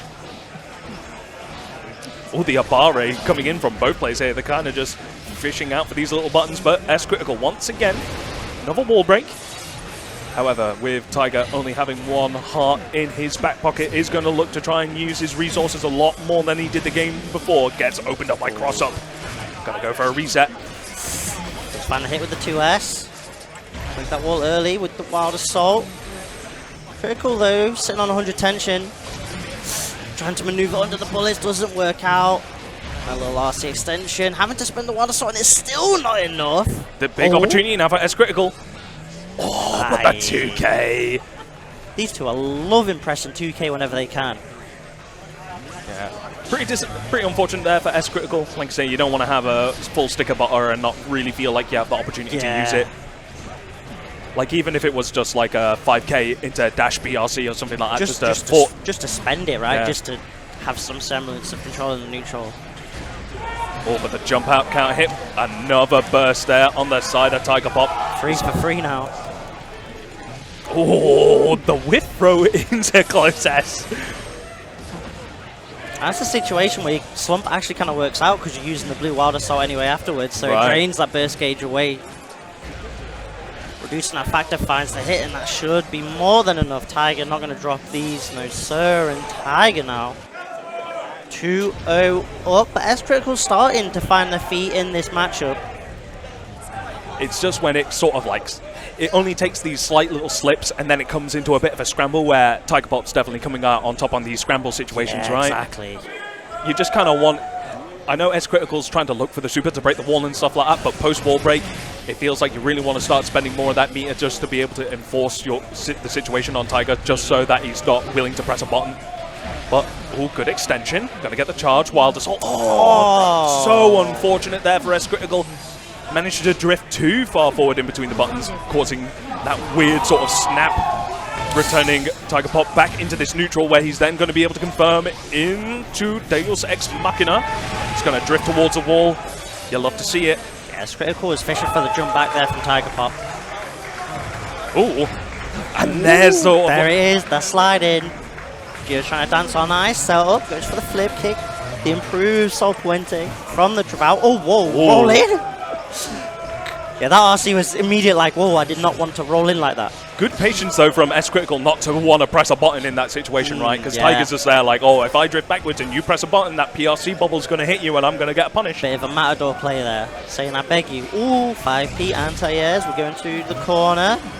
S Critical finds a nice time to burst as well, just when Tiger Pop's going for the concentration, so not able to burst beta at all or anything like that. Ooh, Aori mix is coming in, but we just had KOF. What's Tiger doing? Gets a big pickup. Oh, unfortunate there. Chalice. Punish throw. Nice. Guard crush. RC to extend. Force the pressure. Oh, but that neutral jump again from Tiger Pop. 100 meter to spend as well. PRC to drift forward. Ooh, a little reset with the throw. It's interesting, we've seen 2 jump backs in the corner already from Tiger Pop, and S Critical hasn't done Sol Nascente to try and check that. The GODP, that's normally something that you tend to see from him. Of course, despite what the scoreboard says, it is currently 2-0 to Tiger Pop. Yeah. So it is set point now, coming in for Tiger Pop as he does get the confirmation, tries to bait out a burst. S Critical doesn't budge, gets a gold burst for his patience. That gold burst might not matter. Never mind, we're back to neutral with 100 tension. This is a great situation. Finds the air grab. Okay, set up. Gets a hard knockdown with the 6p. Mario Kart double dash in. BRC's back, gets an anti-air. Has to deal with the pressure. Yeah. Respect that. And the throw. Yes. And that's so rough. With burst available in 50 tension. The resources not utilized at the end by S Critical. Great decision to go for the grab there from Tiger Pop, who closes it out 3-0. And the first seed looking as strong as you'd expect. Yeah, even without the warm-up. But of course, with it being winners side, winners quarterfinal, of course, we still get an opportunity to see S Critical a little bit later on throughout the bracket. Yep. Let's hope, of course, we get to see him on stream again. I would like to see Geo representation. Like, we've seen a lot of nice Season 3 Geo kind of stuff going through there as well. Yeah, exactly, yeah. Which is always... Oh, okay. Get ready to boo. I'm ready. I'm ready to shout bungle. Anytime there's a drop, I'm shouting bungle as Mr. Snake Belmont is taken to the setup. Why do you get to have hurricanes, bro? Yeah, why is Axel now Rashido? Why? I was thinking like Axel Rashido? I was thinking like Joe, KOF. Oh Joe's yeah, like, he's KOF Joe. Yeah, He's a KOF player as well. He gets it all. He orchestrated this. It's actually crazy. Yeah. So of course, Snake Belmont with one of the last remaining UK Axel Triforce of Power, right? Yeah. Well, the Axels kind of disappeared. Really, they just kind of stopped playing, moved on to different games. There's still Pinhead in France at least. So But at least because like season 1, like Axel was like the big problem, right? UK season 1. But here we are, Snake Belmont, happy as Larry with that new special move that we got teased at a little bit earlier today. The only thing I wanted to know, if anyone's not seen it, Axel has a little trailer for his new special move. You can find it on Twitter pretty easily. But the 2 questions I want to know. If Axel does the up Renson, does the projectile, does it leave him in close proximity enough to get the follow-up from the command grab? I think so. Because it looks like it hits behind him and vortexes him in. Yeah. Because to me, it's like, okay, you can pretty much fuzzy the high-low, right? But if the command grab's also a thing that's in there, and then he confirms that, because the close proximity is comboable, right? That's why you're trying to look for that. Yeah. Classic button check first. But going up, of course. Kim Precision. Kim Precision. On the Bridget, and Bridget is I think scary. I Bridget, think Bridget's scary in this patch, personally. I think, like, ever since the idea from Season 2, because Season 2, Bridget was kind of doing the same thing I feel like Eno was doing with, like, wall slump setup and, like, very prominent pressure in the corner with setting up yo-yo on the slump, etc., etc. But ever since Season 3, since wall slump isn't as prevalent, it's still there, but it's not obviously what people are looking... It's situational now. Yeah. It's available to her if there's no... like way to hard knock down for the wall. Like if you're not at least got 50 burst gauge, you're not going to be doing it, right? Yeah. But ever since then, a lot of the sort of little nuances for Season 3 have kind of slipped by the wayside in regards to Bridget. Well, at least what's being demonstrated, at least anyway. There's people there, as we're hopefully going to see, like there's still like Krillo and stuff like that in France, so there's still Bridget players out there, and I think Ketchup Neem's playing Bridget. Ketchup Neem as well, yeah. Could end up seeing them later today. Fingers crossed. But swap to the Johnny. Oh. The classic button check mix. I see it. Of course, Johnny being the latest character, still in contention of whereabouts they should be placed. Like, they normally tend to... Johnny kind of has a history with Guilty Gear tiers either being up at the top or up at the bottom. Yeah. And not really much in between to distinction, right? Yeah, exactly. And especially in this, with his dash being what it is, certain matchups are just so polarizing for Johnny. It's like you can't... It's really hard to establish It's hard that to space. establish a certain spot for him.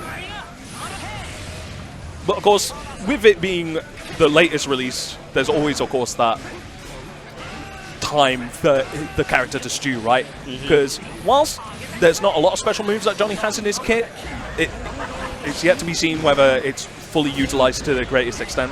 We'll see that. I'm sure we're not too far off, but... Snake Belmont taking the first round there. Looking solid. Didn't really get to see Kim Precision doing a lot of misfinder stuff because he just can't get in. 2H and Rainwater is just really stuffing out the dashes. Yeah. They both kind of want to... This is one of the few matchups where Johnny has to kind of play close quarters against Axel. He's not going to be able to do his classic misfinder shenanigans whilst Snake Belmont's more than happy to press buttons. Yeah, exactly. Because those Axel buttons will just snipe out the startup of misfinder, so there's not a lot.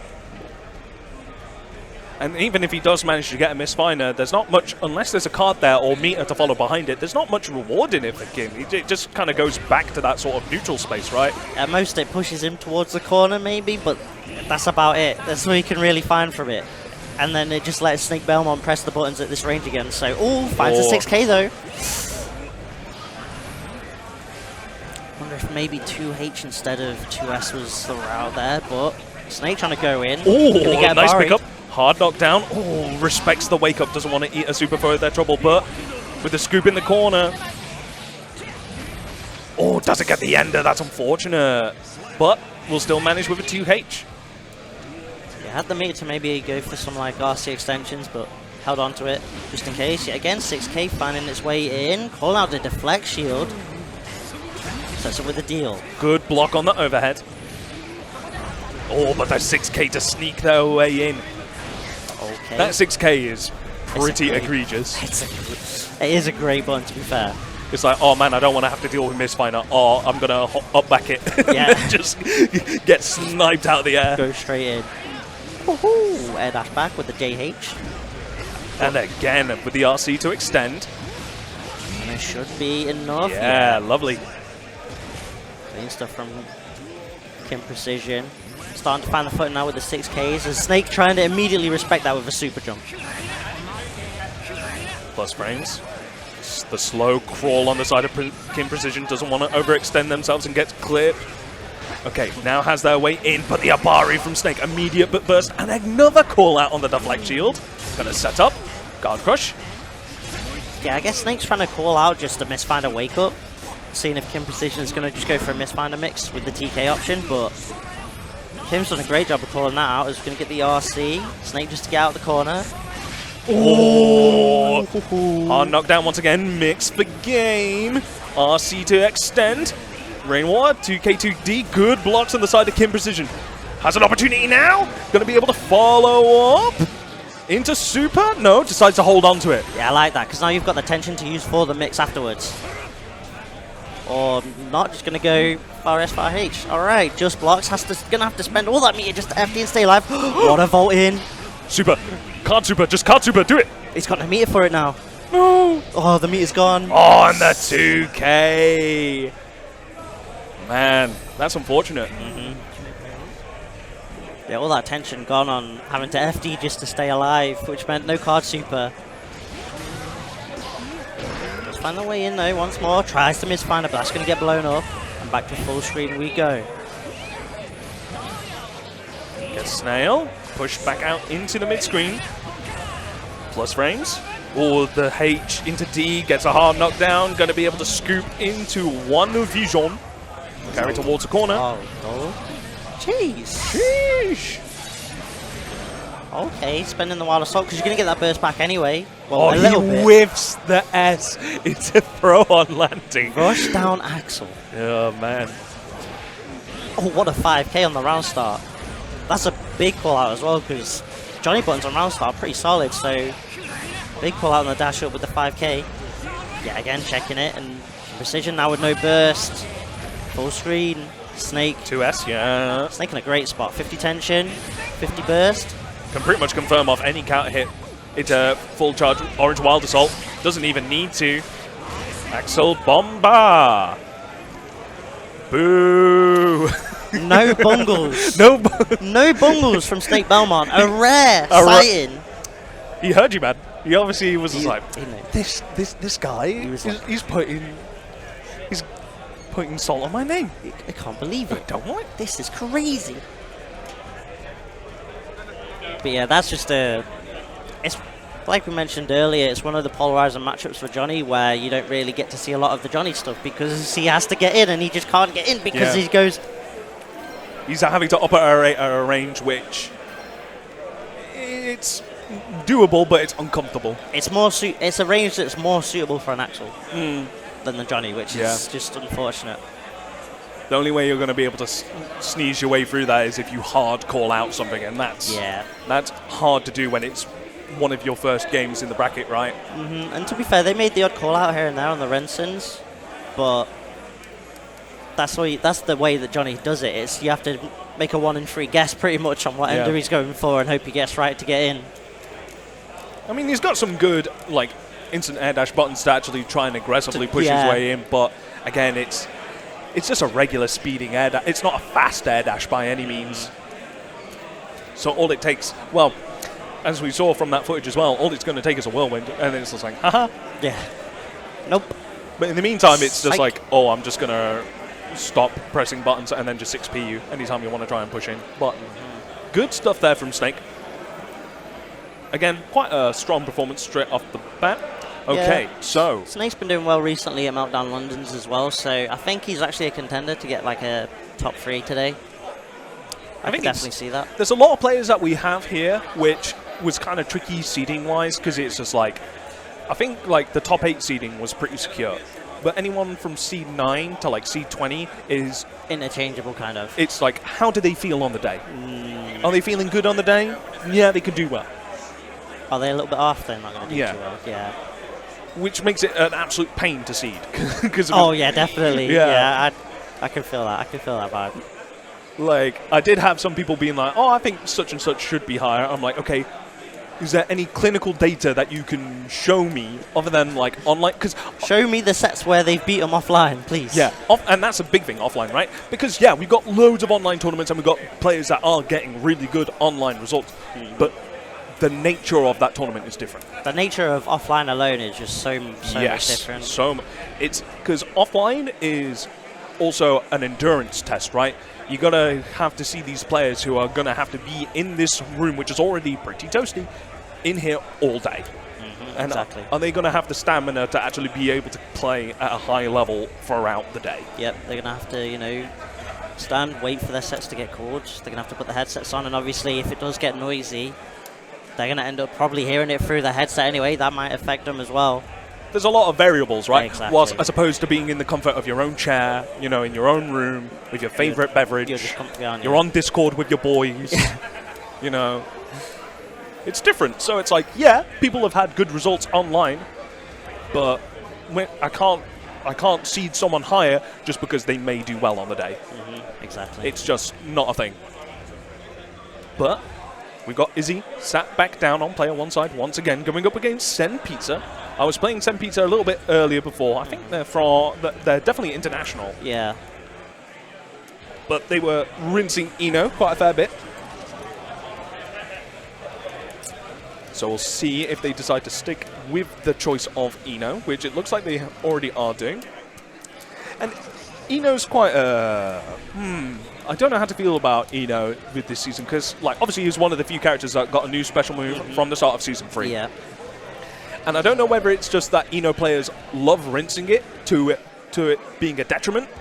Like, all I see in a lot of pressure strings is them going into the new special move, and I'm like, I think it's not what it's there for. Yeah. Because I just match 6p. I just press 6p every time. Yeah.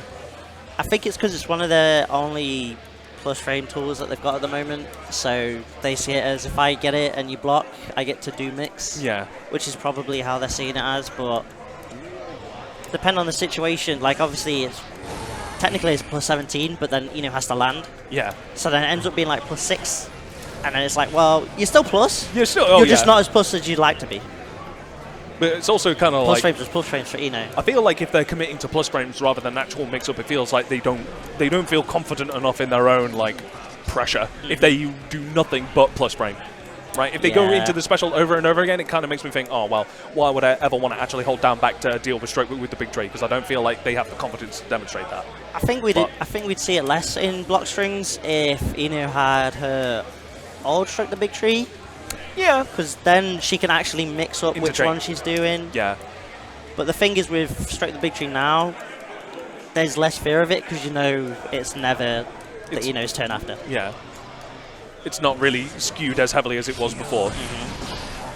So, game start. Horn out and about. Use the Scarecrow to be able to force onto the Trumpet. Good stroke to avoid the bomb bag. Yeah, and air blocked as well, so actually plus there, but time for the haircut for the Eno. Ignore the hack. Ooh, a bit of a long air dash there to actually go over Eno in this instance. Gets a pickup. Reset. Okay, YRC to be able to push off. Sets off the Afro.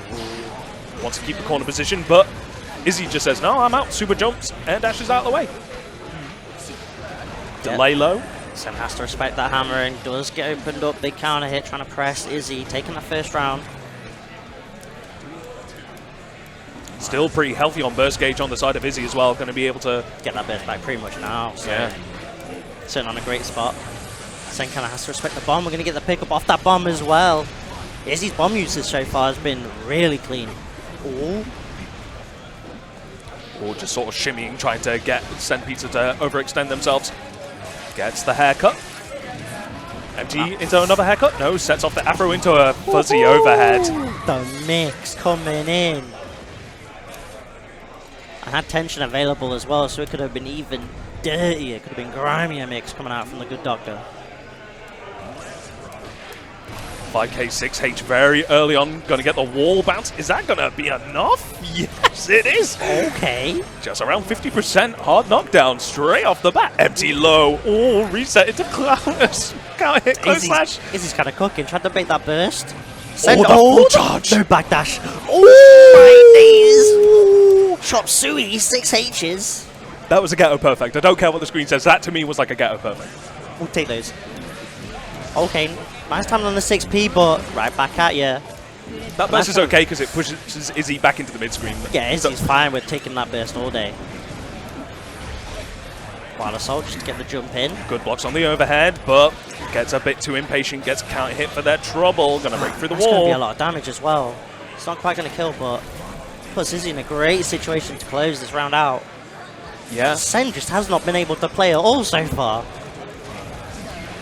Immediate YRC does not want to have to deal with this upcoming pressure. Good blocks on the 5D, gets a punish, resets into 6H. That's cheeky. And you know that he's going to be able to special cancel that into like Scarecrow RC or something like that, right, to follow up. Izzy's just reacting and saying, if you block it, I'm ready. Okay. 6Ps from Sen, cooking a little bit at the very least. Hammer goes out. Oh, box. Send pizza right on the noggin. On the nose. That can't be OSHA. Gets picked up. Baits the YRC, calls him out after the last game, does not want to let damage go by the wayside. That's going to be able to wall break. Once again, strong position. It's going to go back to neutral, which is Faust's favor. PRC into the low overhead. That point coming in for Izzy now. There's just not a lot Sen can find in this matchup so far. They're finding the stray 6P here and there, but it's not enough for them to maneuver in the neutral. And then Izzy, once Izzy's in, just starts going absolutely crazy against Sen. Oh, counter hit. What a space in. No notes being played here. Keep that performance muted. Into the corner we go. 5D, Sen going a bit crazy with the buttons. Oh, tried to get the cross up, can't find it unfortunately. Scarecrow mix, blocked, solid stuff from Sen Pizza, but now still stuck in the corner. Oh, the charge. Pulls out the 6P on the side of Sen, but gets pushed back out into neutral. Pick up. Push towards the corner, a bit of a shimmy. RC on the side of Sen Pizza. Oh, resetting to overhead. Top corner we go. Empty throw. Nice. 100 meter on the side of Sen Pizza. Gets clipped, and that's going to be able to do it for Izzy. 3-0 once again. And Izzy carrying on forward. Yeah, Sen just really struggled just getting in on Izzy. Izzy just had complete control throughout that, a majority of that matchup. Right, I believe they're calling my match, so I'm going to have to leave you for a moment, Jonesy. I'll be right back, not to worry. I'll leave you in Jonesy's capable hands, chat. Jeez. He lied about losing, now he's lying about my hands. But we move.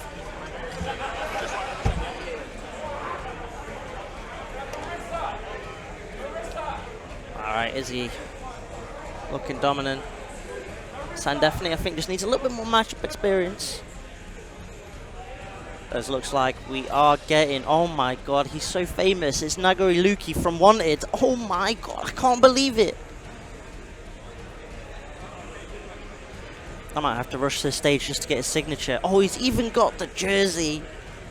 For those that don't know, Gideon rocked up, pulled out jerseys from his bag for the ZBI lot. Well, saying that, I actually don't know if Tiger's wearing his. Tiger isn't. Oh my god, Tiger Poppers to Hollywood for the ZBI jersey.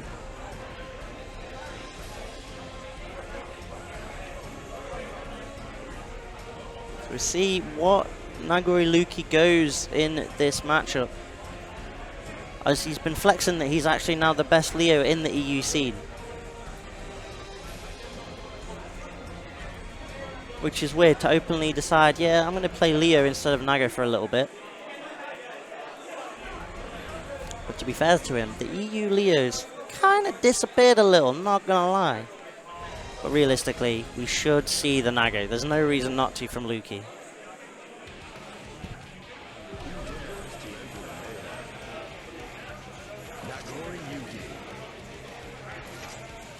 So we're gonna get the Sin Nago matchup, it looks like. They might button check. Just to be sure.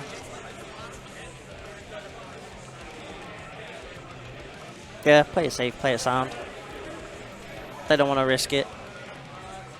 Both characters eating good in this current patch. Sin, an actual functional character, and turns out that has made him top tier.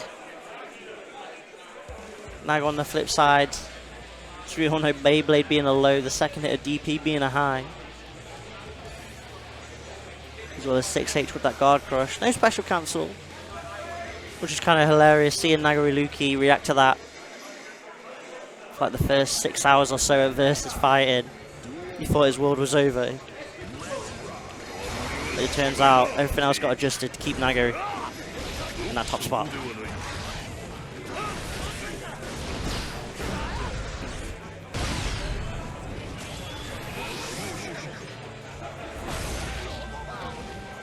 Alright, the buttons have been checked. They've been cleared.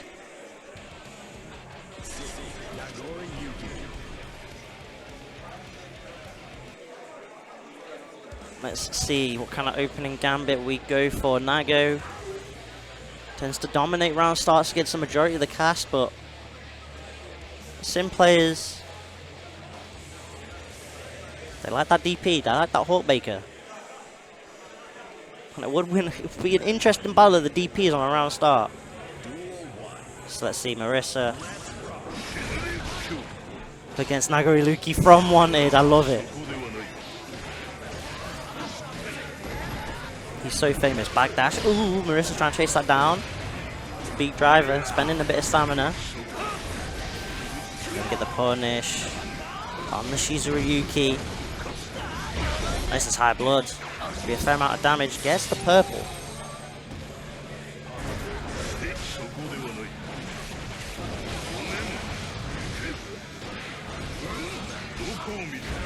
Ooh, Hawkbaker said no. No close S's here, and this might be enough. Yeah, it is with the wild assault on top.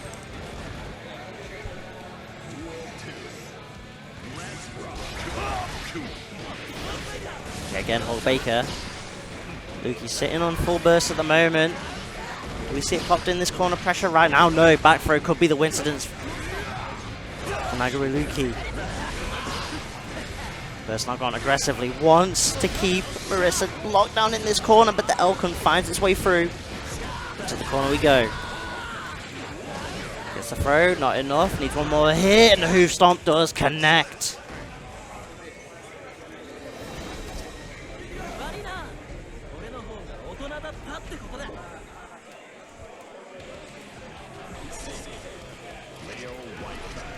And look at that, going to the Leo.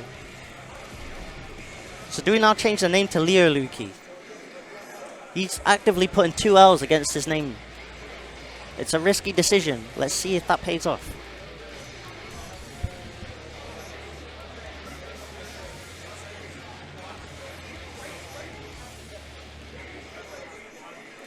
Leo at the very least can do some run through back turn shenanigans to try and deal with Hawkbaker. Big 5H on the round start. Gets a close set start. Marissa's going to have to burst off that. Just look, you're trying to fish for these 5Hs, and Elkon's kind of shutting that down. Gets a run through. Oh, got fuzzy jumped, and that lets Snooki press.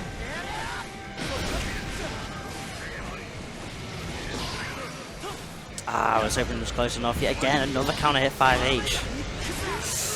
Got Forest, wasn't in close proximity to the close S. That's unfortunate. Wow, wake up 2D. Duck is here, and Luki's trying to be like Duck in spirit.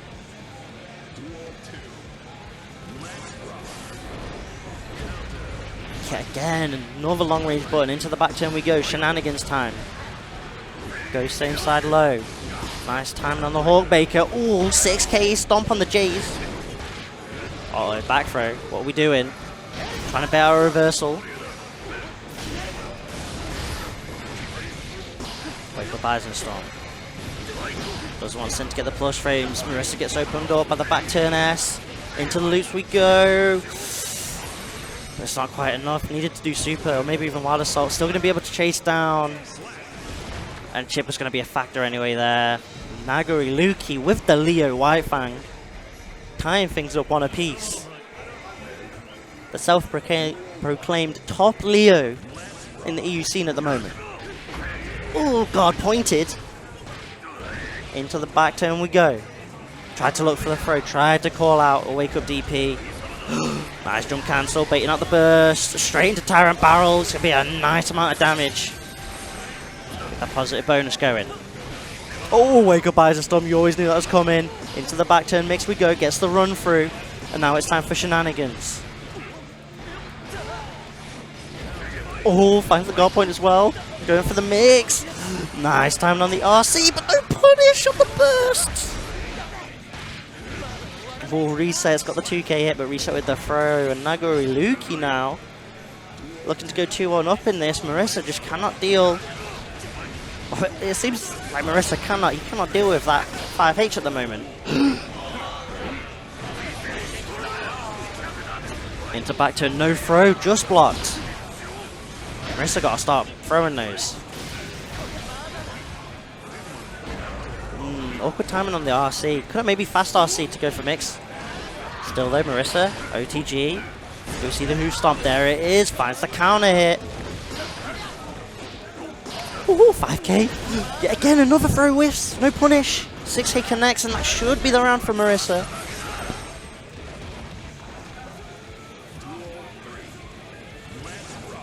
Did spin burst though.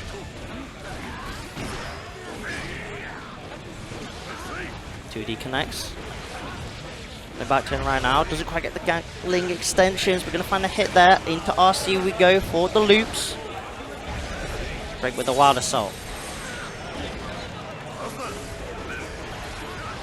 So joy back by BP. Thanks, guys. I got cooked.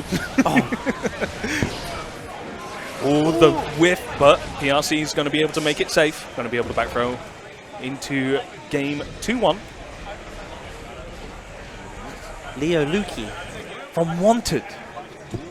Don't get it twisted. So the Nago. Oh, round star Eyes and Storm. He did the duck. Let's go. Oh, he tried to go a bit too crazy with that though. Nice block on the hoof stomp. Tried to dash block, got thrown through his troubles. Greeded for the 5H, doesn't quite work out. Oh, Hawk Baker. Straight into the Tyrant Barrel. Gets a hard knockdown. Oh, throws a flash kick. Do it Throws again. it. One more time. Do it again. Oh! Marissa cooking. Yeah, Luki making it a bit obvious with those Eyes and Storms, especially with the 50 tension available.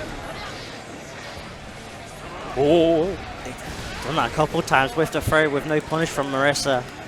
Gotta tighten that up. Wake up 2D, gonna find the connection. Into the back turn we go. Doesn't respect the stance cancel. Delay burst from Marissa there. Gets another counter hit on the 2H. Going to be able to get a Wild Assault. Tyrant Barrel gets a clean hit as well. Look at that.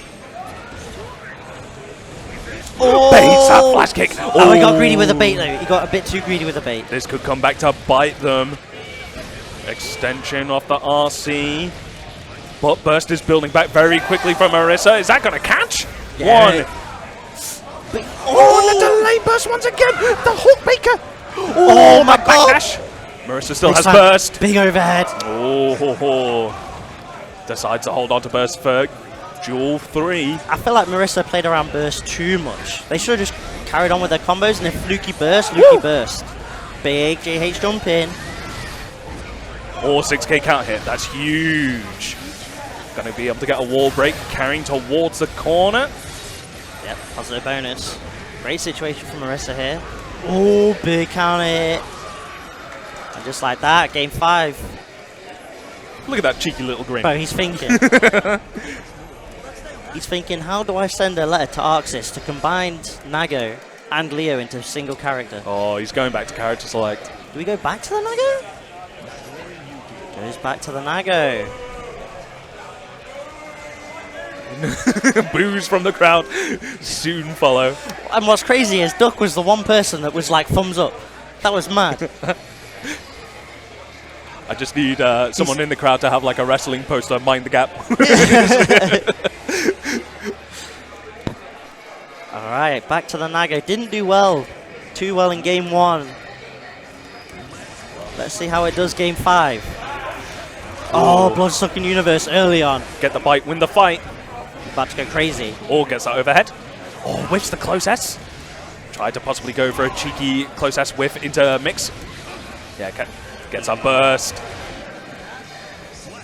Nice time on the RC. Yep. Gets plenty of tomato juice in, plenty of nutrients. Or gets a scoop. Backs off a little bit. Oh, big counter hit. Nagoriyuki damage. Gets into blood gauge level 3. Gets the RC to be able to extend. Oh my God, 6H is enough! That is damage! But he's popping. He's like, yeah, Nago. Jeez.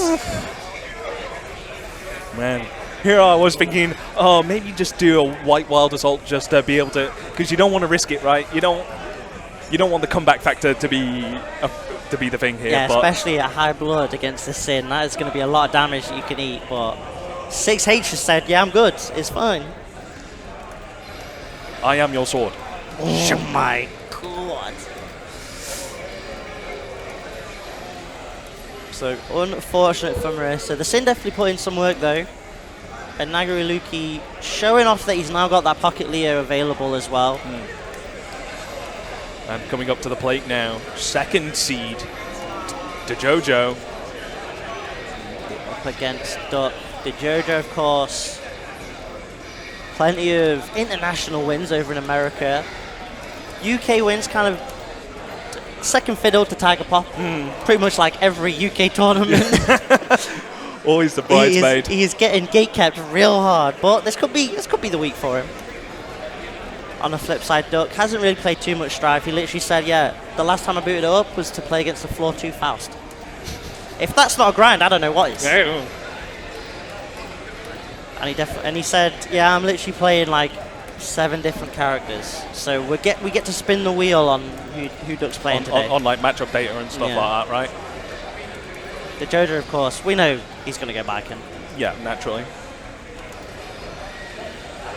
But Season 3 biking, DeJojo's talked quite a fair bit about it. It's kind of a bit of a mixed bag of feelings on Season 3 biking. Yeah. Mostly Season 3 is like, oh, well, how did he put it? I'm trying to recall. Just like, oh, there's not as much of a reward for playing stupid, but you have to play stupid all the time now. Yeah. Yeah. Especially with biking being Blue Wild Assault as well, right? It's like, oh, well, I kind of just have to... You kind of have to just throw everything at the wall to get mix. And if the mix hits, it hits. If it doesn't, the risk is a little bit more greater. It kind of just it is what it is situation. Which I guess is quite painful since, you know, DeJojo was kind of like that UK pioneer, cross-up Yosanson kind of tech guy, weren't he, on that initial release of biking? Like, he was coming up with, like, all the crazy left-right. Exactly. And it just doesn't feel as if there's much reward as opposed to prior seasons. Yeah. But we'll see how he does as This man wearing the Don Flamingo?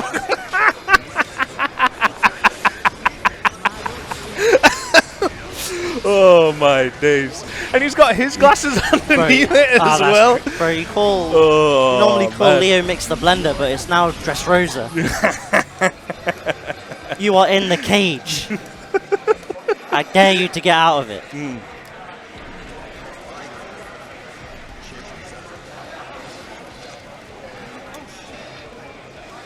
Okay, so going for the chip. Zanoff. And chip's kind of a weird one, right? Like his 6K not being as fast as it used to be. But special, like I love seeing 6K into Shuriken. Yeah, but you can do stuff from 6K now, rather than just 6K RC and then you get the free mix. But UK chips have kind of downplayed him. Shoutouts to your boy Zulu. He was like, no, this character's bottom -1 now. He plays Tekken. He loves to downplay. He loves to downplay. He loves to downplay. And Duck, literally, Duck was like, I see you downplaying, so I'm going to just play chip now. Yeah. Okay, so starting off, quite typical neutral, does manage to get SH on the side of DeJojo. Pressure coming in. Only goes for the first hit of the Wrecker. Guard. Ooh, cheeky little 5P. Oh, gets a big pickup on the Tatami Geish. No burst on the side of Duck. Gonna hold the hard knockdown into Escabari DP. You knew that was coming. Beta Blades. Just get opened up though. And Biken's going to be eating good in this kind of matchup if she finds the hit. Chip that paper mache character, Biken. Able to get a huge amount of damage, especially if you're tethered up. ODG. Oh, double overhead. Double JKs. Trying to be hilarious with the mix. Okay. Snare blocks, Banzai, RC. Doesn't want to break the wall, wants to keep the JoJo locked down in that corner. Oh, Arc System works, please. That was the people's elbow kind of 6-piece. That was crazy. Shuriken. Oh, big air dash in. That's going to work out up straight into the super. All the chicks come on. And that is a little like interesting thing about the matchup, right? If Biken commits to a Kabari or something, Chip's got great aerial movement to avoid that. Oh yeah, brilliant responses. Command grab. Because that's the thing, right? JoJo has really good neutral and like really good understanding of the situation, but the character of Biken has to really commit on neutral options, right? Yeah. Like you see 2H and you feel it whiffing. Ooh, using the tether to jump straight up and scoop Duck. BRC. Oh, unfortunate not being able to get the H. Oh, Escabari, that's going to be enough. Yeah, I don't think that PRC was meant to be a PRC at all. It felt like a little bit of an awkward one there. Yeah, especially since it was in place as well. There wasn't like a drift forward to sort of try and extend and close the gap. Burst gone on the side. Oh, 6P in return. Charge Wild Assault. Jump Dust bounce off the wall into another Wild Assault. Spent all their gauge, but it's going to be able to get a hard knockdown. And the BRC Yo Johnsons! Ooh. You thought it was over. And that's what we talked about, right? Spending all the resources for the aggression. That is a big counter hit. Gets the juggle as well. Jeez, that is a rough round start. Not even 10 seconds in and most of your life bar's gone. Next hit could be it. Burst going to be available though off that hit. Don't just have to time it right. To JoJo trying to bait it and baits it out that time. Respects the burst option from that hit. To JoJo now, 2-0 up. Does Duck switch? Looks like he's going character select. Even if he decides to stick with Chip, I'd still respect it, but goes Leo. Just give yourself a bit of time just in between games. Not so much to put JoJo on ice, but more so just to sort of recollect yourself. Yeah. But yeah, going to be swapping back to the Leo. I think it's a fine matchup as well. Yeah. It's Yeah. respectable. You can kind of just sit outside of 2H range and just use guard point to soak up a Kabari if you want, and JS options, and also just, of course, with raw health values, you're going to be able to be a bit more of a brawler in this matchup as well. You're going to be able to actually tank some of the hits. And then having Eyes and Storm as well means the cross-up situations are less susceptible. Oh, look at this tether combo coming in. Straight into the super early on. Look at that, man. That's almost like 16%. And that super's not that damaging as well. Nice use of the Wild Assault. Straight back into another super. So can I get a refill, please, on my positive? BRC Yozansen manages to low crush the 2K. Don't come do anything in retaliation. 2 success. Air blocked on that, so it's still Duck's turn. Wild Assault, you're not bursting out of the situation. Hold these wreckers. Red risk. Ooh, yeah. Okay. The heavy boom. Especially coming out of RC, you know, just establishes a lot of pressure there. You pretty much get to mask like your 2K and stuff like that. Nice space on a 2K like that. Gets the overhead to connect, forces the burst. Ooh, gets a just block on the Kabari, but it doesn't matter. For JoJo, Tatami pressure coming in. Oh, gets a jump D-roll, but doesn't get the confirm off of it. Gonna have to go coast to coast now.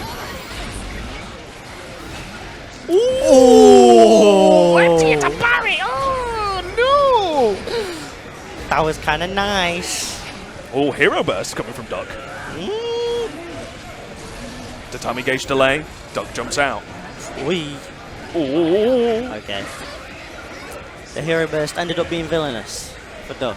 Going into this last round, no burst. JoJo, though, not a lot of burst as well, so Oh, 5P counter hit. Bro, back turn P is just the best 6P in the game. It's so good.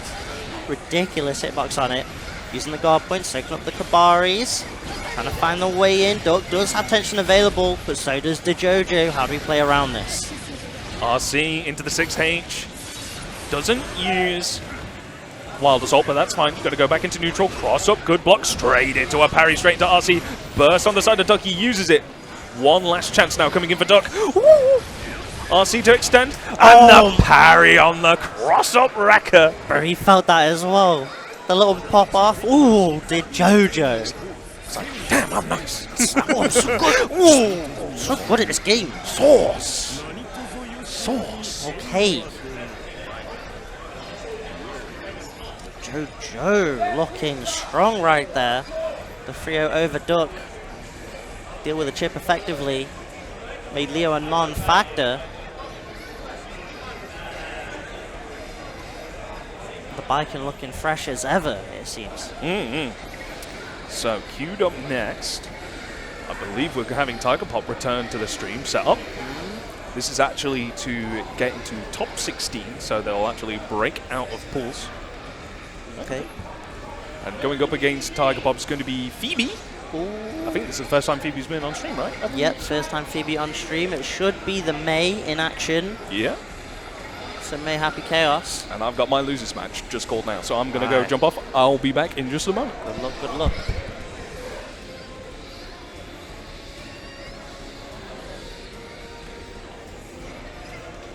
Alright, let us know. I think Phoebe's going to do Phoebe. Been on the up and up, actually. Been putting in some really solid performances in a couple of onlines and offlines as well. Been showing up to Knots. Shouts to the Knots scene. Neomax. Been running Street Fighter 6 and Strive weekly, well, weekly brackets, kind of bi-weekly between the two games, but whenever it's been Strive, Phoebe's turned up. Done really well in those. Get as much offline XP as possible. Tiger on the flip side, of course, it's Tiger Pop. We know him. We love to hate him. Hate to love him. As Snake Belmont is going to hop on the mic just to cover for BP. Yeah, while he's playing a small set, you know. Anyway, how you doing?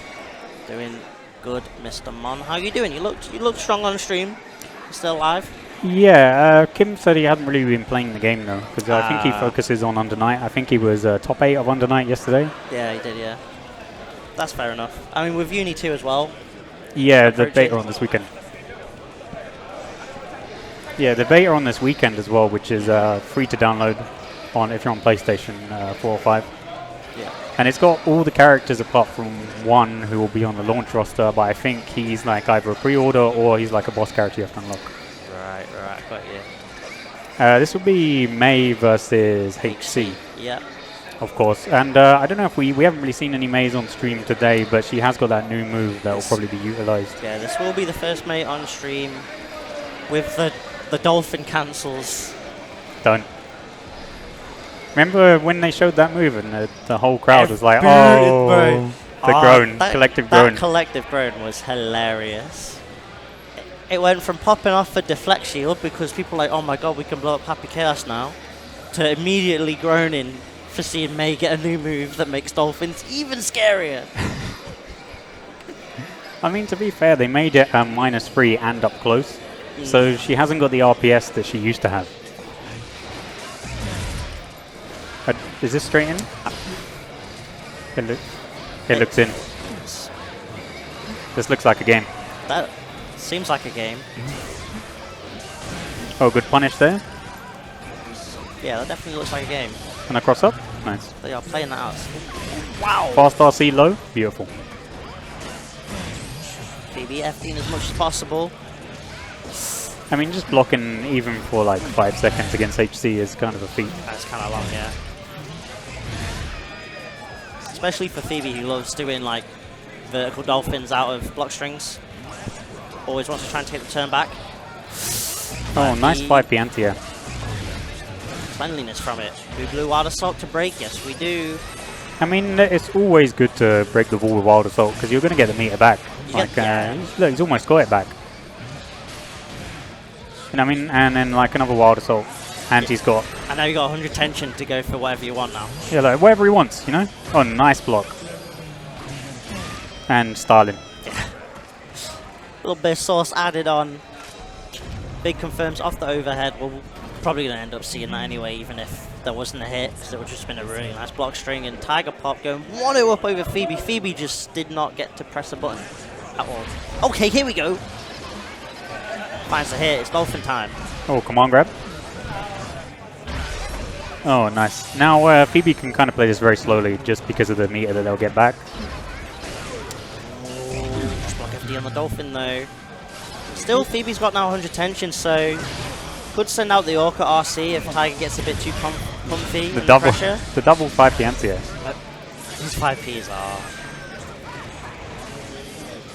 insane. It's a Superman punch as well. Has to respect a potential reversal super as well here. I mean, reversal super potential mix-up. We might just see him go into steady aim to stop everything. Does block it though. Oh, I think the jump up, he was trying to jump over the super. Yeah. And the vertical Dolphin kind of ruined the RC mix afterwards, because then he ended up blocking the vertical Dolphin instead of the super, so that wasn't as close as Phoebe wanted. Unfortunate situation. Nice use of the Dolphin cancel to find the overhead. Got some great pressure, but Tiger Pop's defense with that just block FD ready against the May. Gold burst. He had to spend all his concentration there, holding that. Yeah. I mean, what might actually, if they added it to the game eventually, like a delayed get up, that might really destroy Happy Chaos. Clone as well, and just steers well clear to not give Tiger an advantage there. Yeah, and that's something we haven't seen yet, but it's also very strong in this matchup, is just using the clone to soak up Dolphins. But Tiger's been in just a really strong situation where he hasn't needed to. So that was, so in previous seasons you could always loop corner crush pressure. Yeah. But you wouldn't want to do that this season because of the amount of burst that they gain. So, yeah. so that was like a calculated choice to know that if he breaks the wall, he goes back to neutral, or they won't get enough burst to survive the next mix-up. Yeah, I mentioned it earlier with BP. It's like now the slumps are more situational. You still see them occasionally, but obviously it's not as prevalent. You don't see like whole games. Whole games of slump in and then reset, slump, reset. Alright, Phoebe. Ooh, I like that GP. Chasing down. Tiger was probably looking to burst at a situation where he put Phoebe in the corner, but push him away, and the vertical Dolphin going to send Phoebe to the corner anyway. Pulling out the gun with the big counter hit. That probably could have been it. Just missed the shot though. Yeah. Just hit RC, that should be it. 100 tension disappeared. Just a very small execution error there.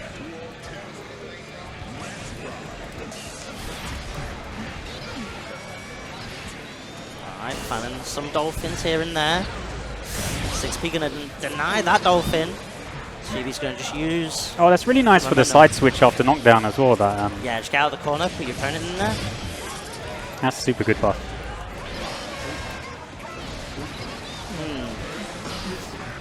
Oh, just respects the burst. Yeah. Spends all the meter. Beautiful 6P there. Rolling on him. Yeah, Tiger's Abari so far been really solid.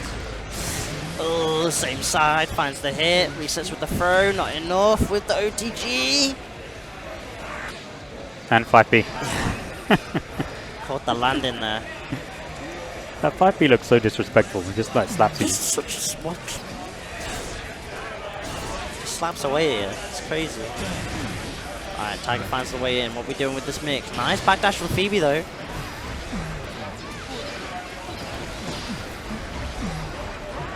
Spending both hard assaults for block string, but rewarded with it with the hit. Gonna get the positive bonus, or at least get that burst gauge back. Yeah, it's always a good idea to break the wall. There's like no reason not to want to break it, and now. Problem is now Tiger's gonna also break that with Deus Ex Machina, refill the bullets. Half concentration, but he gets the opportunity anyway to just chill. Yeah, just waiting to build meter here, primarily. Yeah, he's just waiting for that 50 tension. Burst now gone. Oh, nice footsies. And that should be it. Yeah, Deus Ex Machina to finish out Phoebe. Unfortunately, even with 100 tension, couldn't get to spend it. The hat falls to the floor as well. Yeah, it was a really good confirm off of the 2S into the gunshots. Especially after the earlier drop from Tiger. I shouldn't be complimenting this character there. Oh, it's me. Alright. I'll see you in a second. Yeah, chat, you'll now get to see Snake Belmont.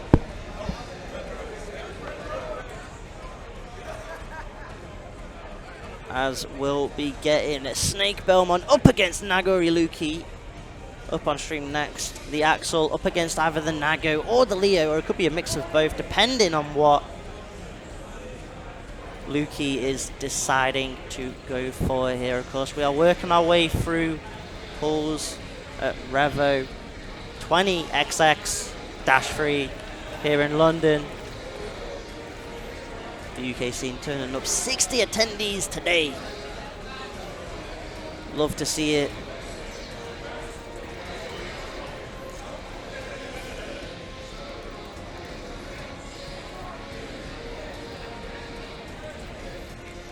As of course we had action yesterday on the stream. Action all day today. Even more action tomorrow, so make sure you are following the channel and following the second channel as well, as it's going through DNF Duel at the moment. So let's make sure that gets all sorted out as we continue on.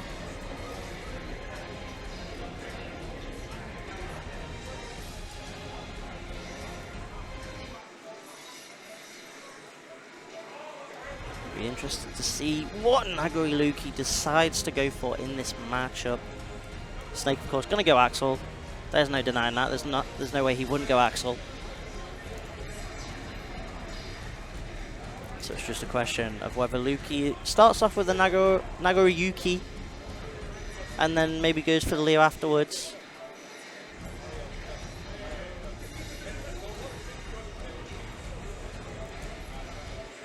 It's going to be an interesting one. Nago. The matchup is kind of polarizing in and of itself because it depends on the blood level of the Nago. If he spends blood early and doesn't quite get the hits he's looking for, he then has to be full screen at high blood, which is exactly what the Axel wants with the Rensins, with the cherry bombs. Leo on the flip side is all about trying to get in on an Axel. But once he's in, can definitely cook with the back turns. As it looks like someone ain't been disconnecting their controllers. Naughty, naughty.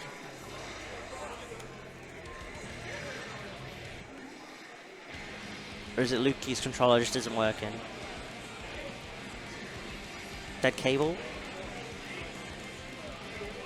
The cable could be long.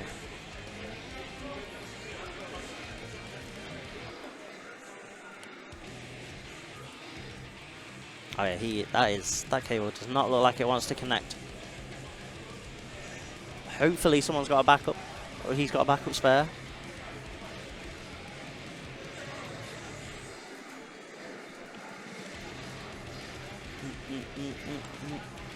Of course, you can see the funny Axel on Nagori Luki. The ZBI trying to be esports today. They brought out the jerseys. Shouts to Gideon for providing them to the ZBI crew.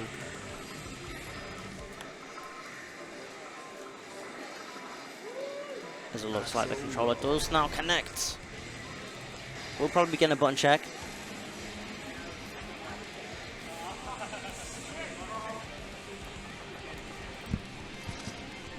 I've got to pick the song as well. Talk to me. The music in my ears.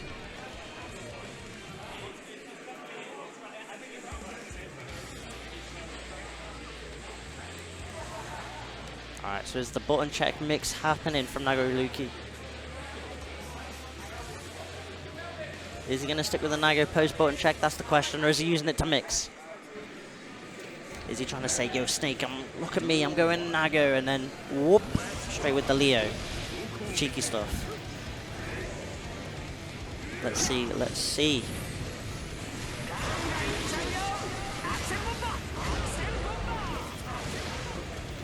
The button check sorted, so for this matchup. It is going to be about Nagoriluki spending the blood early on to try and get in. And then Snake trying to control the screen once that Nago's at high blood. Because once Nago's at high blood, he turns into more of a Sam Show character.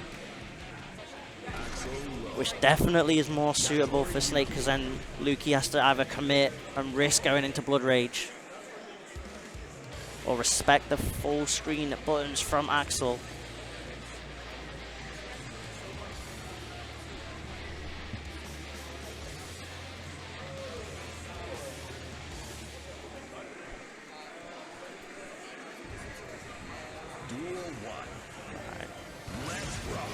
Let's see.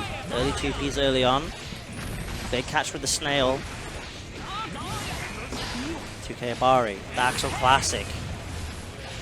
Always be pressing. Now at this kind of blood, Luki's got maybe enough for 1 or 2 specials. It's slowly starting to get reduced, but we're going to get the 1 vision instead from Snake Belmont early on. 1 bomber. Do we get a second?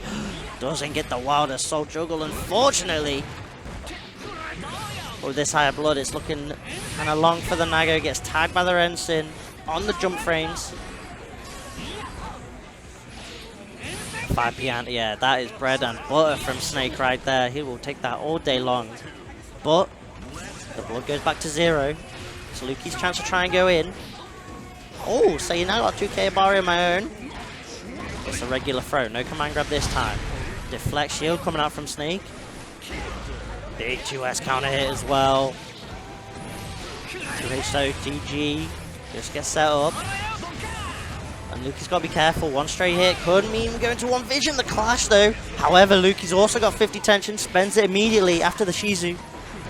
For that RC. Into the corner we go against Snake. Again, the 5p anti-air working out. Does get clipped standing by the 2S. Probably looking to maybe jump back. Or maybe get a JH in there. Alright. Whoa, you're going crazy with the Fukios. Does get blood stuck in universe. Does get hit for his trouble, but that's the question of when does Luki spend those specials, and there he does there. Lets the Wrecker Rock to extend with the RC. Delayed close S finds its mark. Was it a drop? Was it a reset from Luki? Unsure. Shizu connects. 6H, and Snake's not respecting the wake up. Ooh, command grab. Clothesline from hell. Into the 1 vision. Opens the eye of Agamotto. Sees the timeline in which he secures this dub. Snake Belmont takes that game 1. Looking in control. Luki taking his time, deciding to rock with the Nago for an extra game. Oh, what a call out. Okay, gets the Kamiyuki. The DP ball. Blood Rage. Oh my god, that was a pixel off from popping. But this means Snake gets the control. And with 50 tension available, it's looking very scary for Nagoriluki. Has to find some way to get in. 2S is going to anti-air into the bombers. Man's looking clean with it. Snake looking to go 2-0 up in this set over Nagoriluki. No bungles from Belmont so far. Delayed Shizu going to catch. Burst out from Snake. Dashing up, trying to get just a little bit of space. Doesn't want to be that close to the corner. Loki's just trying to wait for the moment to pop a special to get in, but he just can't find it. Snake's got great timing on when Luki's trying to approach. Again, 5Ps denying the jump. Run it back once more. He just cannot get in. The defense all tried to catch the landing frames with the grab. Doesn't work out. But Luki's still too far away. Tried to commit to the Shizu. Doesn't work. 1 vision should be able to be more than enough to close it out with the bomber. And Snake now 2-0 up over Nagoriluki. He's having a think. He's gone back to character select, so do we see the Leo?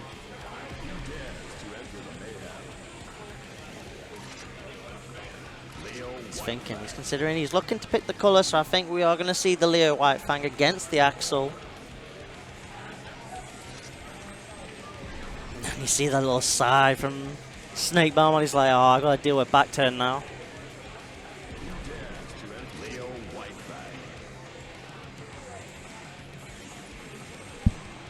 So let's see how he deals with it. Oh, color 10 as well.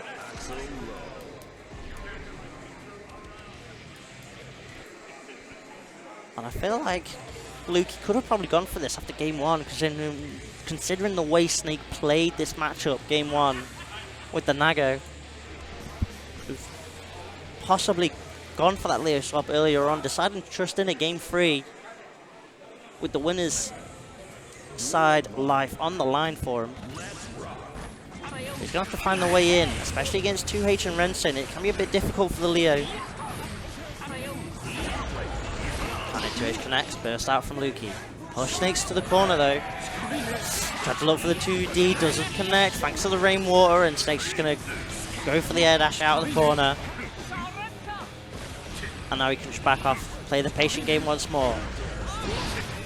Catches out the 2D, big counter hit, tried to look for it there, maybe on a back dash, doesn't work out. Snake with the punish.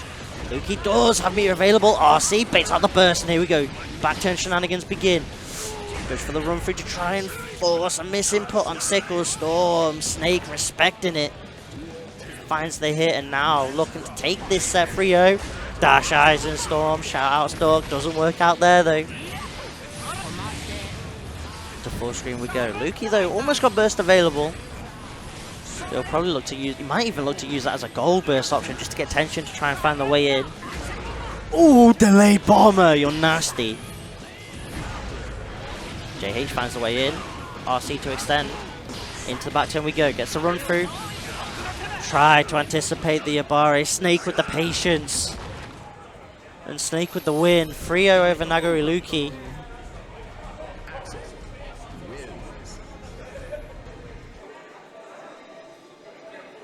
Belmont looking solid there. Looked in complete control against Nagori Lukey. Just going to try and see the pulls there, but Lukey's still alive. Just has to duke it out on the loser's side of things for him.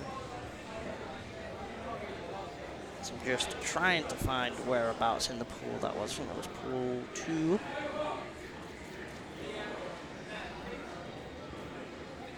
Looking at it, we might be getting very close to top 16 now.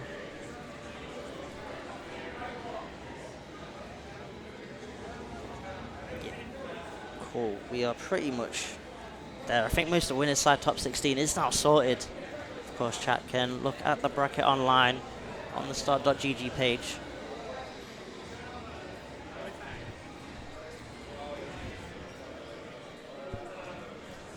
Just waiting to see what exactly is happening. Of course, a couple of top 16 games are actually being played already. Steggy's still going strong in the bracket, as is Gideon on the winner's side. So those two looking very solid at the moment. This looks like we're going to be getting Preacho up against Tiger Pop. Now that you're in top 16, and Snake Belmont is going to join me back on the mic, and congrats to Mr. Belmont. Cheers. Oh, this is against Gold Lewis, isn't it? Preacho is, yeah. Yeah, he travelled all the way, I think, from up north. Up north. Up north. They didn't. We're only streaming one side of the bracket, aren't we? At the moment. I think so. Because I know I haven't seen Amelia, and there's like 50 million Millias. We've somehow avoided 7 Millias. Yeah. Is that a blessing or a curse? I think it's a blessing. There might be slight bias in that statement. Well, I'm happy not to see. And to be fair, you've actually looking at that path. You are avoiding Amelia for at least a little while.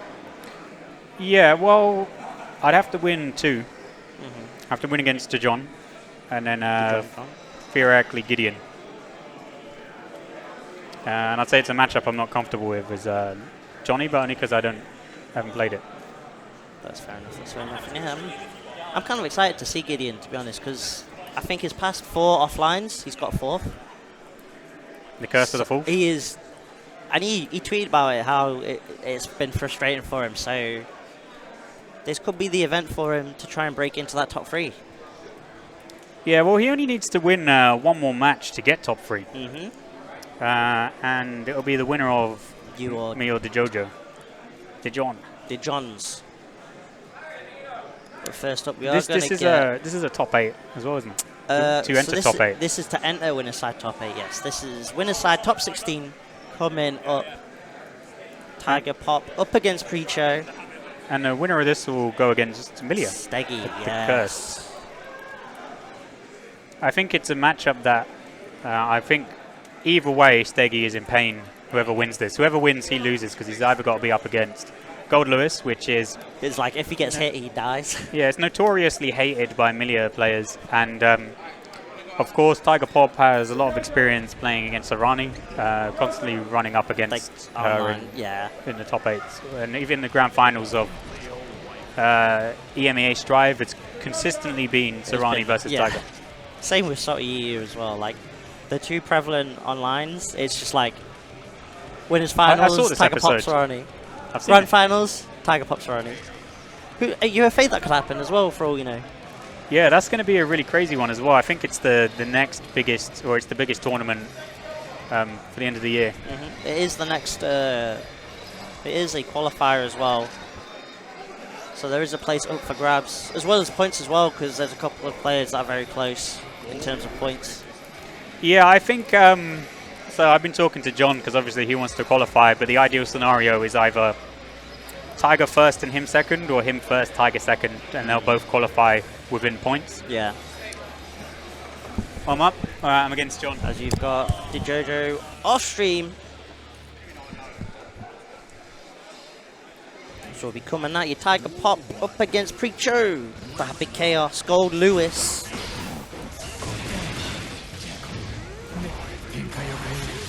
As we're going to get the button check here.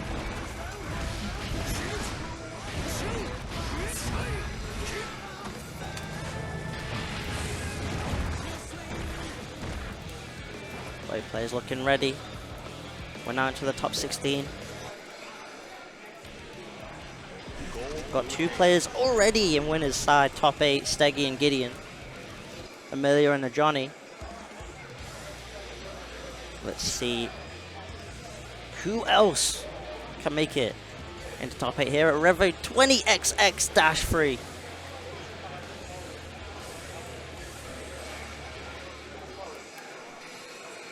Let's see what kind of round start here. We get what kind of opening gambit we get. Preacher obviously wants to try and get in aggressive early on, using that White Wild Assault to do so. Does find the hit as well. Oh, big punish. Happy Cass is quite a squishy character in terms of guts and defense, so if a character like Gold Lewis finds the hit, it could be lights out for Tiger Pop, and that's why he's bursting. Because he knows that once it is full screen, it does become difficult for the Gold Lewis. It's just keeping out that secretary of defense. Level 3 security right now on the Gold Lewis. How does Preacher spend that security? It's a bit awkward to get Thunderbird. Oh, JP air to air. But Tiger gets burst back. 2 bursts, 1 round. What are we doing? Oh, dash up throw into the shots. Does Preacher hold on to the burst? No, they're saving it. As Deus Ex Machina is actually going to be enough to close the round out. Tiger Pop on a pixel. Steals away that round. But no burst now on the side of the Happy Cast. And yet again, another JP air to air works out. Try to commit. Doesn't work out. Thunderbirds a go, but the drone gets denied. No Amazon Prime here. Iori cross up does connect. Catches the landing. Counter hit that time. Ooh, cross up Typhoon. Air block the YRC. Awkward one as Tiger's going to find a hit here. Goes for Oki, gets the cross up as well. Keeps Gold Lewis stuck in the blender. Does not want Preacher to start pressing. Finds the roll. As it tarnishes Preacher's Gold Lewis. Tiger 1-0 up here. And if that first round went just a little bit differently, who knows what we could have seen there. White Wild Assault yet again on the round start. Does work out. Preacher gonna get the throw. Goes empty jump low. Doesn't quite find it, but now it's Typhoon time. Tiger though, aware. Check the weather app on his phone. Burst out. Oh, JD though finds his way in. Yeah, again, the Limp Bizkit mix. Tiger just keeps rolling. Deus Ex, that might not connect. And he's going to get the punish, but it's not a huge punish. Chip can be a factor. Oh, Superman punch. Tiger saying, acknowledge me. To the corner we go. Setup gets the throw. Preacher does have meter to use. PRC finds the JK. Preacher with the stand-up comedy. Tiger not laughing at it though. Ugh. Just block. FD does not matter. Not with the long range of Gold Lewis. JD pressure. 2K2D. Thunderbirds a go. Finds the low. No super. No wild assault to break the wall though. The Preacher's in a great situation. Finds the hit and Preacher now. Answering back with the perfect. One apiece here.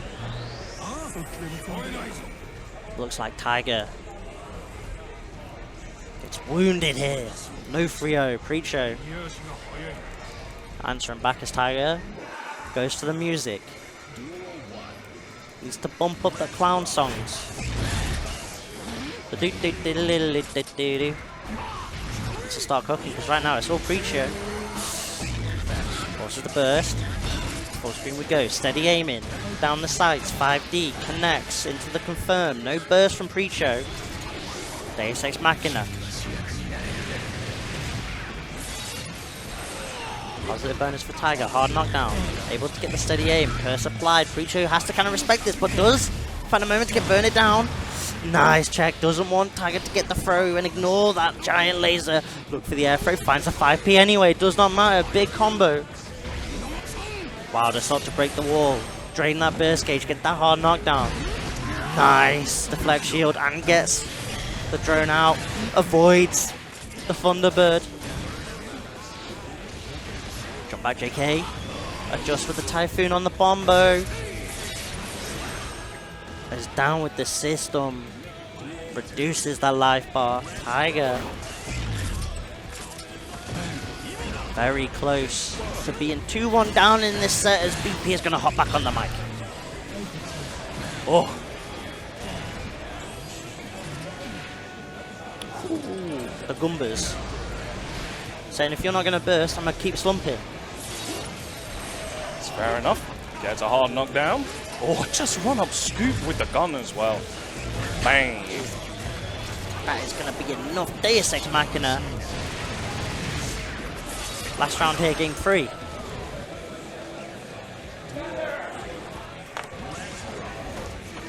Backs all the way out, gets clipped by White Wild Assault.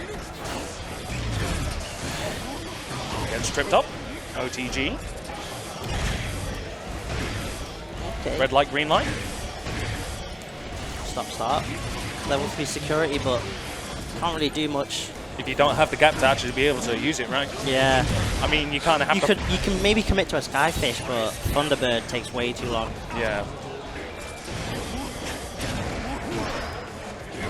Nice second the throw. Oh, my no whip God. punish. Get that Typhoon out of here. And now Chip's a factor as well. Oh, and there's the Skyfish. Oh, and the RC. This is going to be big damage. Burst out. Doesn't want to deal with it. Yeah, Chip being a massive factor there for Tiger Pop. 2-1. Yeah, Preacher just didn't have any tension, so FD was little to no factor. It's Tiger now looking to take this 3-1. Move on to winner's side top 8. Winner, of course, is going to be facing Steggy later on. The process. Superman punches in. Just a little bit of a shimmy. Gets caught with the gun. BRC overhead. Good blocks from Picho. Does he go for it again? Yeah, 5D. Dash into concentration. Gets the slump. Going to go straight into Deus Ex Machina. Yep. Get that positive bonus. Get that burst gauge back from that Wild Assault. Going to spend some of it. Ooh. Goes for a bit of a cheeky roll mix there. Oh. Oh, And he catches my the whip. God. He is smoothing. Set point now coming in for Tiger Pop. Jumps over the White Wild Assault. Yeah, Preacher's done that a lot around starts, so Tiger's starting to adjust to that. Blue Wild Assault to break that. This is a rough situation for Creature. Hold up though. Back throw could be the incident.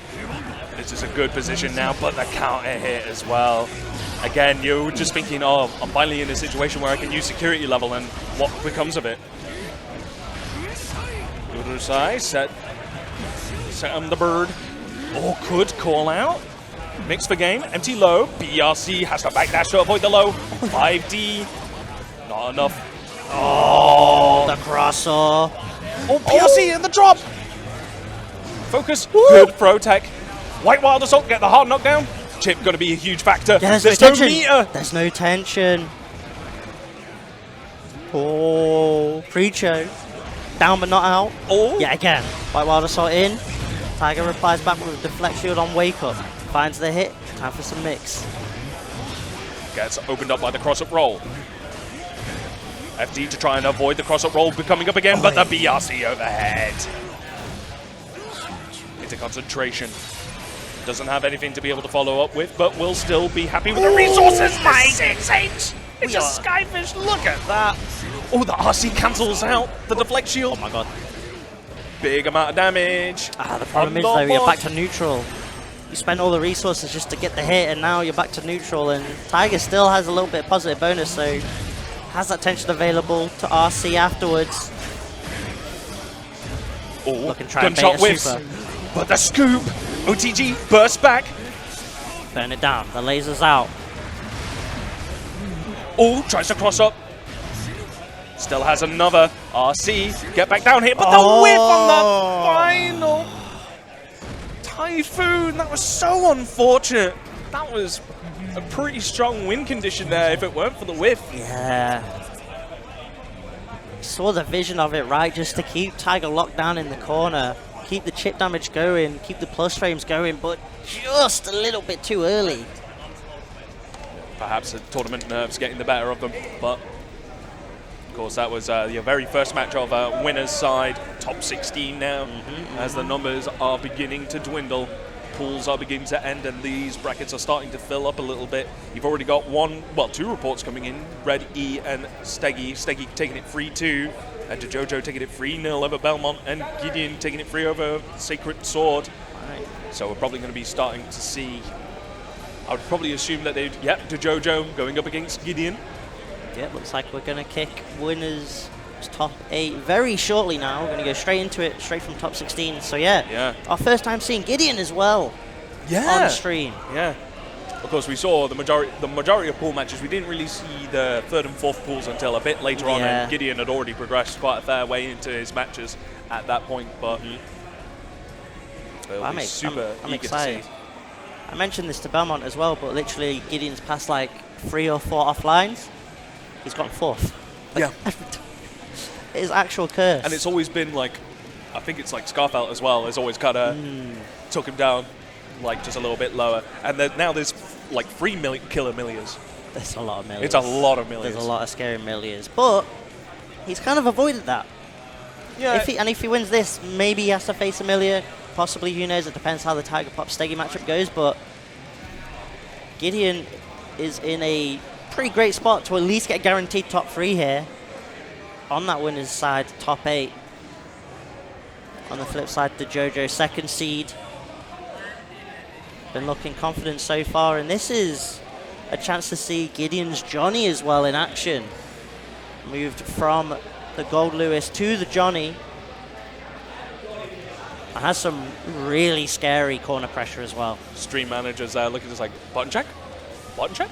And they're just talking to each Button other. check? He is getting left on red. Oh no. Hate to see it.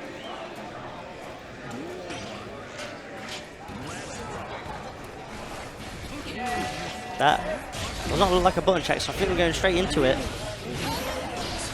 They did fist bump before, so I would have... I think they just assumed, yeah, we'll just go straight into it then. Yeah, okay, right. So, gets the RC off the Ozanson. Got to get the wall bounce. Oh. Nice extension. Going to get a hard knockdown. Hold the jump in. Does have the reversal super, but the JoJo's gone out, but not far enough. The combo does not matter. We pick those up before the plate gets ruined. The Jojo taking that first round, but I saw some interesting stuff from Gideon early on, using Volt to get over stuff like Kabari. Does find the hit there. Big pickup as well. Going to be able to set up into card once again.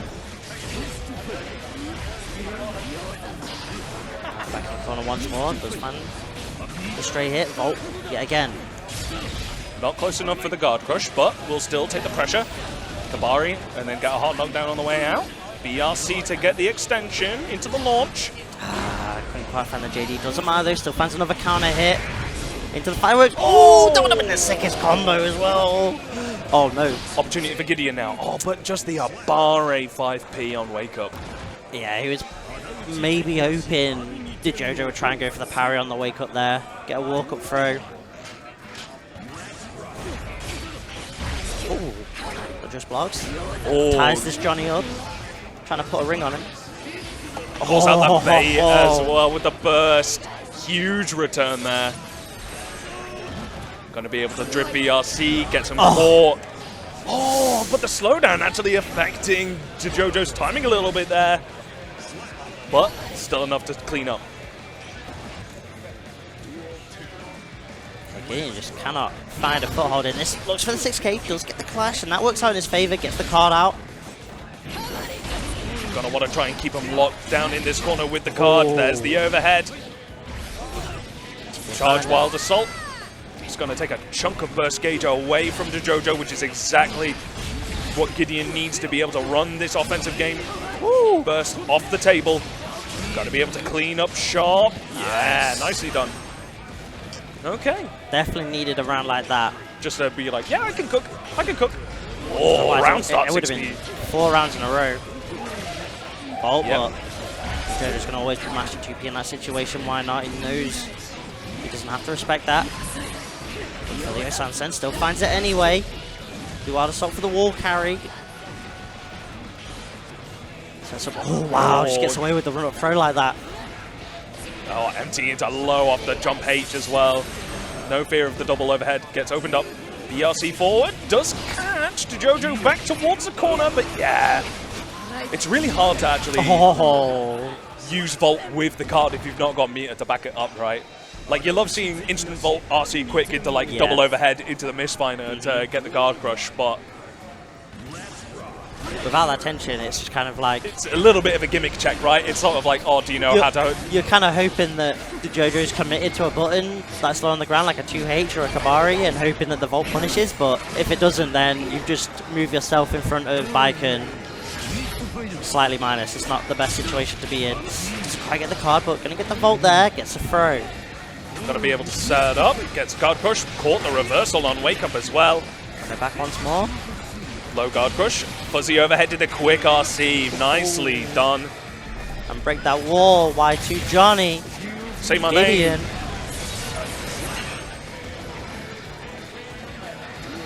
Taking that round. Yeah, so you're kind of seeing like the quick RC stuff with misfire overhead setup, right? Yeah. Just use that on like your Volt stuff just to be able to force the situation, right? Yeah. It's just trying to get the meter to do so. Super coming out from Jojo instead of the wild assault. Still gets the knockdown into timing setup, so... Oh, gets the extension as well! Into super. Gideon trying to press. It's going to cost him that round. Oh, it's not enough! Oh, wait. But it is going to lead to a safe jump. Yeah, you're not pressing a button against that. And it's kind of crazy, right? How after that first round, Super got blocked. Gideon has just not done that at all anymore, even when he's got tension available. That fear has been installed. In regards to like reversal supers, it is quite slow as well, so like safe jumps are really prominent against him. Oh, gets across the Sansen. Oh, gets a big extension. Running back once more, good block. Gets it that time. It does hit quite high up though. It does have a nice hitbox to it. Yeah. Despite its speed, it does cover a lot of space. Which kind of makes sense for a Johnny Super, right? Jojo finds the hit, confirms with the wild assault, and that's Jojo. Moving on to winners finals.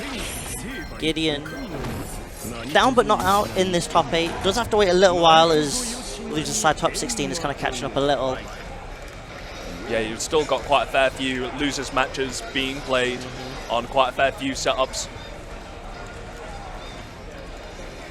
Yeah, of course I can see across the way at least one of the army of millions making their way through playing. I think I could also see, is that... It's not Nagari. I can now that there's definitely Oh, Luki it's Sacred. playing. Sacred Sword's playing, isn't he? Yeah, you got Sacred's playing Sonaru. against Sonaru. Yeah, and then also you got, yeah, Luki is playing against Scarfell. So the millions are duking out next to each other. Yeah.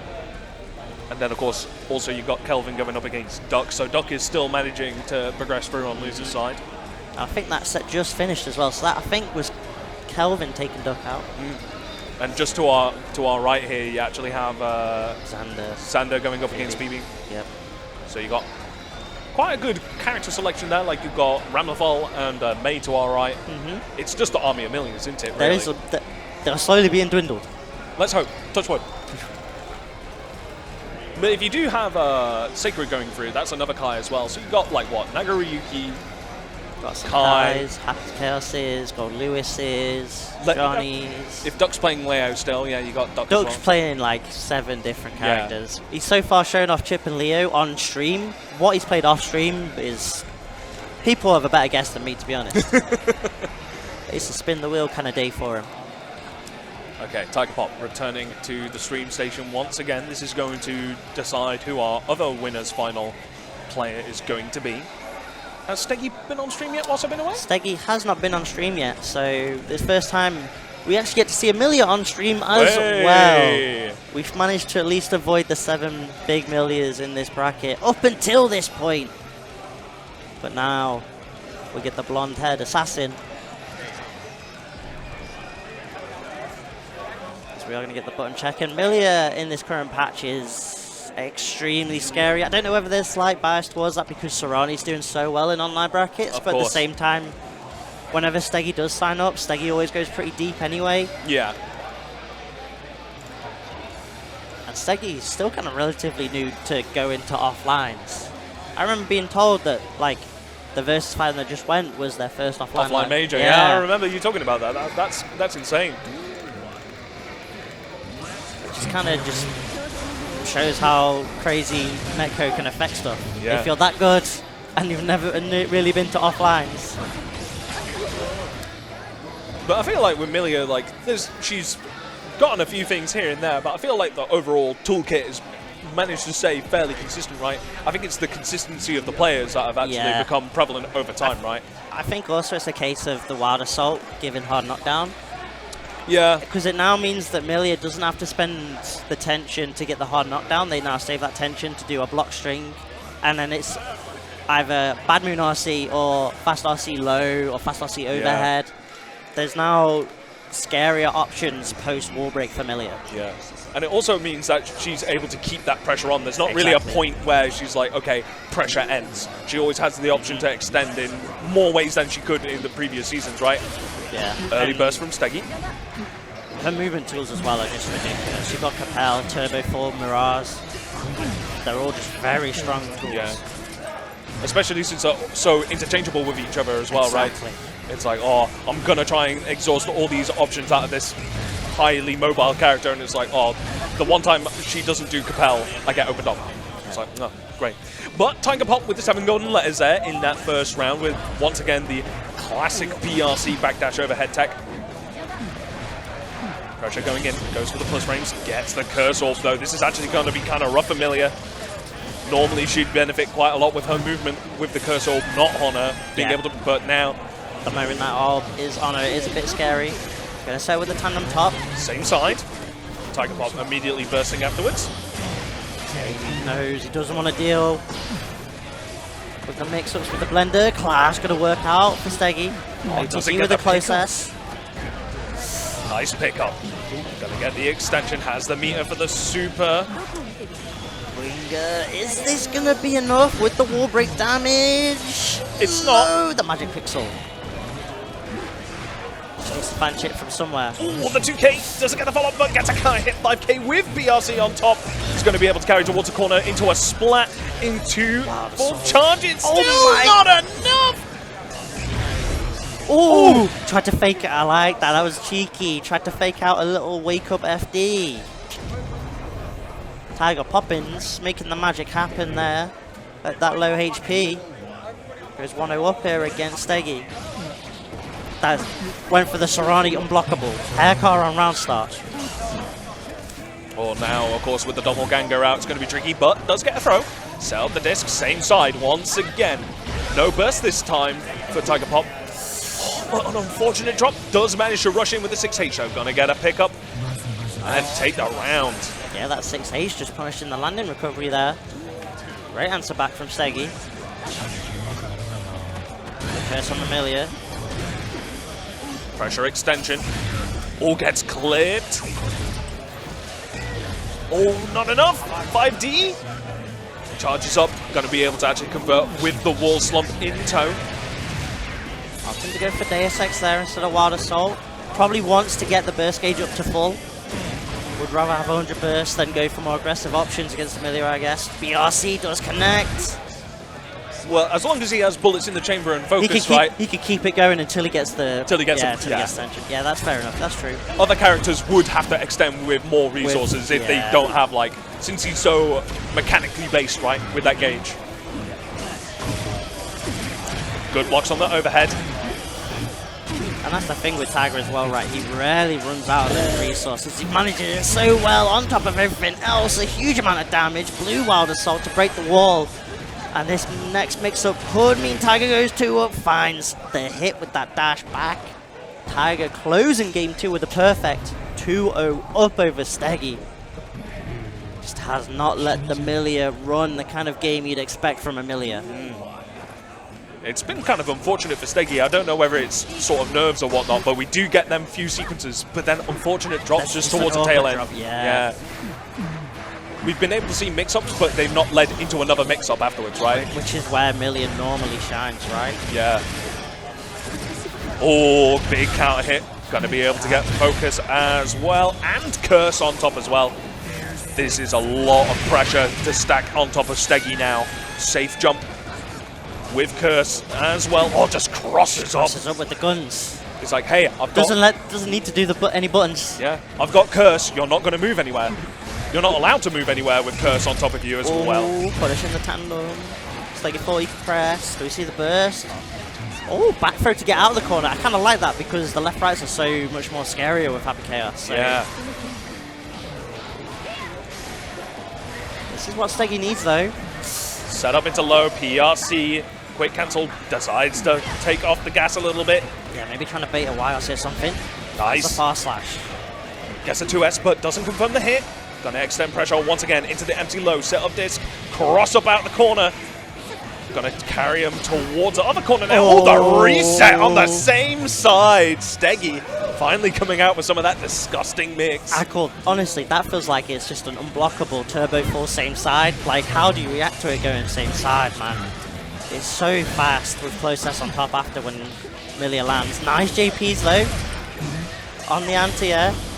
Gonna break normally, didn't have any resources available, so back to neutral we go. All gets clipped by the tail end of 6H. Yeah, Steggy not respecting the curse at all, trying to go in. Going back to this sort of neutral space where Steggy's just trying to look for that counter hit on the far S, right, to be able to confirm. Pushes back out. Oh, but the 2K on the side of Tiger Pop. Gonna carry towards the corner, gonna break it, in fact, with the Deus Ex Machina. Guaranteed not to get 100 burst back and gets to do some block strings, gets the mix. Throw. Ooh. Tiger Pop takes that 3-0 over Steggy. It's so scary. On to winners finals. Because Tiger Pop only really established like the cross up once. Most of the time it was like same side. And then the one time he does cross up, he's like, okay, he's going to cross up again. Backdash and jump S. Like, peak conditioning right there, peak conditioning. Love to see that from Tiger Pop. He's going to move on to winners finals. Okay. Which means winners finals will be Tiger Pop against the JoJo. Classic. As expected. As expected. So now we're going to be having a quick moment whilst we get on next match. Like I said, we've had a lot of losers games going off on the wing, so we're just waiting for those to complete first, and then we'll actually be able to see who we have coming up next. So we've already got a scenario. Okay, so another Millia has made it through into top 8. And they're going to be playing against the winner to the match that's happening to our right at the moment, which is currently Zandere, managed to win previously against Phoebe, going up against Snake Belmont. The Axel Ram, and it'd be interesting to try and get a Ram into top 8 as well. Ram's kind of fell off.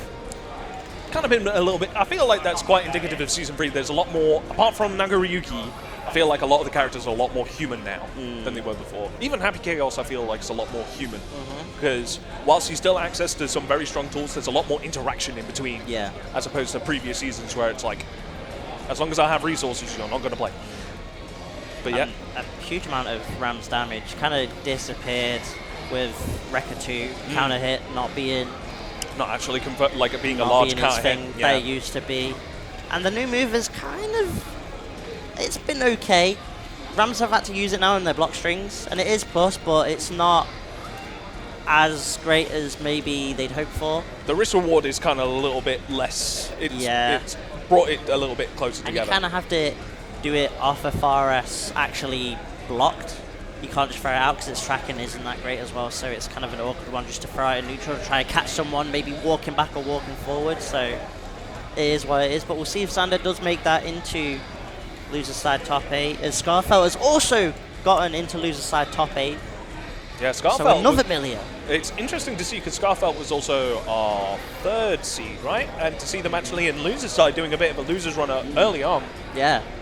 They had some great performances both in Drowning Pools and over in Dublin in level 1, winning that tournament. Yeah. So in terms of UK IE events, has really showed up. So definitely a bit of an upset, but still there in top 8, still alive. As Preacher and Kelvin are also playing off stream, so it's possible to see another Millia make it into loser side top 8.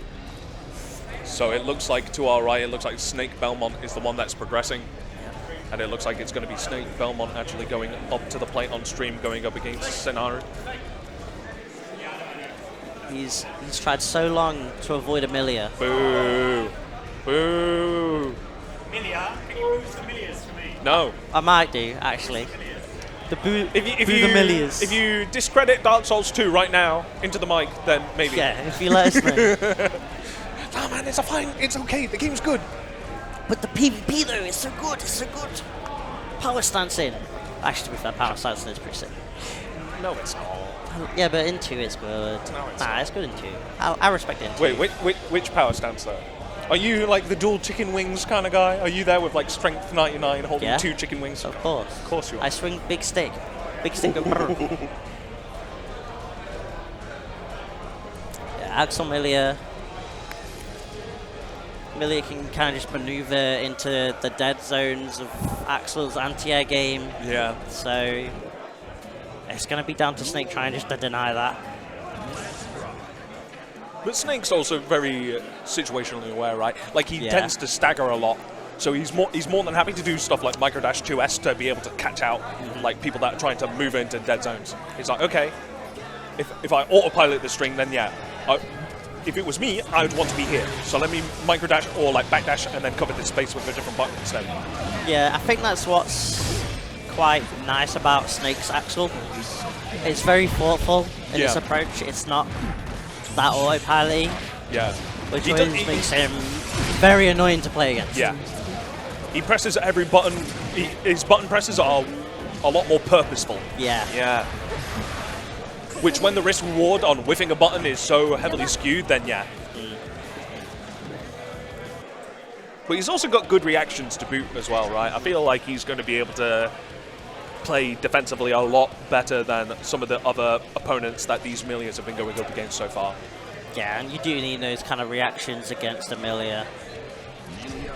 The mix-ups can definitely And on someone like Axel, be quick and fast. again, their super's all right, but as a reversal, like the amount of time it takes is kind of so. I think Axel also has a surprisingly decent low-profile game against Millia as well. Oh yeah, well, Like, we obviously talk about the dead zones a bit, but 2K. if the Millia goes close enough, 2K is a great anti-air button, like a very KOF-y anti-air button. It's like a Andy Bogard, you know, Yeah. 2D. Yeah. like I always used to joke in the previous Guilty Gears because Sol's 2D used to very much be like, I used to say it used to low profile the curvature of the earth, right? Yeah. Whilst Axel 2K is one of the few buttons that kind of feels like it's remained very much the same between iterations. And that's why you saw it press there, but Yeah. Sonaro maneuvering around that, forcing the burst, and now Snake's going to be in an awkward spot post-wall break. Well, he's got no burst available, no tension available. He has to hold this mix, and with RC available as well. Trying to just fuzzy block as much as possible. Does get hit. Just guess once more. Good block so far. Oh, but the drift downwards into a 2S. That's the other scary thing, right? Most characters would probably want to empty low with like 2K 2D, but Millia's 2S is like one of the fastest fast, It's yeah. so fast. And it just enables her routes so much better because of that, right? And because she has such scary high game as well, with Bad Moon and just to jump in general. Speaking of which, Speaking of which, right there, right on time, dash up Bad Moon, RC. Double perfect to Very start off fast game game one here in loser's side top 8. yeah, it's kind of hard really to suggest what to do for Snake at this point because it's He been a one-player game. What advice do you give? It's he pressed one button, technically wrong, which could have maybe gone either way if it was blocked or hit. okay, crosses up, gets Millia into the corner position. This is nice, going to be able to RC off the snail. 2K 2D. And I like the spacing from Snake as well. It's denying Sonaru from using Millia's aerial mobility to get out of the corner, but gonna find a way to challenge out, finds the hit, into the set play we go. JH does connect, run it back once more, cross up this time. Adjust, and with all the meat to work with, Sonaru's gonna go for the mix instead, and it lands. Very scary sequence, especially with 100-meter on deck. Like, you could have very easily, like, Roman cancelled off of, like, the turbo fall and Just stuff like that. anything. Yeah. You could have done so much. And even if you go back to neutral, you've got Slingshot. RC Oh. available. I like that. Oh, Just the falling. landing JK. Oh, gets a brilliant pickup there. Going to be able to extend pressure. Disc set up once again, same side. Double air, dash back forward. Set up. He just can't do it. There's so little he can do. Maybe try and find a YRC time. Nice time on the deflect shield though. Puts him out of the corner. Going to be able to keep. Snake is going to want to try and close his range, but the dash under. The anti-air to beat all anti-airs with that close seed. It hits so high up. So, nice block on the bad moon, but the 2K into the 2P. Catching the toes, and Sonaru now 2-0 up. Yeah, I like Snake's use of Deflect Shield, because we've not really seen too much counterplay on Sonaru. Like, if they're just going to run their game, like, Deflect Shield seems to be working out quite well for him, but it's kind of the interactions post. Post-deflection. It's Yeah. like, so you deflected, and it's just a case of when does Snake's turn end for Sonaru to then go ham. Like, even there, saves the air dash for the deflect shield that time. To be able to break the wall with the Blue Wild Assault. So no tension immediately available, so we're going to have to see a block string. Dash back PLC just to try and get some breathing room, but we're straight back into the corner. Claustrophobic gaming happening. Close S. Air dash managed to retain, put that back throw into the corner. The Sajam special. Oh, but the 2P defensive for bar 8. Yeah, immediate burst does not want to get hit by the follow-up. PRC to extend overhead. Yes. Overhead. Oh, but the trade. Oh, no, confirm. Snake Belmont. Oh, that's so unfortunate. He did everything right. The deflect shield into the 2H punish. Nice jump back though. Actually has sort of that real estate behind him, so Snake Belmont can just keep doing that air back dash jump S. Yeah. Just sort of control the space a little bit better whilst still being able to pull back. Just try and check. Or catch the back dash with the close S. Going to be able to confirm into a wall break. Charge 5D. No hard knockdown, but still, it's quite a hill to climb now for Snake Belmont.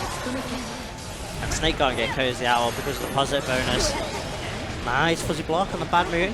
Still stuck in the corner though, gets opened up and pops the burst. Big hero burst coming in for Snake Belmont, but again the drift downwards into 2S. It's just catching him so much, and now because of that hero burst, it's looking more emotional by the second because now he's stuck in the corner with no burst available, does find the hit at least. Plus frames for Snake. Just has to cherry bomb, constantly check, but eventually Sonaru's going to make the call out to move in the air, maybe use a compel to get in instead.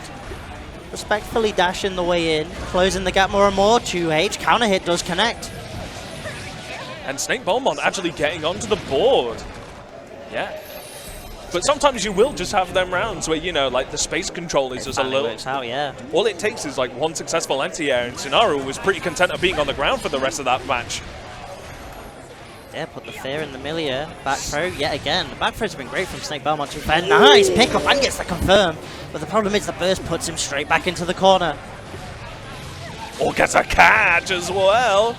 Pull back in towards the corner. Nice. 5P. Nicely done. Snake Belmont looking pretty alive. Snake starting to find the rhythm of how Sonaru's approaching in the neutral. Nice time on the rainwater. Hey, I've got empty lows too. Hey, the mix, okay. Finds the hit as well. RC to extend. That might just be enough, is it? With the Wild Assault and the JH. No, not quite. Not quite. Maybe Dash Bomber, but I'm not sure. Chip could be a factor, but it might not matter because Milia only just needs one hit to get in. Snake's just going to burst. He knows he's so close to closing it out. Yes! The Sees spinning the strike. aggressive approach. Saw that, of course, with after that PRC, no meter on the side of Tsunaru. Tying it up to a piece. Quick game 4 for Snake as well. Like that, we're now down to a game 5. Not expected after those first 2 games. But Snake finds the adjustments necessary. Nice Gets a 2S. Yes, and Tsunaru perhaps being a little bit too aggressive with dashing forward in this neutral again. space. Oh, he tried Good to look for backdash. it. Good scouting out. PRC time. Nice time on the YRC. You spend your RC, I spend mine. Oh, cross up, cross up. Oh, no punishment there, but a 2S. Going to be able to get a hard knockdown and a round. Snake Belmont taking the lead as he's now on set point. 3 for 3 on that round as well for those 2S callouts. Catches a backdash and a good confirm coming in for Sonaru. Going to be able to get a wall break along with the blue Wild Assault. Snake's got to be careful, no resources on his side. Even if he loses, he has to try and run out the clock to be able to get as much burst back as possible. The side drop, no 5k juggle. Still has to hold the mix though. Still stuck in the corner. Good blocks on the overhead. Oh, he opens up by the mid, the close S. To be fair, does have like around 75% on their burst gauge, so managed to get quite a few. He survived. Ian George. Nice block on the 2S. Rainwater again, dash block this time. Red wrist though. Sonaru's got to be careful, does get clipped. 2H getting tripped, 2S. See, this is the Snake Belmont, you know, the sort of gaps. He's not immediately wanting to press a button, he's just waiting to see if Tsunaru will hang themselves. There's slight delays between some of the buttons. Now trying to go in, finds a big counter hit. It's not a lot, but it's back to full screen. That's what he wants. He wants some breathing room. However, Tsunaru finds his way in. It's time for the mix. Ooh! That was grimy! 2H, 50 meter now for Snake Belmont, going to be able to extend pressure. Uses it once again. Oh, tries to catch Tsunaru running forward. But the run up 2K2D overhead. It's going to be able to break the wall with meter. No, opts to save the meter. Use the burst gauge instead. This is scary though. Good blocks, but the 2K2D mix for game. And Tsunaru takes it in a clutch comeback after freaking Snake Belmont run the gambit all the way from 2-0, right? He was feeling it. Ooh. That situation, like we talked about before, where they wall break with Wild Assault sitting on 50 tension, it's just a pure 50-50. Even if you block the bad moon, you have to block the RC after. It's also amazing how, like, it wasn't conditioning, I really feel, on the part of Snake Belmont. Like, you saw, like, constantly we were talking about it with the quick RC drift downwards into 2S, and then on that final sequence when Snake Belmont had their back to the corner, and they did, of course, the basic BRC, well, they did Bat Moon overhead, quick Roman cancel into jump D, and he still stood up and blocked the overhead. I'm like, good stuff, Snake. Lose on your own terms.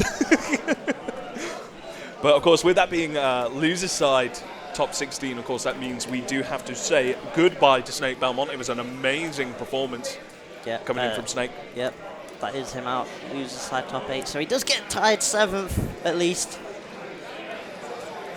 It's that nice little gift. Yeah. From Farah, as we're going to go on to the other side of loser's side. And another million. Top 8. Into another million. This time is Scarfell up against Preacho. So Preacho beating out Kelvin to now face Scarfell.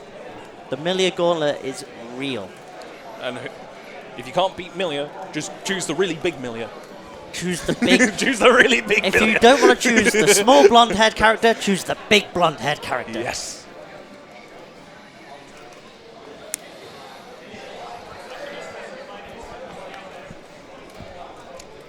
And of course, if you guys have been enjoying all of today's matches, of course, be sure to check out all the stuff that's going to be happening with Revolution 20XX-3. You got a second stream going over on the side there. You've also got community stream as well with D-Blanks running a Blaze Blue 2v2. There's also the mystery game tournament as well. Lots of stuff happening over this weekend for Revolution. Not only yesterday, but of course we've also got tomorrow. Of course, big shout outs to the staff here that have been putting in the work year after year. Of course, a little bit of a break, but going out with a swing, baby. Of course, all the bracketing is going to be on Start GG. Once again, you can put in ~ bracket to be able to check out all of the brackets for all of the games that are happening over the weekend. Of course, these guys more than likely will be having a button check. And of course, this is just a great training ground for the UK guys before UFA as well, right? Yeah. Like, it's a really good sort of testing bed for people being able to experiment before, of course, the Arxis World Tour event next week. Trying to get a good tournament result here to get the confidence going into UFA. Yeah. Definitely what a couple of these players are wanting. And a lot of the people, of course, who you are seeing here will be there next week as well in Paris, competing. Sure, Tiger obviously last year's winner. Looking to win this year and get that qualifying spot. Hang on a second, are they playing? This is the thing, man, I can never tell. These guys are just trolling me. Never tell, I thought they said, but looks like they're not. We're going straight into it now. Preacher starting off strong as well. Oh my days, the lockdown into the OTG off the grab. Preacher starting off. This was just like top 8 with the perfect. Or the micro dash into throw as well. The whip 5P into the overhead. Frame kill classic, and yeah, again, Preacher kind of just almost made the right read and chasing down the jump back. Oh, calls out the burst as well. A very delayed burst from Scarfelt, but Preacher still smells it out. Oh, doesn't get the OTG to finish off. It pretty much didn't really matter in the end. Behemoth Typhoon doing so much chip damage anyway. Scarfelt would have had to spend so much of their attention just to stay alive for as long as possible. As Preacher takes game 1 here. Pretty convincingly as well, right? Yeah. Really great tricks on the jump backs on Wake Up. When Preacher push Scarfelt to the corner. Looking to do so again. JD connects. Oh, what an air throw! Oh, whiffs! Oh, we're goal bursting all over the place. Dashes up, good blocks on the overhead, good block on the follow-up as well with the RC. I was getting opened up like a can of soup. The stare down into Typhoon, that's scary. Oh, Thunderbird connects, and it is go for Preacher. Takes that round, looking to go 2-0 up. Scarfelt, I don't think he's had one knockdown yet. Wow, 2D roast! That's pretty solid conditioning, because Scarfelt's kind of expecting the White Wild Assault. We've seen it so many times already. And Preacher's like, nah, I'm going to clip the toes now. Oh, gets a pick up. Going to be able to get a hard knockdown. This is Scarfelt's opportunity now to actually start playing the game, especially with Mita. The drift upwards. Is that going to still get a count hit? I was very worried there for a second. Fortunate, but still gets hit. Guard crush. Good jump out, but the unfortunate trade. Oh, what a 2P. Forces the burst from Scarfelt, but that's a chance for Thunderbird to get out for Preacher. Yet again, chasing down the movement. Denying Scarfelt any opportunity to get out of the corner via the air. There's Preacher 2-0 up now. The big blonde character is proven to be the best one so far.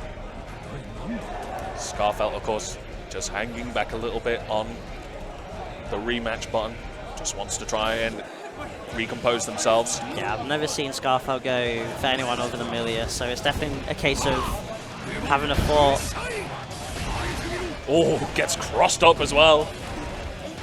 Micro dash into the throw. Going to be able to whiff the 5P, but the wake-up throw getting a punish there. Yeah, the frame kill setup didn't quite time correctly, unfortunately, and that means Skullgirls going to get the hit. And that blue water soul is going to build enough tension, so once more we're going to get dashed. We get Bad Moon. 6P, and that gets thrown. Oh, big counter hit, and the burst might not build in time. But the RC, blocks the burst as well. Takes the heart, takes the burst. Takes the soul. And look at that now. Scarfelt really low on resources for this round, and with that white wild assault, that burst gauge ain't coming back anytime soon. Gets thrown back into the corner. Preacher cooking. Good block.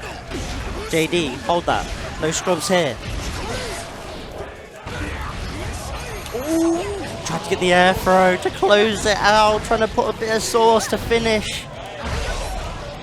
Uses the wild assault. Gets a hard knockdown. 2S, 2H. Gets a pick up off the disc. Building a lot of meter. Gets a mix up. Goes for an empty to bait out the throw. RC crosses over to the other side. Do we burst? No. We're denying the burst. 50 meters still on deck for the side of Millia. RC into a double overhead.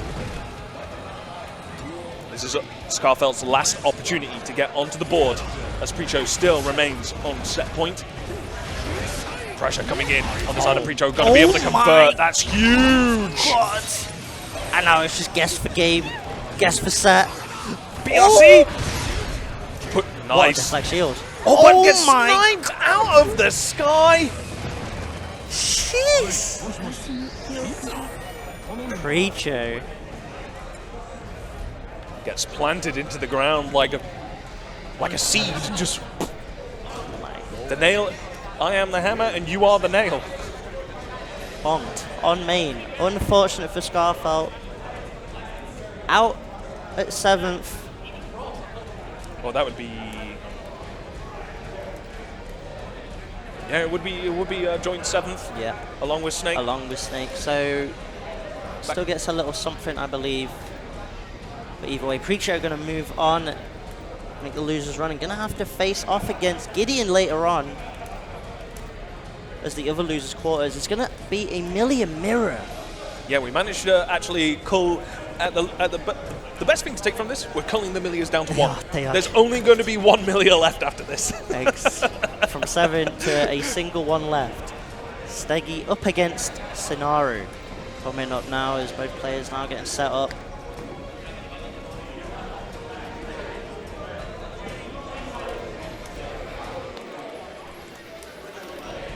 Steggy didn't really get to play all that much against Tiger Pop, so this is a chance to really see what this Millia is about. Scenario on the flip side looked very dominant. As we're going to just get a fast-paced match, it's just going to be who gets the knockdown first, who takes the burst first. Yeah. If one player is able to actually manage their resources a lot more prominently than the other, then you're going to see that translate into a lot more pressure.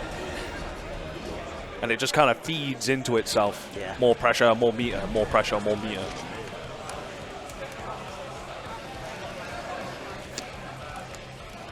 And of course we started off with a Faust mirror, and of course progressing through now. Losers quarter, we're getting a Millia mirror.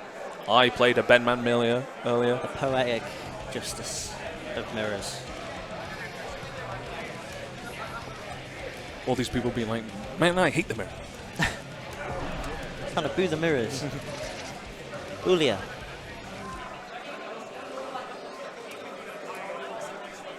Alright, we'll see if they do a button check here. Or are they just going to look to try and continue to troll us? Just run it straight up. Just run. Maybe, maybe.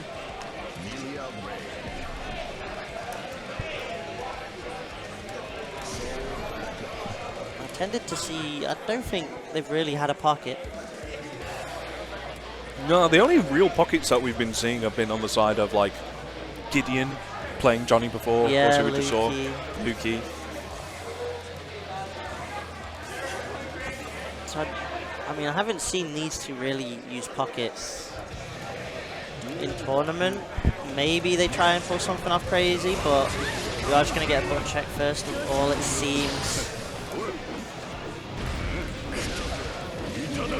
And I think that's kind of the, especially with Millia as well, because Millia's game plan doesn't really tend to work too much on a matchup by matchup basis, right? There's a couple of things like to take note of with like prevalent buttons and such. Yeah, certain anti-airs and things like that, yeah. Certain ways to deny Melia the way in. Yeah. But realistically, the Melia just wants to do...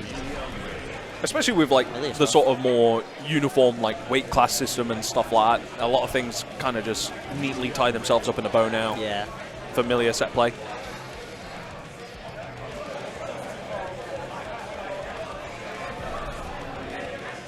So we'll see how the mirror works out. It's kind of a funny little mirror as well because Close S is such a great anti-Melia button as well. Yeah. This is probably like, out of all the matchups, like Milia's most grounded matchup as well, right? Yeah. You'll probably want whoever dominates the ground game, I feel like, with that counter hit bar S is going to definitely be able to see, look, they're just trying to stagger out the pace a little bit. No one wants to try and commit to an air dash because they know how prominent like Melia is at stuffing them things out, like 5P. And even just like a jump back in reaction with a JS or something like that can work out as well. Or even just a jump back compel like we're seeing right there. Oh, a very delayed air dash still gets the cross up. Oh, just sets up a raw disc. RC overhead. Good reaction to the compel. Gets an air throw for their trouble. Cross up into the corner. Going to be able to pick up with the quick RC set up into dust. Good block on the empty low. Back dashing out there. We're trying to get out of dodge, but it might not matter. Straight into the super we go for the confirm. Sonaru taking round number 1. Still has burst in hand as well. There's an aerial hit on the 2K, so the 2D can combo. Same side. Good blocks. Trades. Oh, it just ends that pressure. A little bit too scared to overextend. Alright, burst gone on Steggy's side. Sonaru still sitting with theirs. Now it's pops, now we're burstless. It's down to how both these players use attention. And Sonaru pops it off the bad moon. Good throw tech. Oh, but now with the side swap as well, Steggy. Good trade. That's going to work out well for Steggy. Going to be able to extend pressure with a PRC. Empty low. Lost shaker. Oh, and again, just ending that pressure on that close S, right? Yeah. Just waiting for Steggy to sort of pretty much just hang themselves off of that close S, right? Exactly. It's like... Oh. Shake my hand. the Melia handshake. The fusion of brain cells. Not even brain cells, just the singular brain cells. Just trying singular. to combine into itself. Alright, burst gone on Sonaru's side. Steggy's in a great position, meter-wise. Has a slight HP lead, but it's more about the burst and the tension. Pops that burst to push. Sonaru in the corner, but wake up, Mirage. Says, I'm out of there. Oh, gets us a catch. Pushes them out of the corner, unfortunately. But good count hit confirm. Going to be able to set up. That might just be enough, actually, with the super extension. Close S. Yeah. Nicely done. Sonaru looking solid so far in the mirror. Gets caught with the close S. Going to go into Wild Assault. Going to get the corner position. Going to get the wall splat. Not enough to be able to follow up with any resources, but we'll still take the positive bonus either way. Or yeah, interesting routing from Steggy there to go just for the meaty 5K. Maybe just trying to see if Sonaru is trying to do jump frames on wake up, but there's a decent answer back from Steggy. A necessary answer. Doesn't want to be 2-0 down.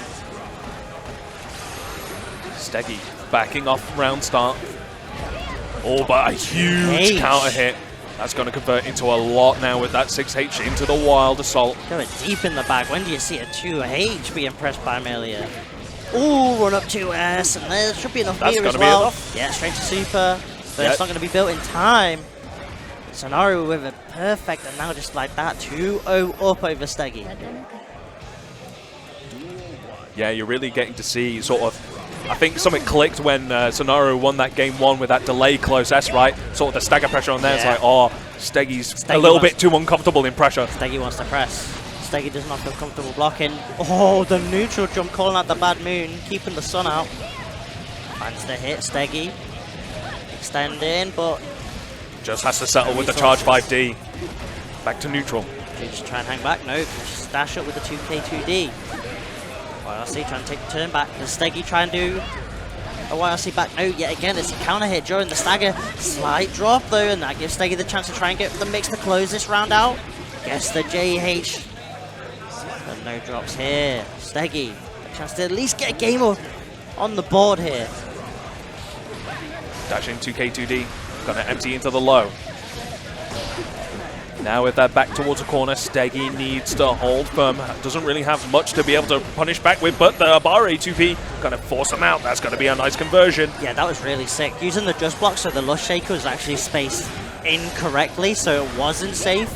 Really sick defense there. Ooh, Forest counter hit. Meter is built.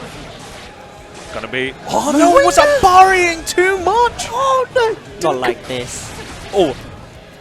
That works. So you know what? I broke the wall with the 2P. I'm going to break the life with the 2P. All right, Steggy. On the board, finally.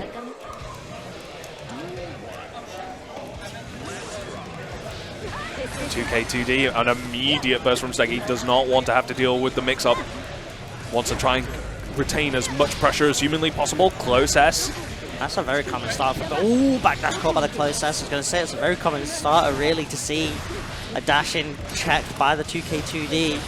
Burst now gone on both sides here, but it's Steggy with the tension lead. Holding onto that bar for now. Sorry, pops there as soon as they built it for the pressure. Trying to find the way in. Lands straight into the 6P. PRC, empty low, going to be able to set up. Cross up. Good block on the overhead. Good block on the low, their low extension as well. Great blocks all around. Oh no, the drop. And that's going to be enough for Steggy to steal away that round. That was looking great for Sonaru. Great defense, rewarded with the combo, but drops the combo unfortunately. And Steggy's now maybe smelling a little bit of blood in the water, trying to put the pressure on. Gets checked by the tandem top. PRC, good block on the cross-up. Oh, and the Abare coming in once again for Steggy. FD pushes out. Sonaru has to try and overextend themselves, which they don't want to do. Gets clipped by 5K, gets mixed. Win condition is within sight. Burst available and delayed. Tried to drop the combo on purpose to bait it out. Does not matter though, Steggy. Double super just to make sure. Keeps the wheels turning. And just like that. 2-2. Ooh, got ourselves a game 5 here in the Millia Mirror. Steggy not going down without a fight. Finding really good reward for Abareing with that 2P a lot more in these sort of pressure sequences. To stay alive in the bracket. Just blocks it again, trying to get the punish on the Lush Shaker. Not quite that time. Oh, finds a jump in, gets the throw. This is a rough situation for Steggy. Doesn't have enough meter now, has 50 tension. Here we see the YRC. No, gets opened up by the Bad Moon, and Sonaru with the RC to confirm. Takes the lead here in game 5. 1 round away from sending Steggy out the tournament and moving on. Immediate burst with that counter hit close S. Steggy throwing out the disc, overhead low. Yeah, again, those 2Ps checking in the dashes, the Abare option. Into the mix we go. Good blocks, so Sonaru's defense has been really on point. Just block FD. Does get clipped, counter hit, 2K2D. Gets back thrown into the corner.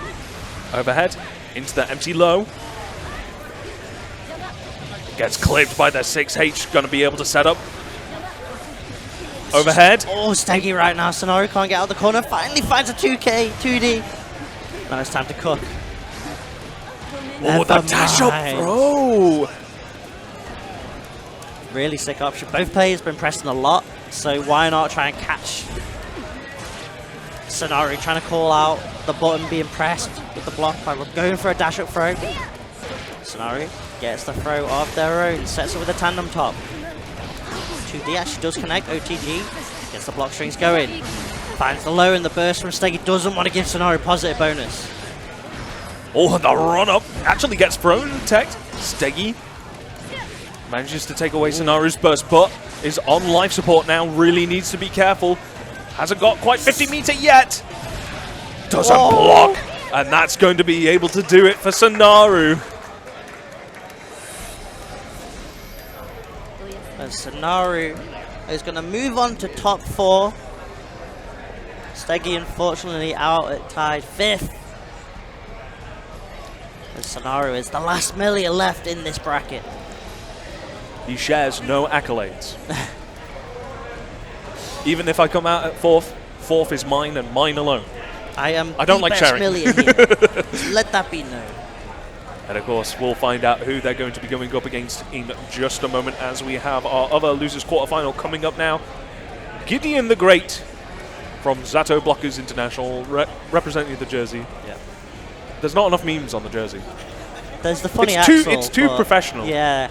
It is actually a bit too esports. I know. That's the thing. It actually looks nice, and they've clearly asked for the right sizings because it looks like it fits on everyone. Yeah. It's I was expecting like the big like baggy basketball jersey kind of style. That's what I was hoping for. With like yeah. and just be a canvas of memes.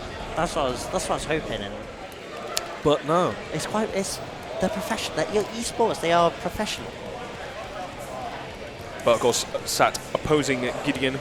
Prijo back once again. Now this is going to be interesting because of course we've seen Gideon pocket already, and I would probably assume that Gideon doesn't really want to go into the mirror match. Yeah, I think we end up seeing the Johnny. Well, it depends. I guess it depends on how Gideon feels about dealing with Goldlewis's aerial approach, whether he feels like Johnny can deal with JD well enough and things like that. But I think Gideon actually knocked the projector as well. That's crazy. Someone knocked the projector. Oh no. Ruining it for the audience, but not ruining it for you at home, at the very least. Yeah, it's going to be intriguing whether he decides to go for the Johnny or go for the mirror. Of course, we still also have, I don't think I've seen him play Nagoriyuki at all since first season 3. Yeah, I haven't seen that at all. I very much doubt he'd pull that out at this point. So deep into bracket. Yeah, it seems like he's definitely going for the Johnny. This may be a button check, but we've been bamboozled before. I think he might just be committed to Johnny, really. I mean, rather than have it as the pocket, it's flipped around, and GL is maybe the pocket for Johnny. I feel like Johnny's able to sort of get the same sort of sequences as what he would want with Goldloose with like guard crush looping as well. Yeah. Only the guard crush loop seems to be at a bit more of a broader range, right? Like it's going to be difficult for Goldloose to be able to establish anything if he's doing card, missed, card, missed, card, missed. Yeah, without tension or burst, there's not really a lot. He has to hold it. Yeah. He has to hold that loopable Loki. He's a big boy, and it's going to take a long time for him during pre-jump frames, right? He's going to be stuck exactly. there. He is stuck there for a while. Like the best that you're going to look for is like air dash PRC into Typhoon, but there's a lot of frames in between all of that happening with Johnny being able to just snipe with that P misfinder, right? Yeah. Johnny might be able to be a bit more preemptive, especially with 6K being as prominent as it is. Yeah, it covers such a great distance. If there's any sort of upwards movement, even if it's like up back, it doesn't even necessarily be up forward, it'll still catch the up back. So anywhere sort of around Johnny's far S kind of range, like 6K is definitely a tool that you need to be afraid of. Oh no, he baits us into the mirror.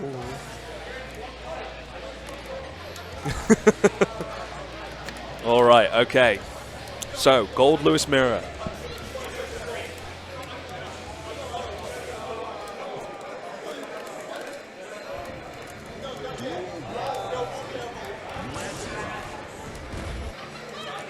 The mix. This is too much. I can't handle it. He's icing him out.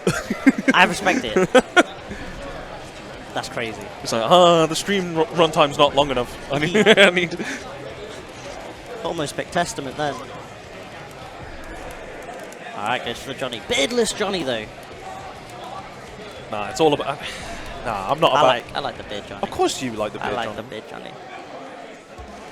But maybe it doesn't look that good because it'll be like a blonde beard with this colour, so maybe it doesn't quite work as well.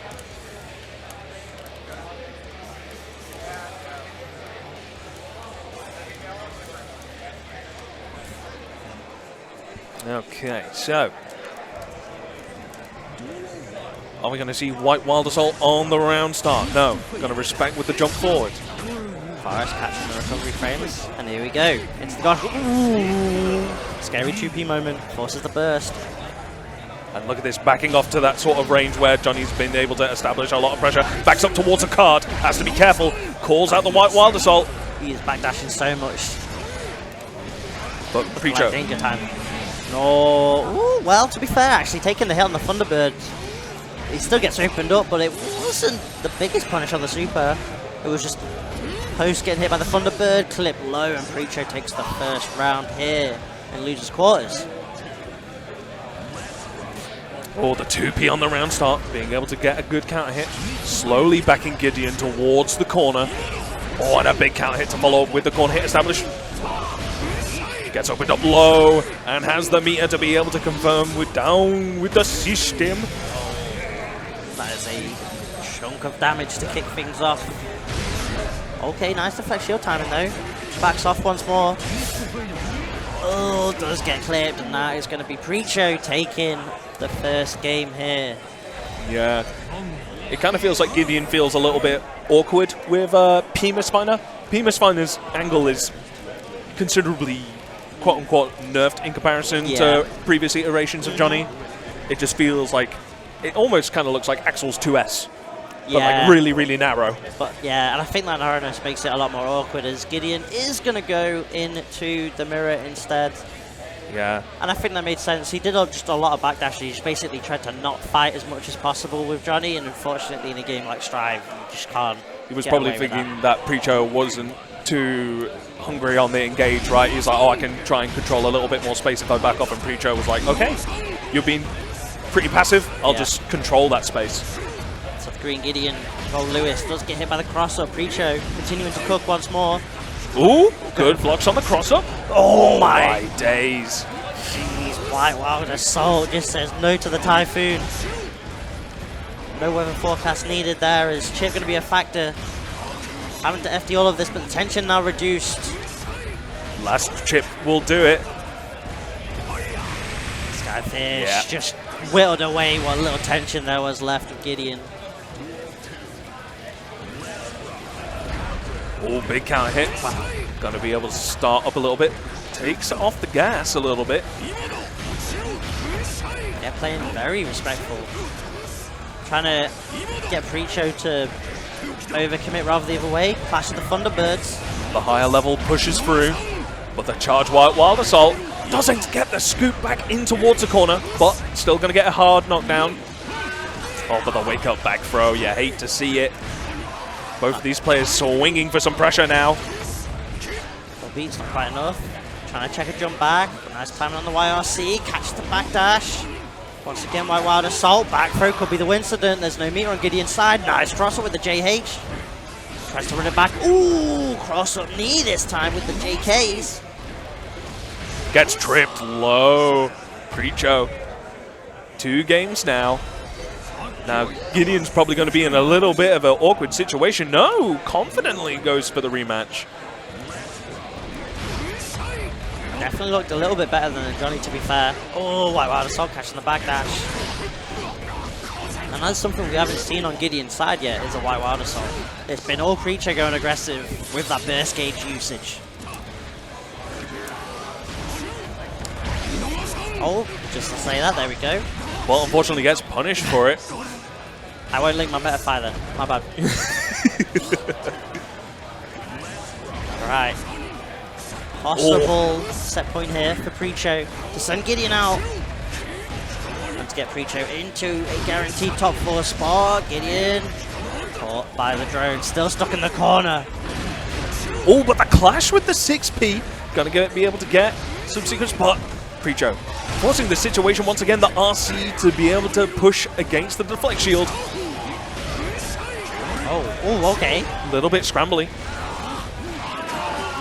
Dash cancel going to get back thrown. Cross up JH does connect, and there's meter available. Holds onto it. Nice back dash. Nice back throw. Gideon, hold up now. Starting to wake up, but the back throw is the enough. Gets tagged by the drone.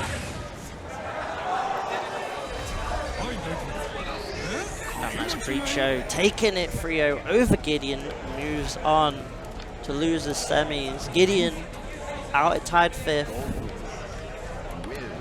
And I think he kind of shows that he's definitely tried to put as much focus on Johnny as he can, because that gold list looked a little bit rusty. I think he'd probably admit that himself. Yeah. Especially when it feels like he's not able to control with Wild Assault as well as he could. Like, it just didn't really feel like he was exerting the same amount of pressure with Wild Assault the same way. But it's unfortunate. But of course, that now secures our top 4, and it most likely means that we are going to be returning back to winner's side. So, of course... Yep. Oh, he's put the shades on as well. He means business. Oh, no. So, of course, our top 4 secured. First match coming up. Odie's very own Tiger Pop going up against DeJojo. Yep. The standard UK offline go-to for Winners top final. 2. Yeah. Tends to go the way of Tiger Pop as well.